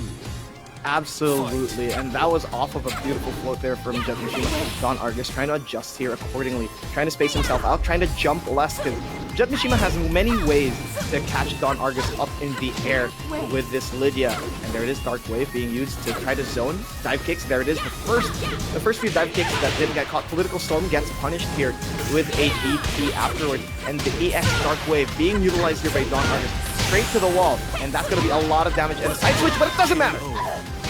Right, Don Argus putting in the work without a doubt, making a case for him being the more offensive player in this case. Rather, in this match, it's still Jetmishima going for the fences on that flurry of attacks, opening the round here. Oh, but no, I don't care. I have an EXDP. If you have meter and it's your turn, it's not your... if Don Argus has meter and it's your turn, it's not your turn. It's Don Argus's with that EXDP. We've seen it way too many times, and he will utilize it at well-timed precision. And beautiful execution with those instant dive kicks, and we're gonna break the balcony, going straight right here to downstairs. The jump over, but no, the EX dive kick will take out Jetmishima despite having the blue stuff around her. Now Jetmishima though has to be a bit more considerate fighting Don Argus now, because Don Argus has been harping on all these tendencies. That beautiful wild rising too. We'll put him to the wall. We know what DT can do at the wall. Absolutely, and Don Argus utilizes that slide a lot when approaching. That's why Jetmishima knew when to block, but now it's going to be a counter hit dive kick again. Don Argus has always been on point, pressing, pulling the trigger on these getting the timing off the counter hits with these dive kicks. A knockdown or a counter hit, you choose, right? And now they're already at equal health, and Don Argus is going to throw these dark waves to try to zone Jetmishima out. Right, Jetmishima though doing such a great job of putting Don Argus to the wall, but that beautiful sidestep is gonna make this a little more even when it comes to positioning. Jetmishima will have this, putting the Rage Art on. That is gonna be a 2 apiece for both these players. We're going straight to final round. Swinging for the fences are both Jetmishima and Don Argus. This Elisa is unpredictable to say the very least. You can see tendencies, you can see patterns, but the patterns change every single time. And Jetmishima is having a hard time going against that. But just as I say that, he decides, I'm not going to see any of those patterns. I'm just going to go for health boost. Leota Machida, hello. That's right, Jetmishima with the buzzsaw, but Don Argus with a buzzsaw of his own. With an EXDP, can he reslam? No, he doesn't, but the EX dive kick! Oh my goodness! So anyone's game, and why is nobody blocking anything? What is happening? Don Argus gets every single mix-up right in that round. What a robbery!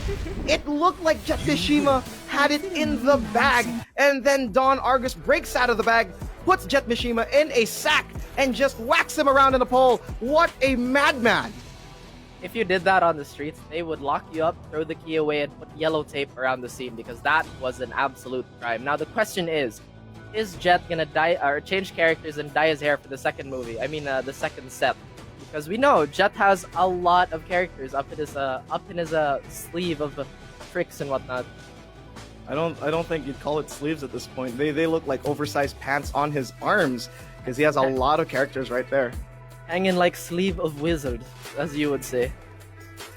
Absolutely. And this is one of those things, right? Like Jetmishima has been doing really well with that Lydia, but we don't even know the very depth of it all. He has a Dragunov, he has an Akuma, he has God knows what. Because Jetmishima is one of the top prospects here in our draft series for a reason. He is up there. He's consistent, he's dominant, and he's like, as I keep on saying, like, he's just unstoppable. You can't stop a Jet unless you're Superman. But so far, the Batman notes of Don Argus have been paying off. That's right, Batman notes indeed. As we are sticking to the same characters here. I love the faith of Jet. Is Jet gonna be the Lydia player of the Nationals? That is definitely the question, because I know a lot of people have swapped over to the Polish Prime Minister side. Absolutely. And if you're not joining that party, you're on the opposition. And you know what she does to the opposition? Karate is the name of the game. And once again, Jetmishima, we've seen this in the first game. He floats Don Argus's jump back. He knows when to time it and when to get it. And then Don Argus immediately realizes, I gotta switch it up as soon as possible. And that's what we're seeing here. Right. This is gonna have a lot of room for Don Argus to go crazy with her with Elisa's do-glide mix-ups. So far we haven't seen a lot of that. Jetmishima has been enforcing a sidestep to just avoid that, but oh my goodness, beautiful jump back to avoid that stands 2 here by Jet. And Don Argus has been utilizing the 2D jump really well throughout his entire run here in the Nationals in general. And he is going to be put in rage. Jetmishima trying to go for that. Oh, what a catch! He got black hole. Round 2. What? Alrighty then. Sometimes there's things that you'd rather not explain, but Jetmishima will take that first round on the board here. Don Argus though, that was still very, very close match, so no momentum loss whatsoever. Still trying to fight back. So far, Jetmishima has been utilizing only one stand. As you said, even in his previous games, trying not to pull out all his cards. And Don Argus is already at half health. Jetmishima has a slight life lead here. And let's see what he's going to go from here, because Don Argus is still incredibly dangerous. Don't approach him willy-nilly. And there it is, Power Crush being utilized.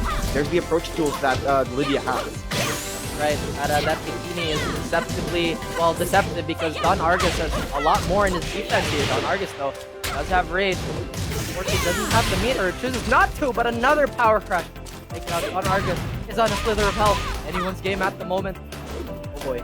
He just slapped him.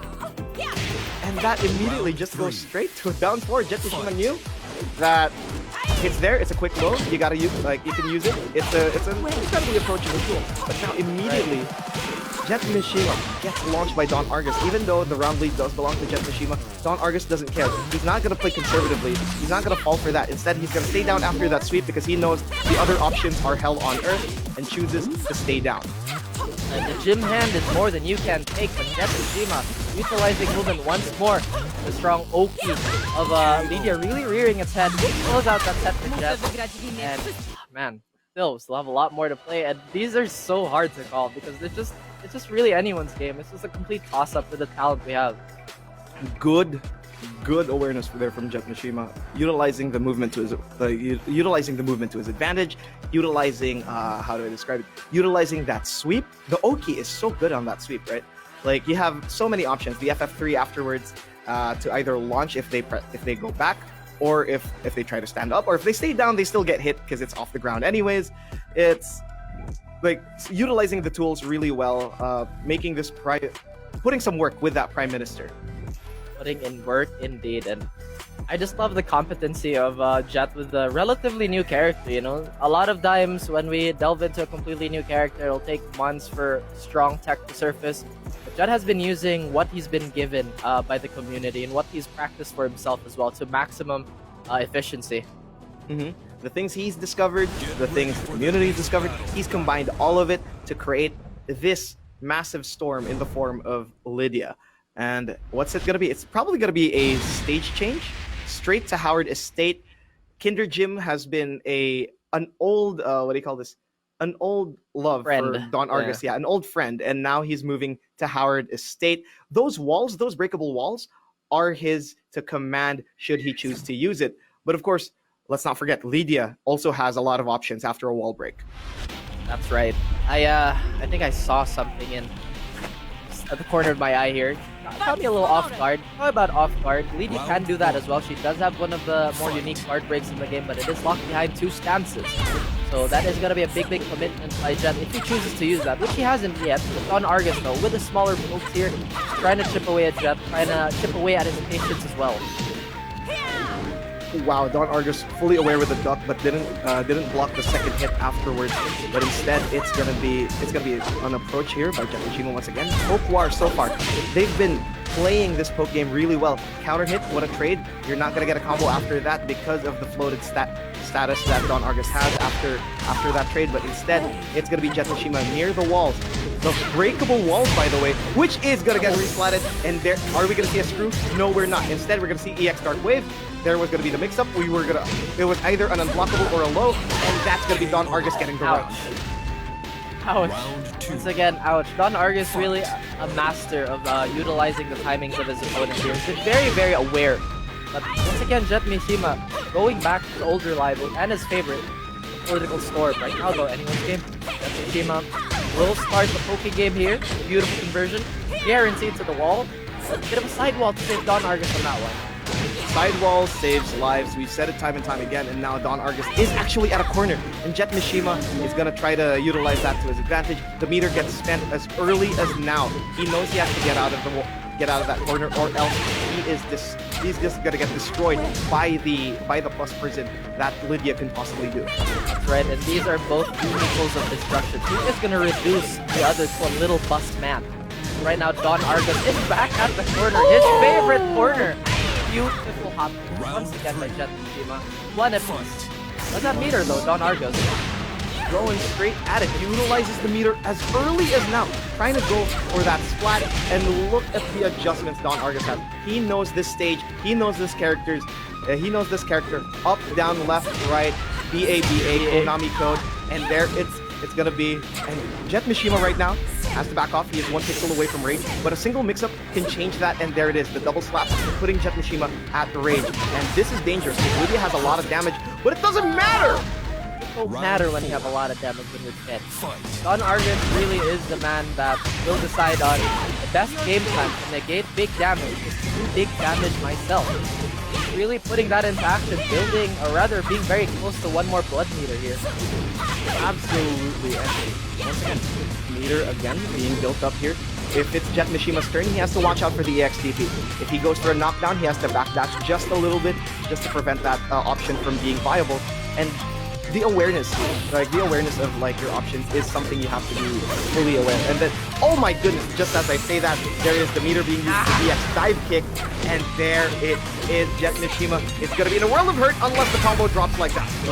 Oh my goodness, a big whiff on the blue stuff here.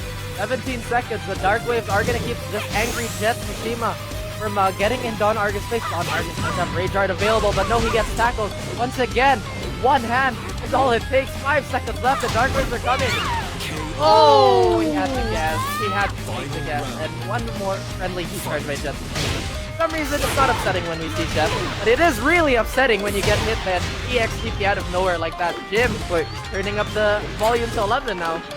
Oh my goodness, it honestly is a little bit upsetting if it's your turn and then you get EXDP'd like that. But Jetmishima doesn't care. He's gonna go straight at it. This man is on a mission trying to prevent Don Argus from getting more out of this. There's the tackle.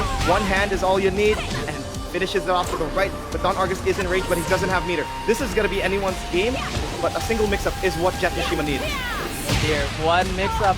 That is going to be a big hit and a good cause to the comeback of Don Argus, but that down four is incredibly scary! He's dead! Oh god, He's Jim, you're dead!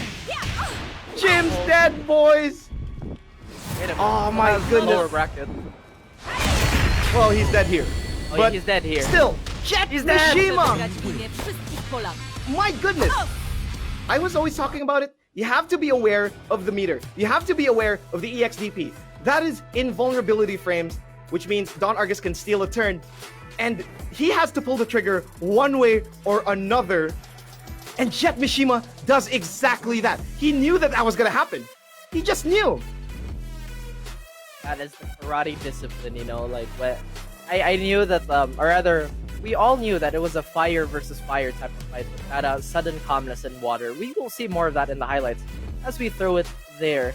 And now, like we mentioned, this was really aggression on aggression to begin with, right? But in very different flavors. Don Argus was going for the bigger hits. Jet got a lot of his damage off floats and the more conservative folks, but it was a really great show for both these players. It was incredibly well done, and really, Don Argus utilized this first stage really well. He had the advantage altogether, and Jetmishima was keeping it incredibly close in game one. But in the end, it felt Jetmishima did not sweat. These people can never make him sweat. Nobody can make this man sweat. That's right. Am I sweating? No. This is rain. None of these fools could possibly make me sweat. But again, that's just quoting someone, not actually the thought process of Jet. Jet really caught. What is that though? What was that? What was that? Just something that's you know, a little surprising for everyone. Oh my goodness, dude. But yeah, Jetmishima is a living, breathing heart attack, especially here in this final game. This final game, we went to final round, like if I remember correctly, and it really was just a test of patience here for Jetmishima, knowing that Don Argus is a crazy kind of player. He will utilize these EXDPs. He will utilize a launch if you're being impatient. If you try to meaty, and there it is. There it is. The test of patience has been realized here by Jetmishima. The man is a living, breathing heart attack, but it's because of how patient he is. Just like a heart attack, quiet, you'll never know when it comes to you, and that's what Jet exactly was. Being from Dark Horse to one of the favorites now. Now it is, well, it's gonna be them still waiting on their next opponent. And of course, Don Argus goes down to losers finals, but you do have SideStepLance versus Typhoon. They're gonna have to fight it out to see who's gonna win, and whoever wins, is gonna go and face off against Don Argus. Now, this is favorite against favorite, or at least yes, favorite against favorite. That's actually true. These are incredibly good players. SideStepLance being the second place for Challenger Series 2, Typhoon winning the Academy Series. Both are incredibly proficient players, and both have a lot to prove in this tournament itself. And Draft Series, this is the biggest stage that you could possibly get, barring the Pro Series. And the path to Pro, once again, is riddled with thorns and needles, and you have to clear that path for yourself. It incredibly is cutthroat, you know, like the only person you'll have to rely on when it comes to the road to Pro is you.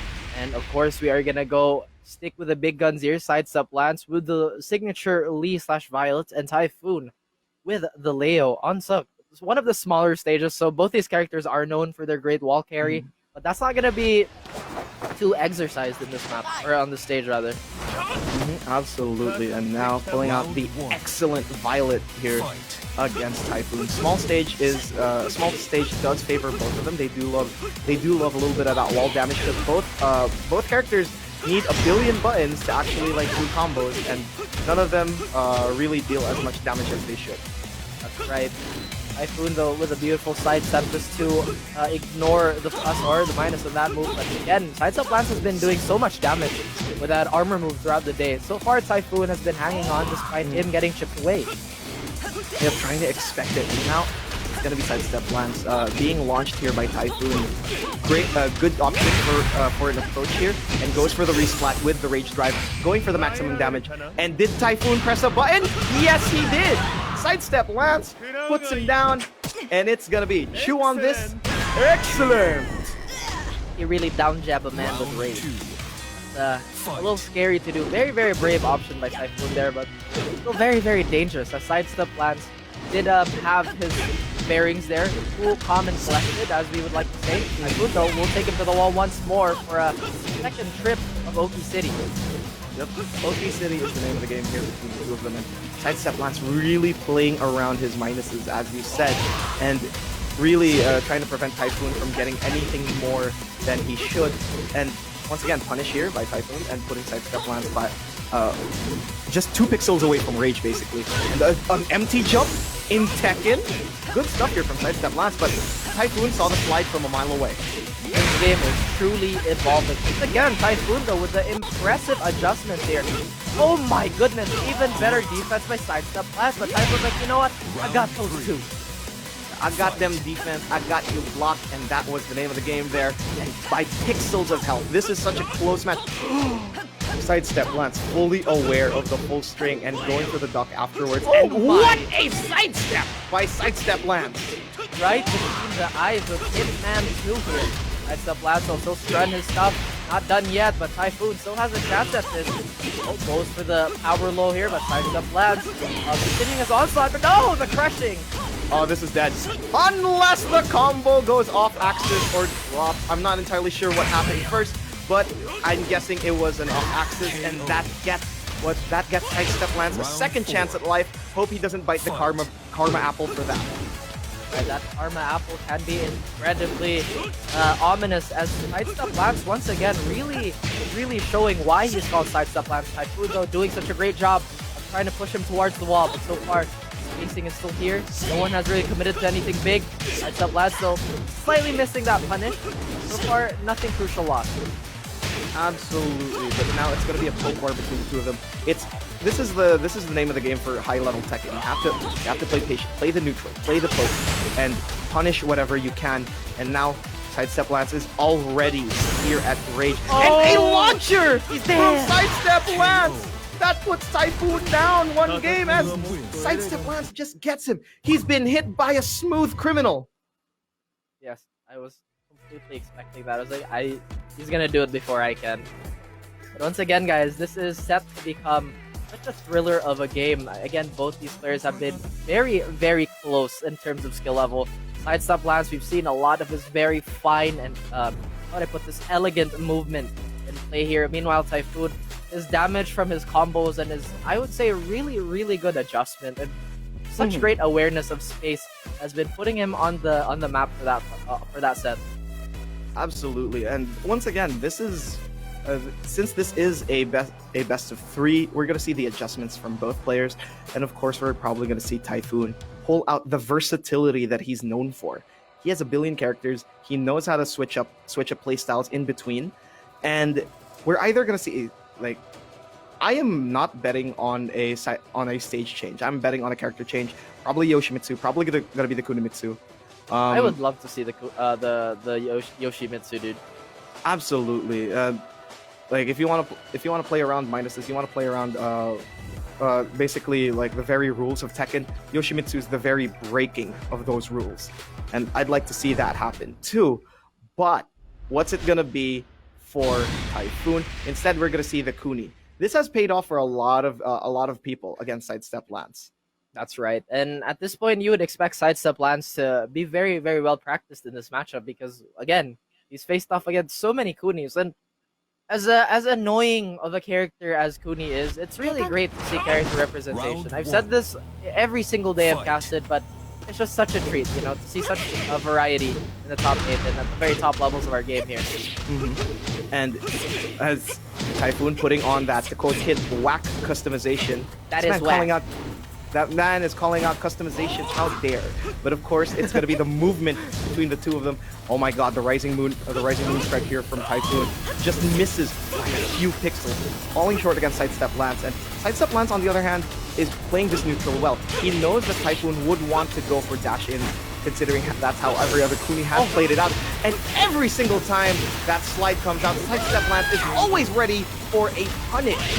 Round Right. 2. Costume might be whack, the footsteps might be whack, the SideStepLance, he's tight as a, I can't say the final word, not broadcast friendly, but you know what is? That sexy combo SideStepLance is gearing up for. Absolutely, and now the life lead though is being chipped away here by Typhoon, backdashing away. He knows this is a warp strike, that's minus 11. Don't throw that willy-nilly, but there it is, the slide being utilized again. And SideStepLance trying to make or break here. Hitman, Power Crush. Afterwards, it's Typhoon at half health. Right, SideStepLance though being very cautious of that. Could have landed another one and called himself Agent 47 there, but Typhoon with the very strong defense right now. If he can convert this, yes he does. This could be very much dead for Typhoon. Oh, my the God. wall was a little too near, but it Round doesn't 3. matter. SideStepLance gets the control he wanted, gets the OK afterwards. What's for breakfast? And he gets it. And now SideStepLance 2 rounds versus Typhoon. Rising Moonstrike does not get punished. And now Typhoon utilizing it a lot, but instead SideStepLance was always ready for the block or a Power Crush if you want something else. Goodness, those heals, my man, those heals are getting reduced to dust with the amount of blows SideStepLance is landing. How about landing? That is gonna be a good blow for SideStepLance. Oh my goodness, this man is on absolute beautiful, excellent silver fire. That I've never seen anyone go against Typhoon like that and just go ham. Typhoon is an incredibly versatile player, and there's a reason why he won the Academy Series. And SideStepLance just nullified all of that, as we're gonna see here in the highlights. Right, and like we said, so Typhoon is not an easy opponent to play against just because of the versatility and the great awareness of this man. SideStepLance, the Adaptoid, the Amazo that he is, took everything that Typhoon was good at, and it's like, you know what? This is mine now. Your soul is mine. The man just sucked it out of him. He just, like, all that adaptability, he said, "You're not getting any of it today. I'm not letting you." He turned from silver to gold immediately, like an Amazo, as you said. And the Dr. Ivo's android? Yeah, let's go with that. And just immediately just dominates Typhoon, especially in game 2. Once again, SideStepLance has been an absolute tall order to face, an absolute mountain to climb, and this is the most cursed F2-1 in the game. Bamco, please fix. Just a little too close to the wall. Nobody noticed it. Not even the sharpest of eyes. It felt a little invisible. But in the end, SideStepLance stands tall over his competition and advances to our losers finals against Don Argus. Right, and Don Argus versus SideStepLance. Either way, this is gonna be a run back for Jet, because Jet has, again, conquered both these players. So Jet has been, like we mentioned, from dark horse to the favorite. Absolutely. A lot of people have bet on Jetmishima. Everyone has known that this man has been, well, not a has been, obviously. This man has been, Yes, yeah. this man is still. This man still is amazing. But we're not here to talk about that. We're going to talk about SideStepLance and Don Argus. This matchup is just an execution machine waiting to happen. Machine indeed. And again, no matter how we go about this, it's just so hard to root for one person here, because all these players, they've showed that they're incredibly competent, and they're, I would say, very close to being ready for the pro leagues. And all the direction they can only go from here is just still up, despite their meteoric rise. Absolutely. And this is the thing, right? Like we've talked about it. This is our Philippines' finest. And it breaks my heart saying that, because there's even more out there. This draft series just showed this entire format that the Nationals has given us has showed the finest talents the finest Tekken talents that we have seen from start to finish from every region possible. Mindanao, Visayas, Luzon, Metro Manila. Every single player that we've seen has given us beautiful Tekken. And now we're here at the end game. We are here, at least the near end game with Don Argus and SideStepLance. They're getting themselves prepared. They're letting themselves breathe. And to be perfectly honest, it's not even gonna be a bloodbath would describe it tamely. Actually, a bloodbath would describe it tamely. To think that this is only like the road to pro, as we mentioned. Again, these players are incredibly brazen with their approach towards hitting that pro league. But once again, Don Argus, like, I've been there before, and I will still climb that mountain as he does go for this damaging combo off a low carry. Absolutely, and now Don Argus is moving himself out, spacing himself out against SideStepLance. The spacing game does belong to SideStepLance, but Don Argus knows that he has the life lead, so he chooses to no duck. Instead, just punishes the acid range immediately. Round Right. 2. Jim is ready. Jim has his Batman notes up and running. SideStepLance, though, if we know anything about him, he is absolutely optimal with that delayed hop. Goes for Oki instead. Bit of a drop on that combo, but so far it hasn't rattled him with a beautiful touch. Not get anything off of that. Oh my goodness, SideStepLance. That was pure bravery off that duck, but he knew that Don Argus was going to pull something out because we've already seen the unblockable after the EX Dark Wave. We've already seen him pull out the mid option. So it was a massive bet from SideStepLance. Oh, he won't expect it. He won't expect it indeed. It's already been an absolute brawl of a match here. Beautiful Acid Storm to just pick him up, put him near the wall. You know what SideStepLance can do. Can Don Argus fish his way out of this one? He does have a meter to burn. He chooses to. So far, the patience has been the name of the game. Nope, I'm wrong. What a whiff punish there from Don Argus with that EX dive kick. But now he doesn't get to fully convert it because SideStepLance was a little too close to the wall, and that just saves the life of SideStepLance as he gets that with all flying colors basically. Flying colors, but one above all, it is violet. SideStepLance does have the round lead over Don Argus here. Don Argus, though, building that meter up, ready to be a thief and steal the turn.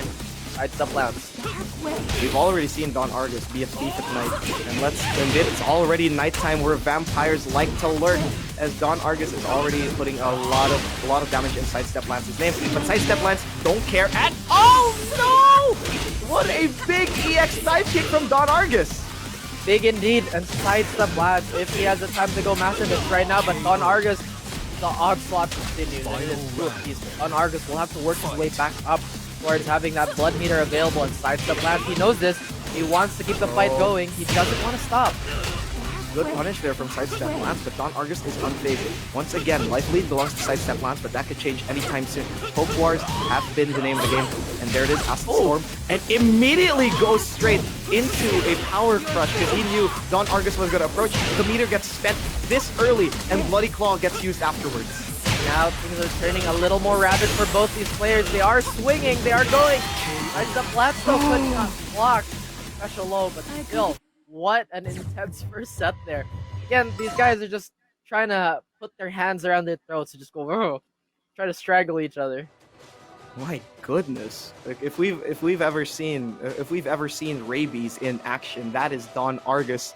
The man is foaming at the mouth every single time, and he's unfazed by whatever SideStepLance has been doing. And SideStepLance actually had a lot in store for Don Argus, spacing himself right, playing around Don Argus's turn, and even when he loses the turn, goes immediately for that Hitman Power Crush. But after that, Don Argus just decided a single EX DP changed the game and just gave his confidence all the way back to him. Right, and a single EXDP. We have started so many stories of Don Argus like that. One EXDP to rule them all. And you could say they're super, super well placed as well, because again, we barely see them get wasted, you know? I think it was in Season 1 where it was a bit of an issue with Jim that he did throw it out a bit too often. Now his timing has almost been perfected, and it's been absolutely scary, to say the least. Absolutely, and now let's Forgotten Realm is going to be the name of the game here for SideStepLance. And he also changes characters into Violet. No, he was Hey. Violet to begin with. Like, Oh, really? Okay, I Yes, didn't notice yes. that. Like, you know the why? stat- Because he was too slick and smooth. he was too slick. SideStepLance is always slick. He's always smooth, and that's why he's all the way here. And let's see what he can utilize with all these floor breaks. Round Right, one. but once again, Don Argus is the type of person to I will catch you at the pass. You're gonna take it up with a crash. Right now, Don Argus still really going for that onslaught that we know him for. Absolutely. And now Don Argus goes for that DP after a block low. Good punish from him. But now SideStepLance interrupting at the right time, choosing his options once again, and immediately just gets bloody clawed out of it. Now SideStepLance looking for that wall bounce, but Don Argus absolutely sharp for those punishes. Is he gonna go for a floor break though? Yes, he will. He still has the screw available if I'm not mistaken. No, he chooses to go for Oki. He does know that it wasn't going to splash the wall. Instead, tries to go for a setup, but then SideStepLance does get a second chance at life. And just as I say that, Round two. immediately gets hit with a wake-up 3, and Don Argus gets the first round. If I were to describe the matches we've had today, they've been incredibly shifty. You know, there's a lot of times where you think, oh, nothing's gonna happen, but you know what? Surprise! Don Argus getting pummeled at the wall by SideStepLance here. Already lost most of his health. Has to guess what's for breakfast here. Oh. Shifty indeed. Let's be honest, Fight. it's a hard guess every time with SideStepLance, and not even seasoned pros like Don Argus. Seasoned pros like Don Argus can take care of that. But immediately, just as I say that, Don Argus immediately with another DX dive kick and takes away the floor break opportunity for SideStepLance, and there's the life lead. Such a small life lead, but it's enough to really build his confidence. That's right. Oh, Don Argus going for a cheeky instant pickup there, but so far no dice. SideStepLance will get a bit of damage with that back 4 here into the Hitman 1+2. Being a bit more patient here, he understands there's 30 seconds left on the clock. What is for breakfast yet again? No, he just stands up. Oh, there it is. Oh my goodness, air-to-air in my Tekken game? Absolutely. And now, Don Argus is moving himself away. Now, there it is, the jump back. He's fishing for the dive kicks. And SideStepLance has had good record against Don Argus's jump backs. But instead, the backswing blow that we hardly see from Don Argus has been utilized again. A lot of tools in that belt, but you know what? SideStepLance doesn't care because he is going to start this off with a beautiful low parry. Once again, another guess, but this time Don Argus is right on the money. Absolutely. And once again, SideStepLance is trying to snuff that jump back. Every single time you see Don Argus jump back, SideStepLance is looking for a button to spike him down to the ground. But instead, we do see SideStepLance having a little harder time here. And Don Argus is spacing himself much, much better than the last time they met. Right, Don Argus, when he has that turns on you, he's gonna go for a button section. But SideStepLance with the greatest of ease with that delayed hop kick. This is such a dangerous position for Don Argus. Momentum is not in his favor, and at down 3. Chop off those heels. Absolute beauty from SideStepLance. Optimal is the name of the game of this man.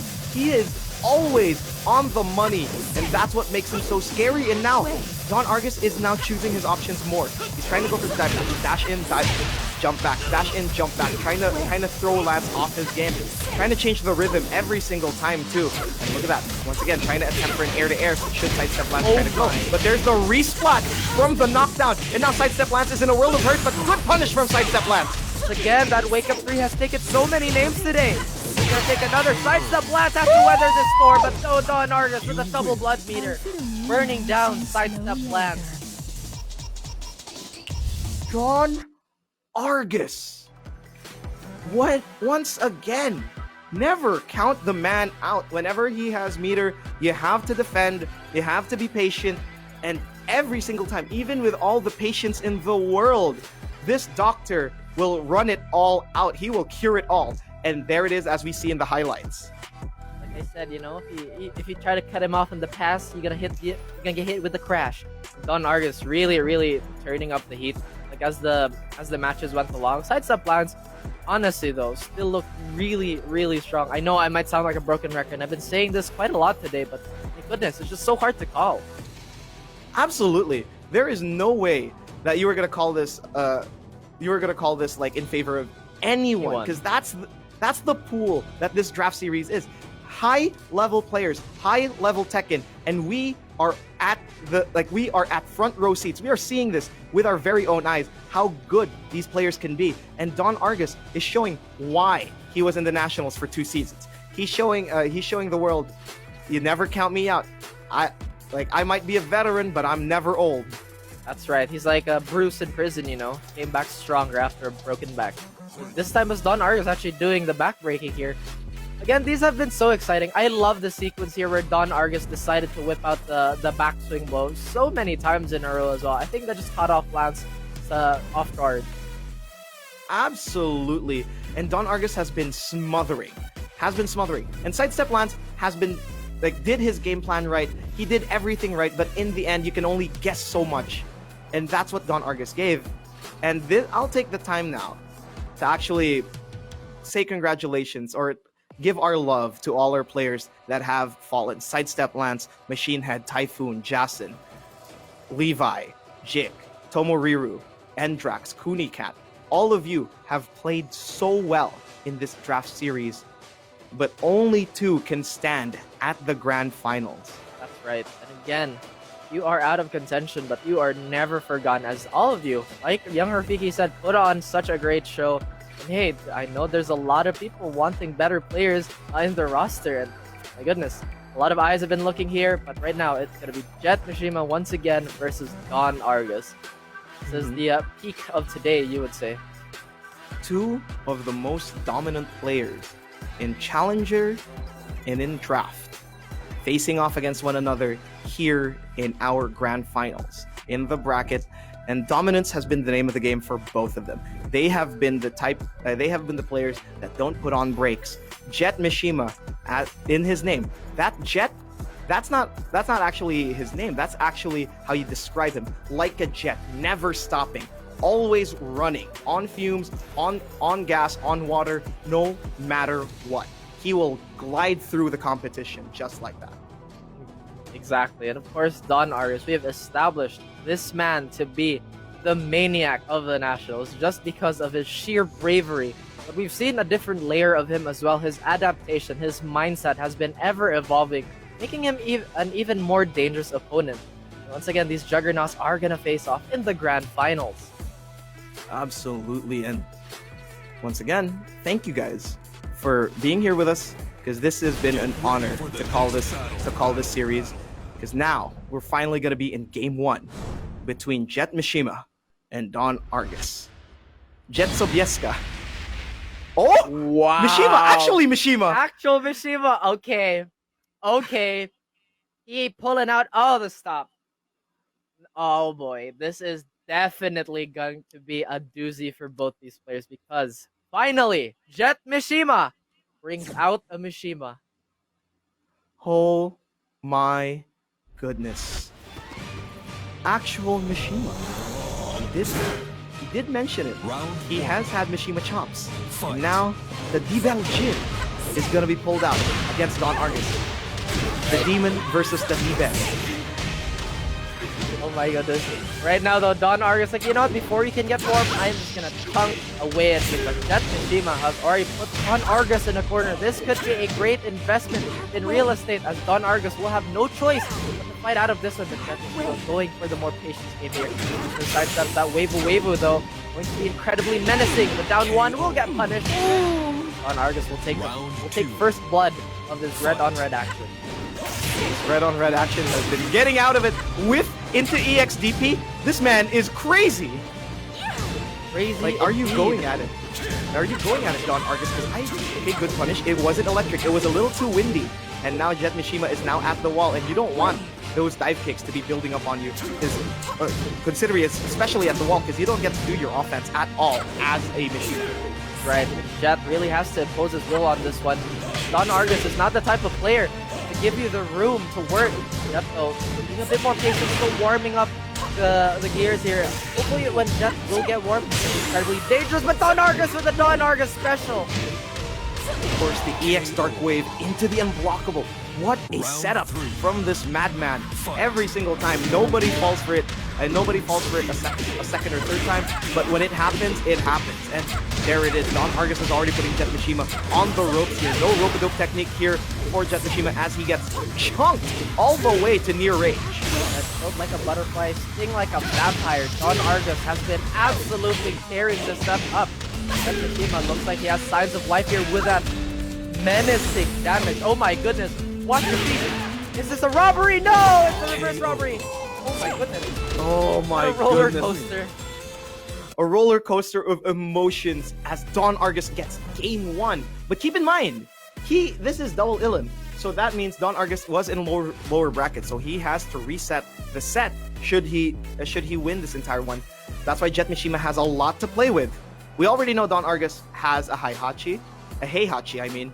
But then Jetmishima has all the games in the world to adjust as much as he can. But this 1-0 is momentum building up for Don Argus. That's right. On the other side of the coin, though, this is Jet soaking up all the offense he can, using, like we said, using up all those extra shots that he has just to adjust and adapt. We know he can do that very well. But Jim has to be a bit more considerate with that as well. But again, guys, it's the grand finals. Anything can happen, especially on a stage like this. One of the grandest stages of the entire Philippines.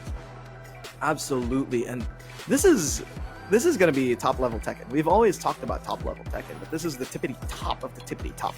We are now going to see the adjustments. We're going to see the game plans being changed. The Batman notes, of course, I'm guessing Jetmishima went for the Devil Jin because he was expecting that Don Argus would not expect that, right? Because once again, the Batman notes from Don Argus, I'm pretty sure there was no Devil Jin being written in those notes. But of course, Don Argus was ready. Jim was just ready. Ready is the keyword here, considering that Jim has also been very exposed to a lot of fantastic Devil Jin players in the form of the Nationals' own L. Again, that man is no slouch. That is the Red Death. But how about Red? We are going to go for another red on red match here. This time around, it is going to be the Polish Prime Minister, Lydia. Of course, Jet Sobieska once again versus Don Eliza. I was about to say that, but then I saw the actual Mishima, so I was like, whoa. So, here it is, Prime Minister trying to fight vampires. This might be something straight out of a comic book, but here it is in Tekken, and there it is, the sweeps once again for Jetmishima. Utilized beautifully, but Don Argus was ready for the punish. Right, Don Argus, though, looking to build much more momentum. Hitting where he left off in the previous round here. Beautiful duck by Jet. Understood that there's not a quick punish for that. But Don Argus once again with this wall shenanigans hasn't really stopped. What is that? What that? What was that? Hey. The man homed in on Jetmishima. The Jet was shot down by homing missiles. And Don Argus just went straight with that bloody claw. I never knew a track like that. Neither. Now Jet knows, everybody knows.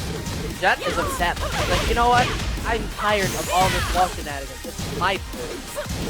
Absolutely. Tries to go for the Lyoto Machida sweep, gets it successfully, but then Don Argus gets out with a jump in. Look how brave this man is, jumping in at low health. There's a lot of anti-airs that Jetmishima could possibly do, but instead, he's just dive kicking all day, every day, and the low gets seen from a mile away. You know what they say, the C in gym is for conservative play. Absolutely, and that is what we're seeing here. No conservative play whatsoever from Don Argus. He is getting close to meter, and with those dive kicks, he's trying to jump back. He was about to bloody claw, but Jetmishima jabs him out of it, and there it is. The first haphazard EXDP of the game, and that's what Jetmishima is gonna capitalize on. He does know. Like, he's trying to play the off time and trying to make sure that Don Argus gets punished severely for these EXDPs. That's right, and he is 2 for 2 for them ever since their previous match as well, so Don Argus has to be a bit more careful that right now Jetmishima still holding his ground. 20 seconds left on the clock, still anyone's game, but the chances are here. Don Argus though with a jab into the confirm. Oh, and that is to be the round for Don Argus. Round 4. Absolutely, and Don Argus getting another round against Jetmishima. This is game point. Probably gonna get him game 2 if he gets it. Oh my goodness, another EXDP. He was not shaken by that one EXDP block. He does not care. He's gonna do it again and again, and that's what makes Don Argus scary, because he's fully aware fully aware of Jetmishima's timing, and now Jetmishima has to switch it up every single time. And half health is the name of the game for Jetmishima. Remember, a deterrent is only a deterrent if it's deterring anyone, and Don Argus obviously doesn't care. Not one care in the world given here, but Don Argus has already switched it up. Already has a sizable life lead and still has one shot clock left to go here, but Jetmishima though does have rage available, and we know what Lydia is capable of. Don Argus not willing to find out without low to close out the second set. Good stuff from Don Argus, just putting it 2-0 against Jetmishima, getting to reset point so quickly. And Jetmishima, on the other hand, his Lydia has been paying off a lot. He is patient, he has been disciplined, and he's been utilizing the strengths of Lydia to his advantage. But that's not his only character here in pool. We might even see a 2D fight. We might see the Akuma being pulled out at the very last moment. Right, it is Tekken when you see an Akuma fighting a vampire. But like we mentioned, Jet still has so much room to adjust, especially now that we are at reset point. Again, this is where Jet's like, you know what? Buckle down. Don Argus is getting a full head of steam. I can't let him run me over and not mollywalk me. Absolutely, and of course, Jetmishima is a despite the fact that he seems like a new face for viewers at home who are only watching the nationals, but in the Tekken scene, people know him. People know how seasoned he is, and though that seasoning is not salt, all that seasoning is everything else. The spice is there for Jetmishima. He got the sauce, and now let's see what he's gonna do. Is he gonna pull out? No, he's gonna stick with the Lydia. I thought he was going to pull out the Akuma, but instead sticks with the Lydia into Arctic Snowfall, keeping it cold for Don Argus. That's right. He ain't the Henny God. Of course, no one is the Henny God with the OG sauce, you know? But he has a sauce of his own. And actually, talk about the Henny God, Pika actually acknowledges and really has a lot of praise for Jet. And Jet was one of the OG Dragon of the scene. He's been one of the strongest ones as well. Now Jet is on a new venture with Lydia and is doing quite a bit of damage to Don at this point of the game. Is a pole technically a Slav? Because, like, Jetmishima's a Slav main if that's the case. But there it is. Don Argus is already getting chunked to Kingdom Come by Jetmishima's well-timed pokes. And Don Argus in rage, Jetmishima backing off. He knows that Jim has to approach him instead, and that slide might be the first step for him. Alright, Don Argus though, we know what this man is capable of, but he doesn't have meter available to him, so his tools might be a little limited despite having rage. The jump over again. This is looking like a bit of a Olympic showdown here, but oh my goodness, the big counter hit. This could be the end for Jetmishima, at least for this round. At least for this round, indeed. And now Jetmishima gets taken out with that Rage Art. Rage Art obviously deals a lot of damage. That's always like Rage Art threshold, using that kind of at that health. And immediately puts Don Argus with a round lead and getting closer and closer to resetting this bracket. But now Jetmishima has an uphill battle to fight, but he can still relax because if he resets, the bracket advantage does belong to Jetmishima, so he can relax a bit and let Don Argus pull out every stop. And now he's forcing every card that Don Argus has. Right, because Don Argus once again still needs to reset this to have. Oh boy, he's gonna go for the cheeky stuff here. Jet has been holding strong, but he's dead again. Once again, that dive kick. Deep in Don Argus' arsenal. Oh my goodness! And now, ladies and gentlemen, it is reset point here for Don Argus, as Jetmishima still has no answers for the Rabid Wolverine. This man is made out of grit and metal, and he's showing why. EX dive kick after the slide, utilizing his meter perfectly, and Jetmishima is now in trouble. That's right, using a 10 string here, and once again, Don Argus, he doesn't have blood running through his veins. It's rabies, pure rabies, and will not stop anything. Jetmishima being a bit more considerate with the spacing now. Don Argus will take a bit of a mix-up here, but so far no dice. His blood meter slowly building up to more dangerous levels here for Jet. Uh-oh. Oh no! The blood was getting to his head, and Jetmishima just absolutely chunks away the health and takes out Don Argus with that one round. And this is the momentum that's gonna start building up. Oh, Jetmishima with such a fine whip punish. Fine indeed, but Don Argus, look how close he is, but no, he gets launched again! Oh my goodness, Jetmishima super sharp all of a sudden, but that's low block by Don Argus. Absolutely insane, as there was actually a launching mid option there, but it doesn't matter. Don Argus now has 2 meters available to his name. Alright, utilizing a lot. Oh my goodness, the bloody drive being utilized, and the setup afterwards. And that's big from Don Argus, but the block from Jetmishima! The jump back! He tried to jump back after plus a million. And Don Argus gets caught afterwards. Definitely the upward there here, but Jetmishima trying to fish for another forward too, but so far Don Argus has been incredibly slippery with his backswing blows and his sidestepping. This is such a tension-riddled game. It is. Both these characters are so explosive. Just like that, a bloody claw is thrown in the mix. That bloody claw is going to pay off a lot. Down jab, trying to steal the turn. And now Jetmishima snuffs the EX dive kick and breaks the grab. That was not the punish that Jetmishima was looking for. But then Don Argus is fully aware and just goes straight at it. Jumps away from the sun and moon mix-up, but it doesn't matter. Don Argus puts Jetmishima at a pixel of health after this. Right, Heaven and Earth was beautifully dodged, but no, my goodness, Jetmishima landing the rage drive of the lifetime. Whoa! So Oh my god! game, Pixel health, meter, 7 seconds. What's it gonna be? Don Argus resets the bracket. You're joking, right? Oh my goodness, like.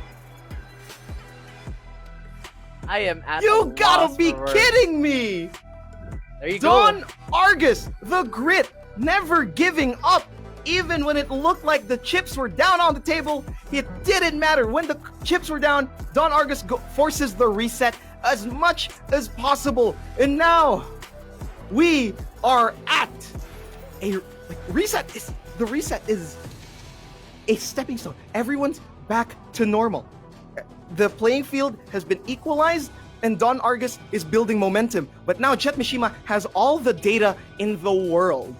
Jetmishima is not the type to just keel over and die. He is also a tenacious, a dominant player, and he is mentally strong. He is mentally untouchable, inspiring even.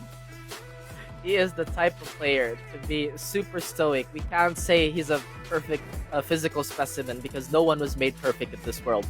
But once again, he's the type of player to say, I didn't hear no bell. Here we are. Reset point. I am so sure every single one of the viewers at home are in for such a treat of a Tekken match. Akuma? No. He's sticking with the Lydia. Let's Brimstone go. and Fire, where champions are made, young Rafiki. Absolutely. This is where the Tekken 7 story ends, but this is where the story for all these players will start here in our reset. Brimstone and Fire. And my god, Don Argus is already building up the momentum, but Jetmishima sticking with the Lydia, sticking to his guns. He knew that it only fell short by inches. No, not even inches. Picometers, I mean. Just super tiny little pixels of difference. It's a neck and neck fight between the two of them. That's right. Speaking of necks, they are definitely going for the neck here. They are going to go for the slice. And right now, I think we're going to go for a bit of a intermission here because, again, there's just so much hype and there's just so much riding on this competition. Like we mentioned, again, everybody is legible to be drafted, but the glory is there to be at the very top, at the very peak of your peers. And this is it. This is very much it for them. This is how you're going to show your grit. After a reset, what are you going to do? Because honestly, the entire draft series is a preview for all these potential pros in the Pro Series. You have a group stage, you're building up points. The format is completely different at day 1, and then you go to a more familiar format here in day 2 with the brackets. And it's just a preview. How are they going to perform at this level? How are they going to perform at this format? And this is a preview for both the players and our beloved franchises to see which ones they want. Who are the guys who are going to rack up points? Who are the people that are moldable, coachable, beautiful, basically, like beautiful Tekken players? And this is what you want. This is what you need. You need to have the grit. You need to test your mettle. You need to have the tenacity. And so far, everyone has shown that. And we are going to see that here in our grand finals with the tippity top of our Actually, I think both of them are at the top of their groups? respective groups, if I remember correctly. And you can see why. This is a close match between the two. Right? And word of advice for those more beautiful Tekken players. If you are beautiful, AK will not accept you as a teammate because, as AK stated, it's so hard to have 3 beautiful people on one team. Just so difficult. But again, it just shows, just on that note as well, there's just so much personality going around in the Pro League. Just even outside of the Tekken focus of the league, right? There's just so much intangible things that the orgs are looking for. Once again, there is professional and professional players, so that is going to be a big keystone. Absolutely, and this is it. This is definitely it for a lot of our players, and we are building up towards this, right? Like, we are building up towards a more sustainable environment for our players. We are building a more welcoming environment for every potential player out there. Once again, this is the first here in the Philippines. The first draft, basically a search for the next pro player. All of these, like in Academy, in our Challenger series, all of these were all building up to develop the Tekken scene. And we are at the forefront of it all. All of you, the audience, the players, everyone who has joined the series, all of you, I thank you, because all of you have been building up so much towards this. This has been such a big W for the Tekken community. Massive dubs. Again, just talk about massive dubs as well. We'd like to thank everyone behind League Ops because everything has been super smooth. There have been no hitches whatsoever for the majority of this long Nationals event that's been spanning through 3 different legs and still continuing onto the Pro League. Speaking of continuing, we are going to be jumping right into this match between Jetmishima and Don Argus. Now, once again, young Rafiki, Jetmish reporting for duty in transit. Absolutely fatal from the air from everywhere. Absolutely, and let's see if he flies like a Black Eagle or would sting like an absolute Harrier, because right now, Don Argus is trying to stop the skies with the way he dive kicks down. Right, Don Argus for the absolute desolation here of the HP bar. Of course, when you know that man has blood meter, he is gonna pull out the EXDP, and you are not able to stop it. But Jetmishima still unfazed, going for an onslaught of his own here, chipping away at Don Argus with still a lot of time to play. The pokes have always been in Jetmishima's favor, but Don Argus taking out that signature craziness for himself, trying to go. That was an attempt at a dive kick, obviously, but instead it fell for a political storm afterwards. But oh my goodness, the committed duck from Don Argus. He bet the entire farm and his fight stick after that. Right, and again, this is still continuing to be such a slobber knocker of a fight here. Oh my goodness, and Jetmishima will take one more for himself as well. And now it's gonna be, and now both of them are breaking it out, and immediately Don Argus trying to go for the launcher, but he did not spend the meter. Instead, he will spend that meter for that EX dive kick after a knockdown, and immediately Jetmishima has been put up against the wall, and this is not what you want to see. What a duck on the unblockable! Don Argus with the reflexes and an unblockable of his own to respond. That's not how you do it. This is how you do it. If you can do it, I can do it better. Now Don Argus is building so much momentum from that reset. Has he shaken Jetmishima to the core? No. Once again, Jetmishima never sweats. And now Don Argus is trying to get himself back. The turn does not belong to him, but he's forcing it against Jetmishima, even though he has a life deficit, and he could have been punished much more. But Jetmishima chooses to get plus frames instead. Oh my goodness. Don Argus, this could be another point of time where he's gonna rob someone. This man has an incredible criminal record! Jetmishima slithers out of that one and sticks a knife in the side of Don Argus. Of course, this is only the first set. Post reset. My goodness, final round already. Immediately, and once again, neck and neck. Both people going at the throat. Both of these players are high level. Somebody should sign them for the love of God. Because right now, this is just absolutely amazing. Political storm. What are you going to punish it with? Immediately goes for the DP and knocks Jetmishima down. The low parry, the dive kick, instant dive kick all around from the madman Don Argus. The mad scientist is always at it. Bloody drive knocks him away though. right? What does Jetmishima think of this life lead? It doesn't matter what he thinks of this life lead. Jetmishima is gonna chip away. Beautiful Oki set up there. Heaven and Earth still not being continued here. Don Argus though, is it a world of hurt? And the chop closing out the first set. Oh my goodness. Closest match ever. And that's saying a lot, because a lot of these matches have been incredibly close, and Jetmishima ekes it out, adjusts on the fly once again, and just raising his stock altogether and getting the glory of taking down Don Argus, stopping Don Argus's momentum. Right. The Can Jet you doesn't smell? stop. The Jet doesn't stop. And can you smell what the Jet is cooking? My goodness, he is getting super heated up here. Again, pre-reset. It looked like Don Argus was in absolute control, but right now, Jetmishima has just been soaring above and beyond what everybody was expecting of him. You cannot. Nobody cannot. The Jetmishima, you can never count him out, even with a former pro like Don Argus, even with a former Nationals player, I mean, like Don Argus, getting his claws on you, building all that momentum. And we already know how momentum can affect the steam engine of Don Argus. But on the other hand, Jetmishima has had a lot in the tank. This man is not gassed out anytime yet. And that game 1 was only the beginning. Because right now, we have our game 2 straight to Howard Estate. That's right. And Don Argus is looking to pile up all that damage. But again, Jetmishima has made his bones in this matchup here. We've seen him rob and absolutely terrorize the EXTP with a delayed hop kick of his own. So again, I love the run back, you know. This is why we play fighting games, because we want to duke it out. It's a never-ending quest. But right now, Don Argus with the absolute firecracker of a start here. Wow, immediately goes for a homing move after a knockdown, knowing that Jetmishima was gonna go for a side roll. And now Jetmishima, 50% health. Oh, that was scary. Don Argus would have disappeared off the face of the earth after that one.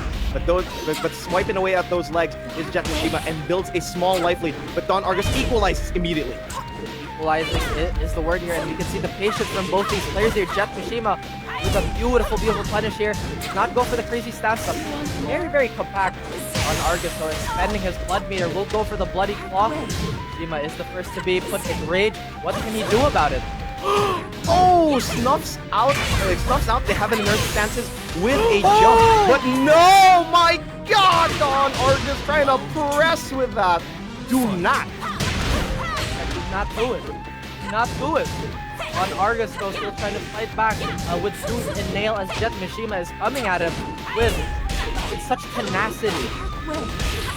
Oh, absolutely, Jetmishima is gonna be put against the wall. Don Argus isn't out of this yet. Oh my goodness, immediately DP to the wall, readjust. The sidewall saves the life of Jetmishima and goes for the wall bounce. And this is gonna be incredibly dangerous. What's gonna be the mix-up? Oh no, the wake up free! I would physically hold you right now with the maximum grip strike I could give, but Don Argus, oh my goodness, with a down streak. Just eke out yet another thrilling round of this set. Please do not. I am soft and bruise easily. And I now will Don bruise you. Argus, Don Argus, Political Storm getting blocked. Good punish.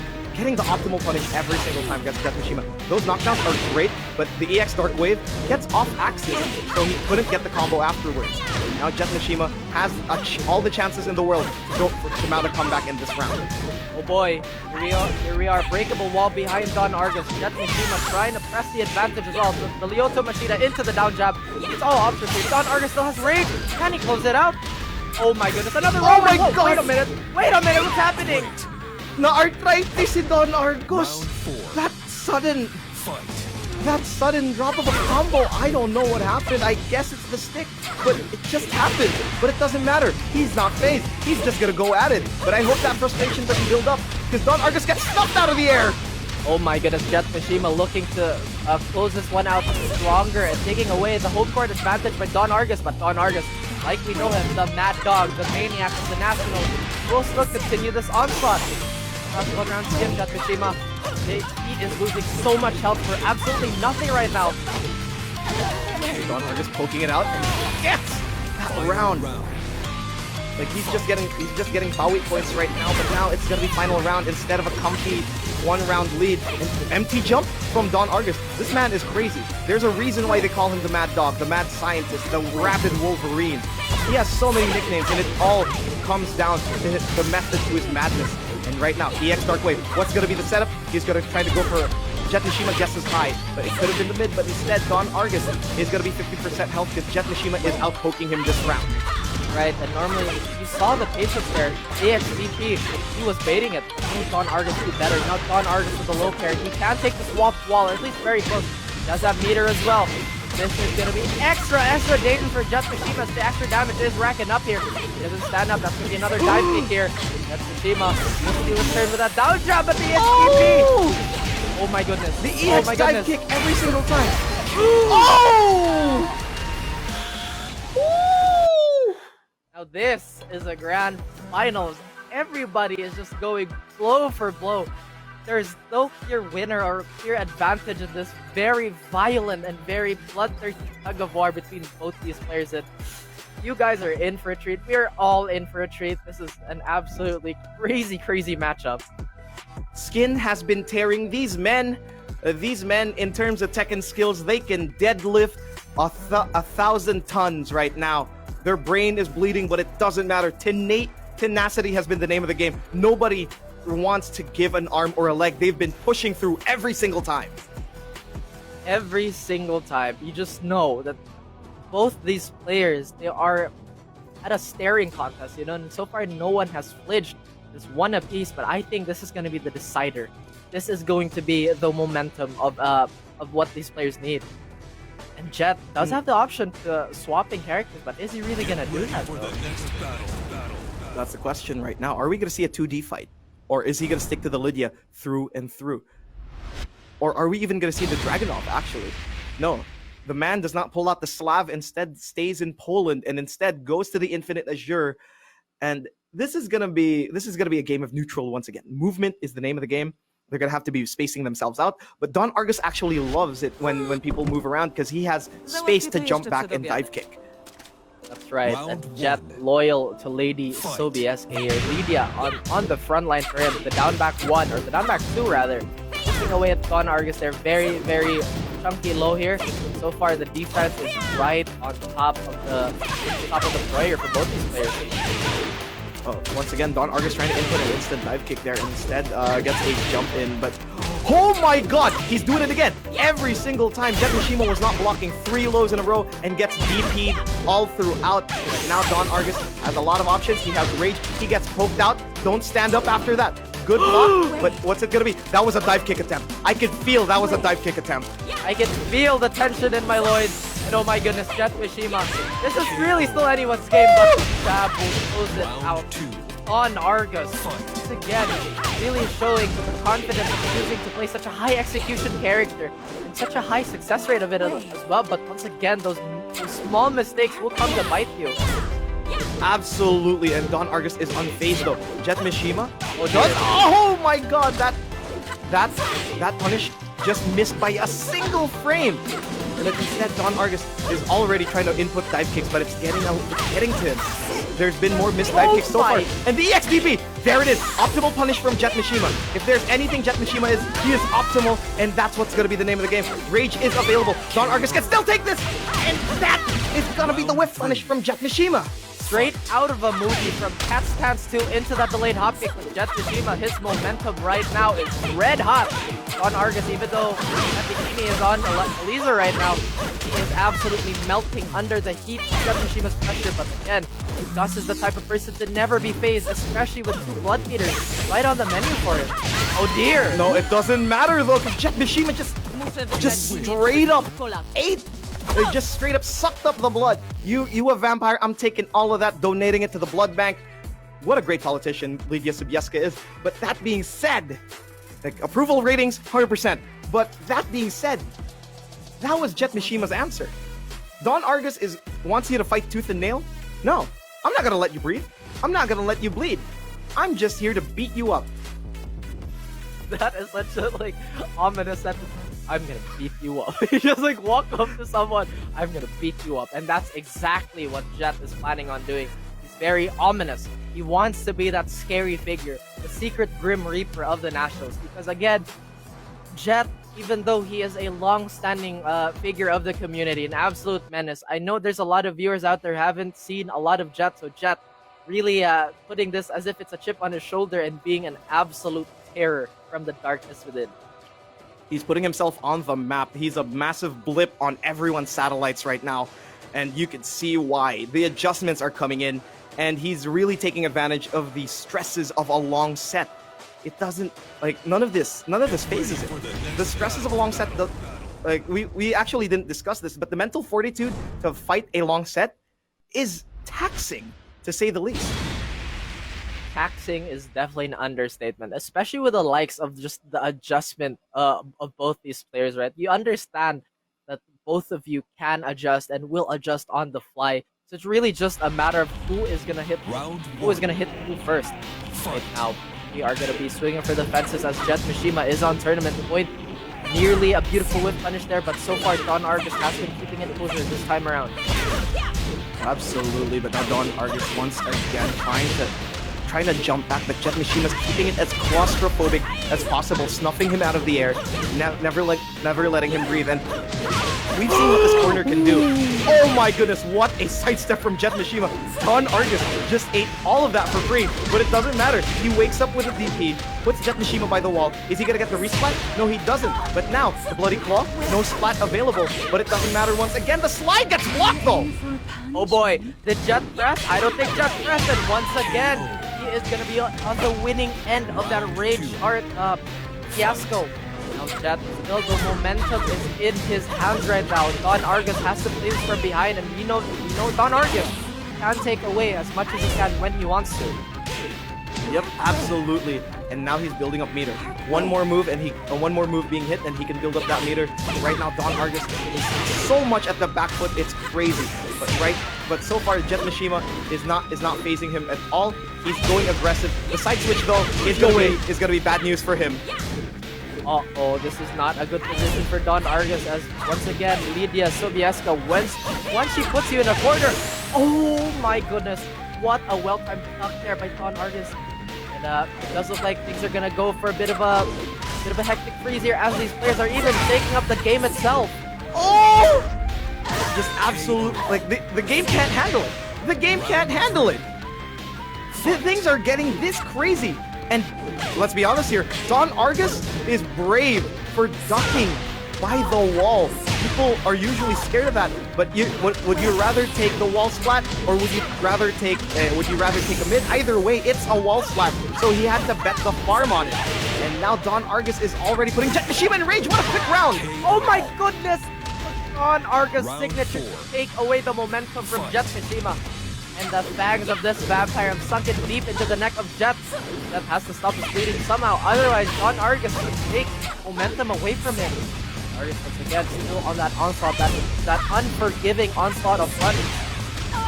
Oh my goodness, Jetmishima once again gets refloated by a Dark Wave, but no EX being committed. What a duck from Don Argus, but I thought that was going to be a DP or a launch, but instead, Jetmishima keeping himself kosher, and there, Don Argus, oh dear. Perfect punish from Jetmishima into the wall break. No, he doesn't choose to break it. Instead, he chooses for control, and Jetmishima now in rage. You know what Jet can do with this rage? His timing has been absolutely crazy. You've seen him outpatient on Argus. The question is, what is going to happen now? Still has a chance to convert. What a beautiful conversion! Oh my goodness, Jetmishima, you absolute blood god! Jetmishima is everything right now. Patient, clutch, unstoppable, unstoppable twice? Sure, let's go with that. And of course, Jetmishima starts with a hop kick. The man is feeling himself, and Don Argus has no answer so far. Oh my goodness, Don Argus has to stop this. Right now, the fangs are being held down and being broken. He has to expend all those meters just to get damage in, but no. Fortitude Nest, it could be crumbling. Jetmishima still has the upper hand in this one. The dive kick gets misinput again! And you can see it every single time, because the instant dive kick is a tiger knee input, so you do have to jump up. And now, Don Argus is going to have to back himself up. The game, once again, cannot handle this intensity. And right now, Don Argus and Jetmishima trying to space themselves out. They're trying to move in. Everything has been reset. Move out, back off. Or they're trying to look for each other here, and there, going straight is gonna be. Oh my goodness, we will have to stop that because both of their momentums got cut, but it doesn't matter. Right now, everything is building up for both players. Right, the laws of physics and the law of the game itself is going to be thrown out the window because the game cannot handle these levels of hype, the intensity, the tension between these two players. Because, my goodness, I swear, if there's a post-match interview later and they ask me what is my favorite match of the day, you already know what my answer is. What kind of question is that? I'm gonna be very upset. But yeah, at this point, whoever wins, we win. The viewers win. Everyone has been having the time of their life watching this. And honestly, okay, speaking of game plans, one thing I really want to make sure is I'm hoping that Don Argus does wipe the sweat off his stick, because there's been a lot of misinputs, and you can't blame the player off that. He's been practicing that a lot, but your hardware can only take so much, right? Right. And again, guys, even though his hit rate for instant dive kicks have been 96%, 4% is still something you cannot ignore, and it will happen, and it can happen. And again, guys, just don't harp on the mistakes of the players too much, because this has been an absolutely heart-pounding series. Absolutely. Heart rates have been skyrocketing all over the Philippines. And what we are being told here by production is that the score is now tied 2-2, which means Don Argus is still in it. And we are now at a Game 5 in Infinite Azure. Jetmishima, Don Argus. It's a best of one from here on out in Infinite Azure. If you don't like this, you don't like Tekken at Round all. one. Again, guys, this has been such an intense series. I can't even formulate proper English right now because these guys have been taking the wind out of my lungs and they are still going at it as if nothing has happened. You can tell they really want this. Absolutely, and Jetmishima once again utilizing these frame-perfect punishes every single time. Are we gonna flip the script on that tackle? No, Jetmishima successfully gets the ground and pound and even gets a down 2 after. Oh no, this is big. A float will probably stop him in his tracks, and this is momentum for Don Argus. The man is a bank robber, and you don't want him to get anything out of that. That's right, Jetmishima has to be careful of his vulture because we know Don Argus, he's incredibly well equipped. That 4-4 string is gonna take the round for Jetmishima. Are they gonna swing for the fences here? Are they gonna do it? Don Argus a bit more wary of his spacing this time around here. Absolutely. Political Storm gets punished perfectly here by Don Argus. Jetmishima has to back off again. He doesn't have a life lead though. He'll have to approach sooner or later, and Don Argus would want that into the loving arms of a counter hit dive kick. But instead, oh boy, Jetmishima does not care and just goes straight into Don Argus. Don Argus, right now the bank robber is being assaulted by Jetmishima. Jet, this momentum hasn't left him yet, and right now he understands he has the life lead, and Don Argus has no resources except the raid. Goes to the mid option here. Or no dice. Now both these players have the blue stuff available to him, or rather rage, the red stuff. 15 seconds, anyone's game. Don Argus has the life lead. No, here we go, the mid. Guess. You have to guess, and what's the mix-up after? There's no rage available.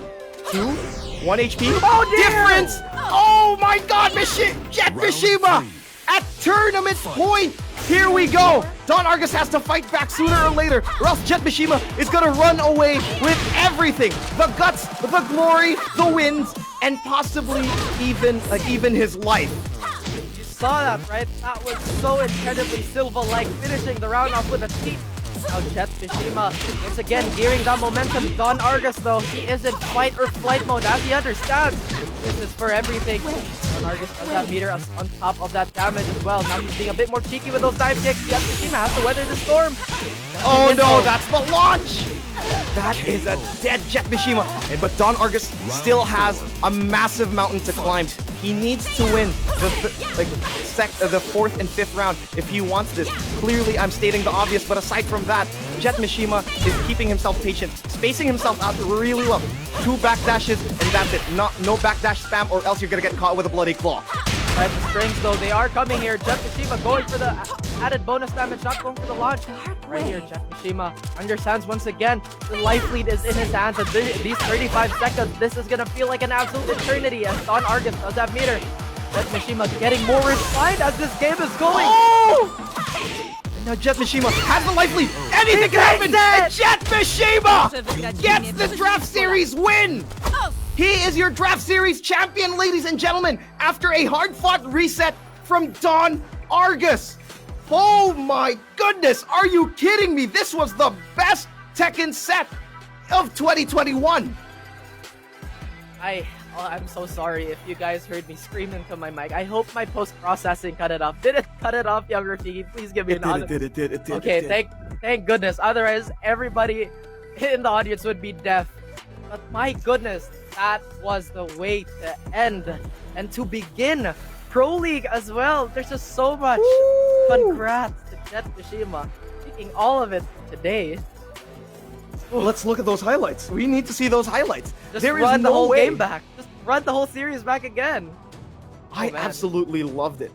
Don Argus starting off with pure absolute dominance against Jetmishima at the first bracket, but then even when Jetmishima changed up to Lydia, like just starts it off.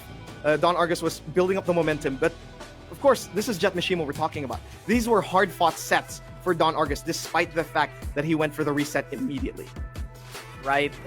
Again, Don Argus putting such a great show, but Jetmishima just buckling down and being everything today. He played perfectly. There were very little mistakes. And my goodness, we crowned a champion of the Draft Series. And I can't help but gush over the magnitude of the play from both these players, young Rafiki.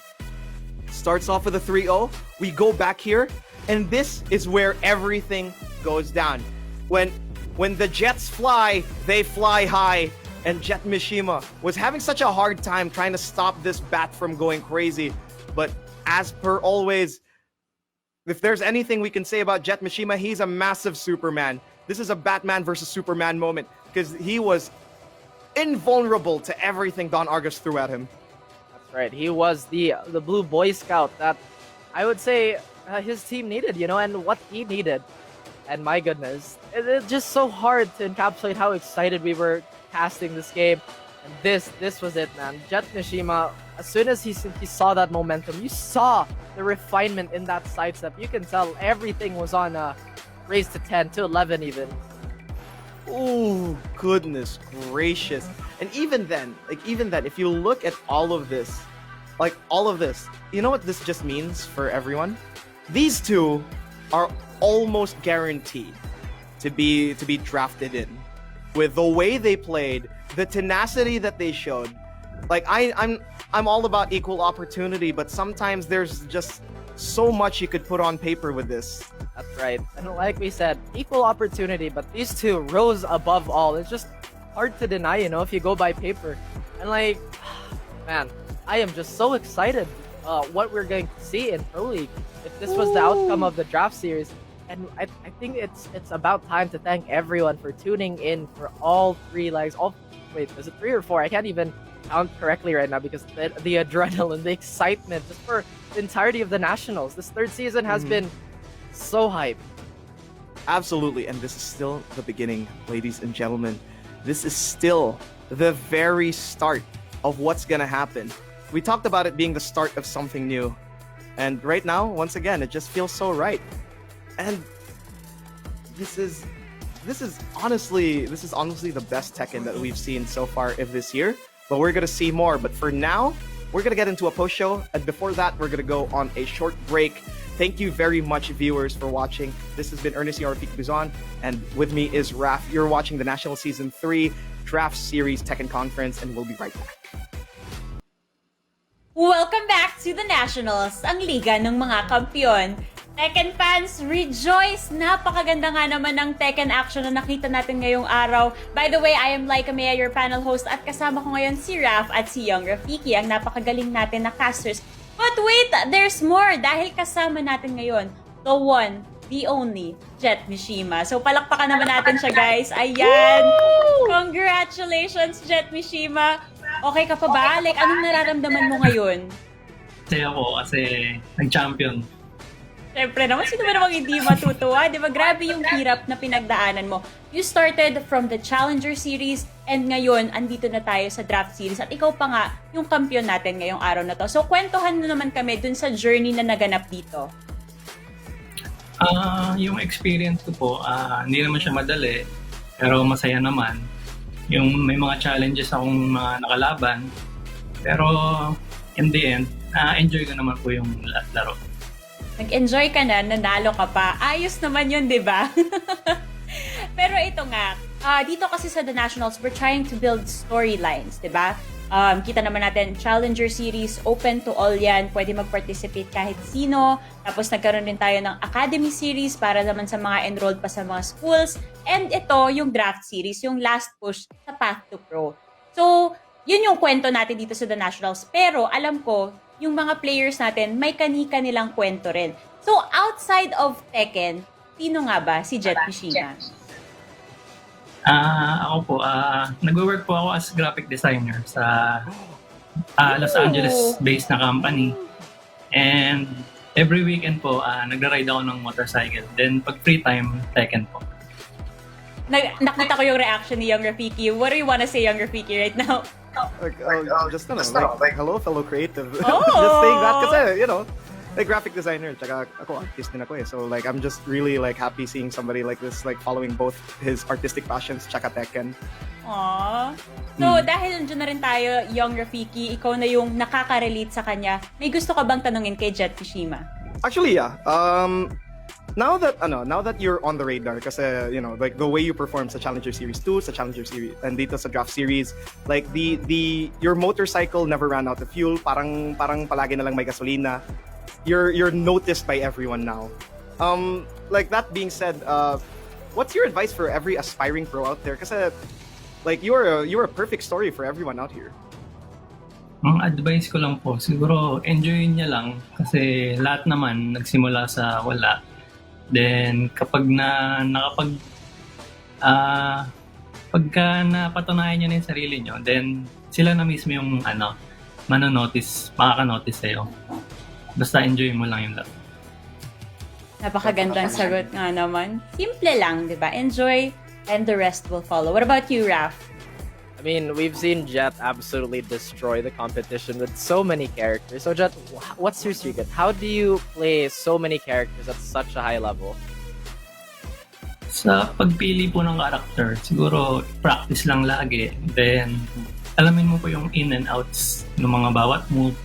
Then, pati na rin yung kalaban mo. Kung ano dapat yung practicein mong i-guard, yung mga ganun po. Ganda. Grabe talaga. Jet, congratulations. May isang huling tanong ako para sa'yo. Makakatulog ka ba ng mahimbing mamaya o kakabahan ka para bukas? Makakatulog naman po. Makakatulog naman pala. Ayan. So, abangan na lang natin bukas kung ano yung magiging resulta sa ating draft day. Pero maraming salamat, Jet. And again, congratulations. We'll see you next time. Thank you. All right. Grabe, Raf. Grabe, Young Rafiki. The games today have been pretty brutal. Wala akong masasabi.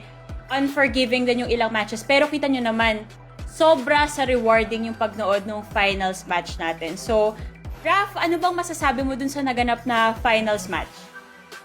Man, I mean, that was probably one of the most entertaining grand finals I've seen in a long time, And again, Jet, you can tell how he answered all those questions. He was just absolutely cold-blooded. Like, yeah, okay, dude, just practice and do all this and do all that. I'm like, man, what a guy. Ayan, tingnan nga natin yung tournament bracket natin ngayon. Sabi ko nga sa inyo, unforgiving, di ba? Katulad na lang nung favorite pick ni Kid, na si Gold Standard, ang daling na send dun sa losers bracket natin at na-eliminate pa nga. Even Challenger Series 1 winner na si Kunicat definitely felt the heat today. But for you, Young Rafiki, what was a match that really made an impact on you?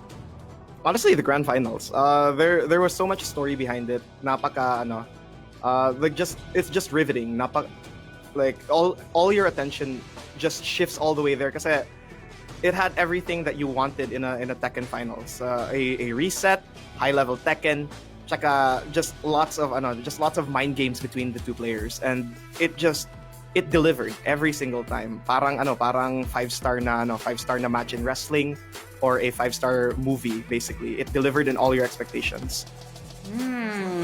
Grabe nga naman kasi yung mga emosyon na naramdaman ko nung larong yun. Kumakabog talaga yung dibdib ko nun. Ikaw, Raph, meron bang something na nag-caught ng attention mo throughout the games today?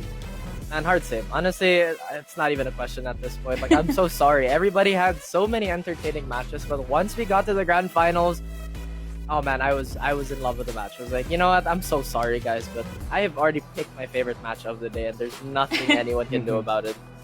Wala talaga tayong magagawa. No questions asked. Napakaganda talaga nung laban dyan. I'm sure that all of our viewers out there will agree with you. But for now, let's take a look at the draft order recap. Kasi as we all know, bukas na yung draft day. Sabihin ko sana doomsday, hindi pala draft day pala. Iba pala yun. Ayan. So mauuna yung Smart Omega followed by STIE Olympians, Signal Ultra Warriors, Bren E-Pro, Happy Feet Emperors, and last but not the least, Laos Auto Group Playbook Esports Eagles. Now, of course, I know that the casters will hate me on this, but kailangan ko silang tanungin kung ano yung predictions nila for the drafting na magaganap bukas. So, simulan na natin sa ano bang itsura ng roster ngayon ng Smart Omega and kung sino sa tingin nyo yung makakasama ni Jules dito. Young Rafiki, I'm sorry, but you have to start first. I hate all of you. I hate predicting so much. Pero if anything, I'd want to go with gold standard. I was about to say bold standard. Bold. Anyway, gold standard kasi like fundamental Tekken has been the name of the game for Smart Omega. They love it when you're defensively minded and you can switch it up every single time. Science is always behind gold standard's style. And you could see the way he plays is just perfect as a foil to Jules. But I'd like to go for a slash pick. Parang there's a possible comeback for Justin into Omega simply because of the fact that they played together before, and I believe in second chances. Second chances. Sino pa kayang makakakuha ng second chances throughout the day tomorrow? So next up, Raph, STIE Olympian. Well, again, talking about the Olympians, I feel like there's no reason to not get Don Argus again. Like, why wouldn't you get Don Argus? Don Argus has been absolutely on fire. He's been a very consistent performer in the Nationals as well. We've seen him, like I mentioned in the grand finals, we've seen his mindset evolve. We've seen his growth as a player, his more, I would say, a bit more calculated playstyle, while still retaining that incredibly aggressive approach towards the game. So, again, STI has no reason not to get on Argus, honestly. Parang ang daming, hindi kasi natin ma-deny yung chemistry na nabuo na in the previous seasons kung saan yung ilan sa mga franchise players natin nakalaro na yung mga participants natin for the draft series. So, hindi naman natin ma-deny na may chemistry na doon and possible na ma-pair up ulit sila. Pero we'll have to wait and see what happens. Speaking of the chemistry, Signal Ultra Warriors, I'm pretty sure I'm gonna hear a MachineHead here, but I still want to know your thoughts on this, young Rafiki. Well, obviously MachineHead has played with Vermilion before. All did. Played very well. Played very well, in fact. Like, he even usurped Vermilion in the first conference. So why would you not have a good trading partner, a great asset, and a great asset to your franchise? Pero we could also make the same argument for somebody like Jetmishima, who has not beaten Vermilion, but has proven to be such a massive man for this entire tournament alone. And you would be crazy not to draft Jetmishima. There is no way. The Signal Ultra Warriors has a winning mentality, and Jetmishima is a walking, living, breathing winning mentality. I would agree. I'm actually excited to find out which team would, if ever, pick Jetmishima. I'm pretty sure that the chances of him getting picked are really high, especially after winning today's matches, right? So up next, our how would I say this? Our happy-go-lucky team, Bren E-Pro. I would say that that's kind of the personality that they give off. Raph, what are your thoughts on this?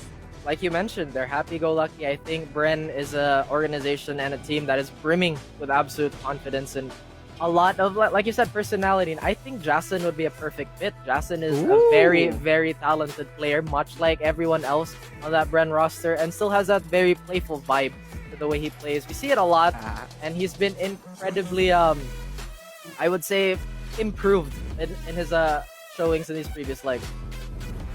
It'll be very exciting. I can't imagine that quite yet because I haven't seen it happen. But Maru plus Jason? Possible. Up next is another happy-go-lucky team, I guess, because they have the word happy on them. Happy Feet Emperors! Young Rafiki, your turn. Actually, honestly, like Coffee Prince would shine with a fundamentally sound player, and somebody like SideStepLance would be perfect for a perfect fit, and also like a single character loyalist who can make Coffee Prince shine with as a training partner. Like one as a training partner, and two as somebody who can see the insights of the game as much as he does. Because once again, Coffee Prince is a killer. But here, this is if you have a team, you gotta utilize your team right. And SideStepLance is such a perfect teammate for something like that. SideStepLance, huh? Okay.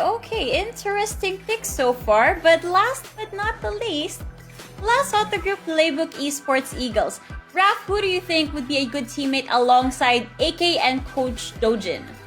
Honestly, you could make the case that you put any player in that spot, they will flourish, they will improve. Because once again, you are in the undisputed kings of the nationals here. But I would have to say Jetmishima is such a great fit just because of his adaptability and his tendency to just fish for bad player habits, like we've seen in his entirety of the entirety of his run. But if they went for the more developmental route, I would honestly love to see Endrax in an Eagles jersey, because again, he's a very moldable player. He's still very coachable as well, and with the right mindset, especially the mindsets of I don't know, the most accomplished players in the entire country on one team, that would definitely set up Endrax for a lot of success. Ooh. That's gonna be very exciting. Alam nyo guys, not gonna lie, each of the silhouettes that we saw, I could only imagine Don Argos kasi parang kalbo yung silhouette, but... Oh my god! Why do you do Jim dirty like that? No. We love Jim here. We love Jim here. That is not hate over there. I'm just saying that Jim can fit any of the rosters really well, you know. That's all I'm saying. It's not my fault that the silhouette was shaped that way. But again, guys, tomorrow is the day. Draft day tomorrow, so don't miss out. It's gonna be on 4 p.m. here at the Nationals. Facebook.com/PHNationals. Yet again, ladies and gentlemen, don't miss out kasi napaka-exciting. Magkakaalaman tayo. Lahat ng paghihirap ng players natin dito na magkukulminate. At susunod na step na dyan, Pro League. So, that's something to look out for. Ayan na, oh. Ayan na. Oh! Adrenaline rush. Wala pa nga yung tournaments natin, di ba? The post-show is coming to a close, pero I want to give our casters the floor to talk about what the Nationals is actually doing over here kasi nagdaanan na natin yung Challenger Series, Academy Series, and Draft Series, which I think is kind of emotional to a certain level. So, Young Rafiki and Raf, I leave the floor to you guys. Well, honestly, it's been such an honor for you guys. But of course, this isn't possible without our guys. So honestly, I want to go straight to the comment of the day because like the viewers have been the best people here. Absolutely. Ayan na ang comment of the day. Tigo Ultra Warriors should pick Don Argos. Gusto ko lang makitang makulayan. Sabi ni Keith Margarico. Guys, please. Why are you all attacking Jim? We're not. We love Jim here. What do you mean? Wala na, in-unfollow na tayo ni Jim. Ayan. Oh no. No, Jim. We got you. So, ayun nga, guys. Any emotional words na gusto nyo pang sabihin, Raph? Well, honestly, I'm just so excited to have the prospect of, again, you know, this could come off as a personal bias, but Jason, you know, I would love to see another Armor King yet again in the Nationals. It would just be such... it'd still be an exciting season, but Jaguars just have that extra spice that makes matches just so much more exciting. And again, it's just a redemption story for a lot of these players as well, because as we mentioned many times, this is a country full of killers. What about you, Young Rafiki? Last final words before we proceed to the next step. you guys have been a blast throughout this entire Challenger Academy, Challenger Draft series. For everyone out there, every player, we've all been so invested in one growth, two performance, and three just great Tekken in general. And honestly, I'm just so happy now. I'm getting to be part of this community, and I'm just so happy. I love fighting games, and you guys have made it possible. So thank you to all of you. You guys have just made me so happy. And there's still Pro Series, guys. Yes. There's so much. Let's Stay go! tuned, guys. There's still more going on here. But in the meantime, that is it for the post-show of the Draft series. This has been Like Amea, your host, your casters, Young Rafiki and Raf. And in behalf of the Nationals, League Ops, and the production team, thank you for everyone for watching, and we'll see you guys on Draft Day tomorrow. Bye!